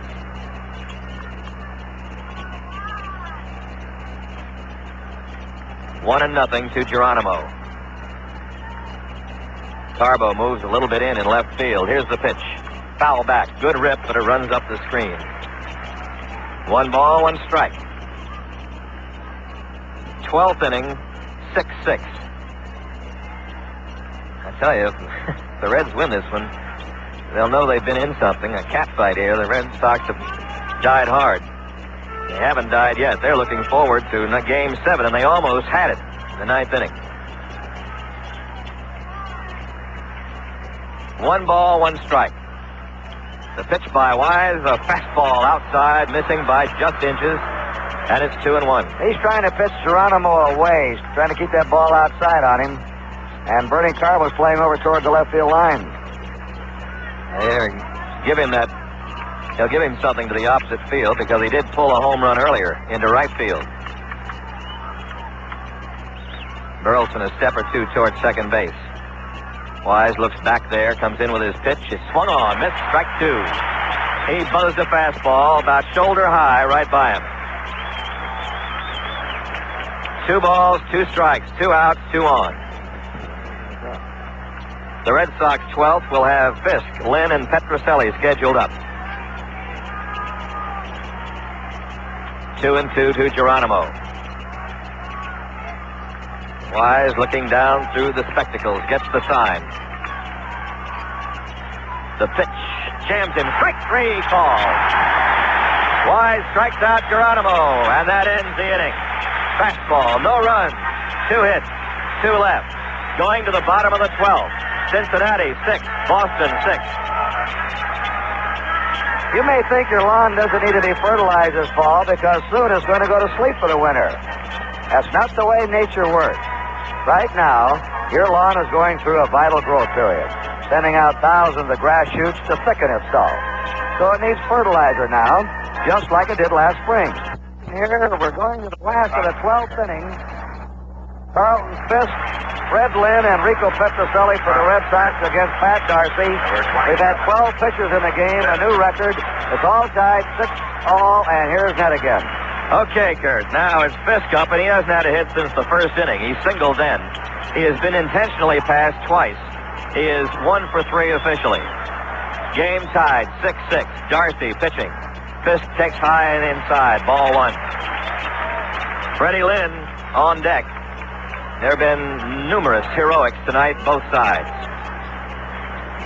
The 1-0 delivery to Fisk. He swings, long drive, left field. If it stays fair, it's gone. Home run! The Red Sox win! And the series is tied 3 games apiece.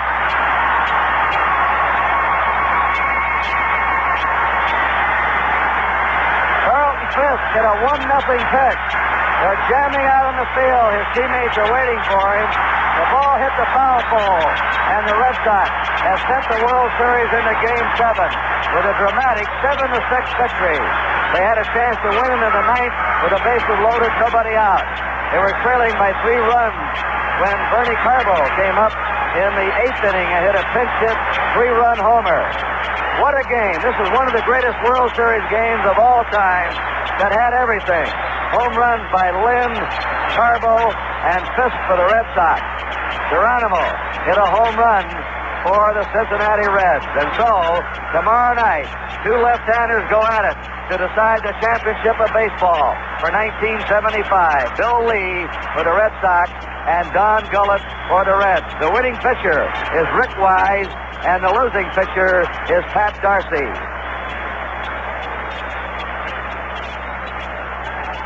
This crowd is being restrained now. It is Way past midnight here as this game ends. A dramatic 12-inning affair. We'll have some final comments from Ned Martin. I'm not sure that I can comment at all. I guess it was almost supposed to be that way, Kurt, with a home run by Carbo, Cincinnati cutting down a run at the plate in the ninth, and this team coming back all the time. The Cincinnati Reds continuing to put the pressure on everybody with people on base. In the extra innings, they had 1 on, 2 on, 1 on, 2 on, and Red Sox pitching did away with them. The Red Sox bullpen came through, and then Carlton Fisk won it all. I see my partner Tony Kubek down in the field. He may have an interview with somebody, and if he does, we're going to go down and join the interview. Let's wait here now. Tony's waiting for somebody to come out of that Red Sox dugout. Once again, in 12 innings, Fisk's home run was high and hit the foul pole. It was well hit, no doubt about it. It looked like he was going to hook foul. It just made it as it hit the foul pole high above the left field wall to win it for the Red Sox. And all the Red Sox runs tonight were by home runs. A 3-run homer by Freddie Lynn, a 3-run homer by pinch hitter Carbo, and then Carlton Fisk, who, by the way, played quite a game defensively as a catcher tonight, too, making throws, catching the foul balls. Tomorrow night we'll be on at 8:15 Eastern Daylight Time on NBC Radio with the final game of the series, which, here's Tony Kubek. Let's get on to it. He just said it's got to be one of the most dramatic ball games in World Series history, with a great catch by Evans to keep Morgan's ball from almost going into the right field seats. And let's not forget Bernie Carbo and the great home run. Without that, the Red Sox would not have been in this ball game when Fisk hit the big home run. Fisk is being mobbed up the runway. He is not able to get through down here, Joe or Dick. And I'll just throw it right back up to you now and hope that we can get him if we do have time. Okay.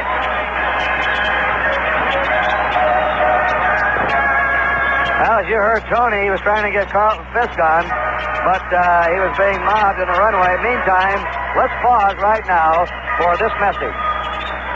When you shave in the morning, you want to shave that's as close to perfect as possible. Very close and very safe. That's why you should shave with the Gillette Track 2 two-bladed razor.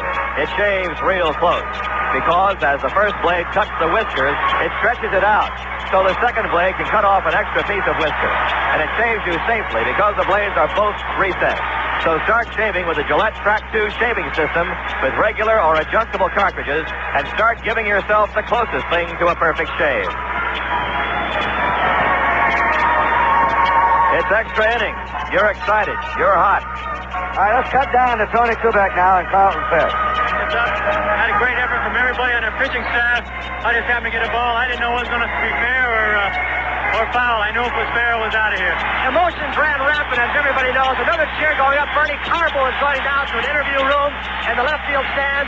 Your feelings in other parts of the ball game. When the ball was hit by Morgan as Evans approached the warning track, what did your heart do? I didn't think the ball was going to be out, to tell you the truth. I thought if he missed it, it'd be off the short part of the wall, and he might have come up with a triple. He could very easily have scored their go-ahead run, and we would have ended up losing it. But he's been playing like right field like that for us all year long. Made a lousy throw back to first base, but we recovered in time and got a double play. That's probably the biggest play of the ball game. Another big play. Freddie Lynn banging into the center field wall, and we don't know the condition of him. He looked like he was struggling along the rest of the ball game. But what does he feel like right now? Well, I'm sure he feels pretty good right now, but I am sure he's going to be sore tomorrow.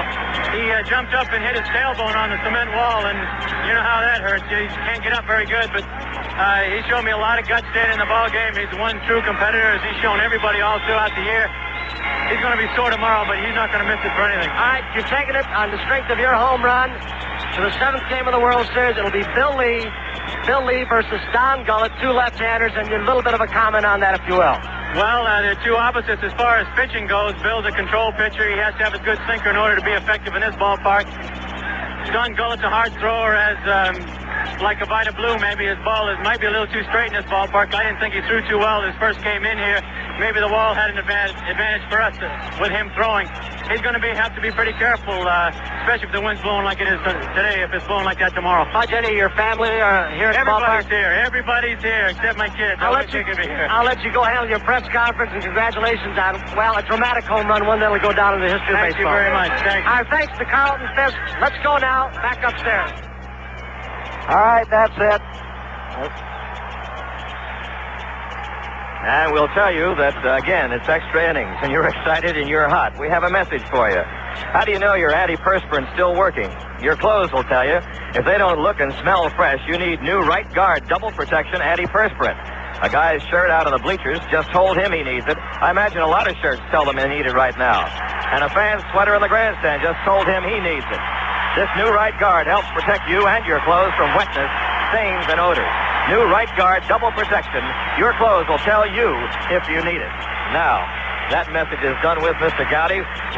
What do you have to say? Racing across the outfield to the interview room. And so that's it. I don't believe anyone that saw this game in person.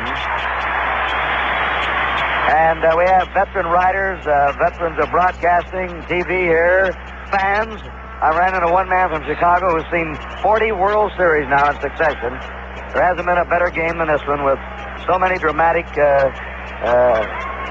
situations in the game. The Red Sox win it in 12 innings on Carlton Fisk leadoff home run. And so we go down to Game 7 tomorrow night to decide the World Championship of Baseball. This broadcast has been authorized under broadcasting rights granted by the Commissioner of Baseball solely for the entertainment of our listening audience, and any publication, rebroadcast, or other use of the descriptions and accounts of this game without the express written consent of the Commissioner of Baseball is prohibited. And the Commissioner of Baseball has a right of approval of the announcers of this event. On behalf of Marty Brenneman, Ned Martin, Kurt Gowdy saying so long. The 75 World Series is being brought to you by your local Dodge dealer who says, if you have a head for cars, head for Dodge. Your local John Hancock Life Insurance agent. O.M. Scott, makers of Turf Builder and other fine lawn care products. And by Right Guard Double Protection. It helps protect you and your clothes from wetness, stains, and odor. Coverage of the game was produced by Joe Michaels and engineered by Bob Lemessil. Final score again, Boston 7 and Cincinnati 6 in 12 innings. This has been an NBC Radio Network sports presentation.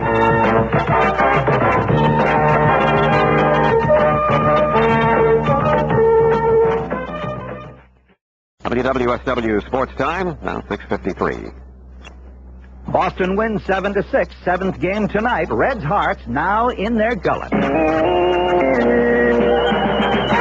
Good morning, all. Win Elliott with Sports World Roundup for the CBS Radio Network. Yep, seventh game. Last night's was worth waiting through 3 days of rain. In 12 innings, the Red Sox 7, the Reds 6, and I agree with the Reds manager, Sparky Anderson. The way I heard all over, I'd have to say it was probably as good a ball game as, I've seen played. Me too. And about the game, after this. What's going around the world today? Ajax wants to know. Enchiladas, cheese fondue, spotted tea to drink, blueberry pie and homemade jam. They're gonna make you sing, but it's not so hard to clean them up. Don't waste much time in scrubbing. Get the cleanser that is stronger than whatever you got cooking. Ajax cleanser. We're number one around the world. See what number one can do. You're still using Comet. You're not using the cleanser more people around the world use. Ajax Cleanser. Like millions here, you'll like Ajax too. Ajax cuts grease, and with its patented bleach system, bleaches out the toughest food stains faster than Comet. So get with number one and do an Ajax job on whatever you got cooking. Ajax Cleanser. We're number one around the world. See what number one can do. Fred Lynn got the Red Sox off great with a 3-run homer in the first inning, but the Reds got him back in the fifth. A Griffey triple in which both center fielder Lynn and the ball crashed off the wall, 2 scoring, and then Johnny Bench singled home the equalizer. Seventh inning, Griffey again singled, followed by a Morgan single. Then Foster doubled them both home off the center field wall. When Geronimo homered off Tiant to open the eighth inning, it was 6-3 Cincinnati and all over for Louis, and it seemed all over for Boston. In the eighth, after Bourbon, the Reds' sixth pitcher put Lennon Petrocelli on, Eastwick came in. He struck out Evans, he got Burleson on a fly to left, and that brought up to pinch hit Bernie Carbo. The count went to 2-2, and according to Barry Landers... Lynn at second, Petrocelli at first. Carbo awaiting the 2-2. Drives the deep left center field, way back, going, it is gone! It was Carbo's second pinch hit of the series, second pinch hit home run, and it tied the score at 6-6. I was just trying to make contact. I was telling myself not to strike out. And all they did was knock it out of sight. In the ninth inning, the Red Sox filled the bases with none out, but the Reds, with McInerney replacing Eastwood, got him a fly ball. Foster threw to the plate to double out Doyle, who was running against instructions. That was a big play. The tension was fantastic. 10th inning, neither team. 11th inning, Rose hit by a pitch. Griffey bunts. Fisk throws to second, nips Rose, but there's Griffey on first and Morgan at bat. Boy, the tension. I don't think anybody in the world could ask for a better ball game than what both teams played today. You got the two best teams. They're winning a 1-1 offering. Griffey leading away at first. He's not going. Morgan hits it deep to right field. Back goes Evans into the corner. Evans leaps. And did he get it? Yes, he caught it. Yes, Evans did catch it, and then he doubled Griffey off at first. Phew. And you know what? I'm not the only one who went. Phew. That was an outstanding catch Evans made. I don't think we'll ever see one like that any better. You know, that's as good as you can be. Thank you, Sparky Anderson of the Reds, a gracious human being. The Reds threatened in the 12th with Rick Wise pitching. Perez got to second base. A base hit by Geronimo would have put the Reds ahead, but he struck out. At least he watched a called third strike. Now, here's some inside baseball. Here's how catcher Fisk and pitcher Wise planned it together. Carlton called for a fastball away, and I wanted to go fastball in because I thought he'd seen enough pitches away, and it turned out to be the right pitch. The ins and outs of inside baseball. Red Sox, 12th inning, the game 4 hours old. Everybody in the park aged 4, scoring at least twice that much, and Carlton Fisk, the catcher, is the first one out. Fisk singled back at the first and scored ahead of Lynn's 3-run homer. Now Kopp hits one deep to left. In the corner, it is a fair ball. Hits the foul pole. It did. It hit the foul pole, and it's all over. And that's how come tonight at 8:30 there'll be the 7th and deciding game. For the Reds, Gullett. For the Red Sox, Lee. And for me, ammonia, water, and smelling salts.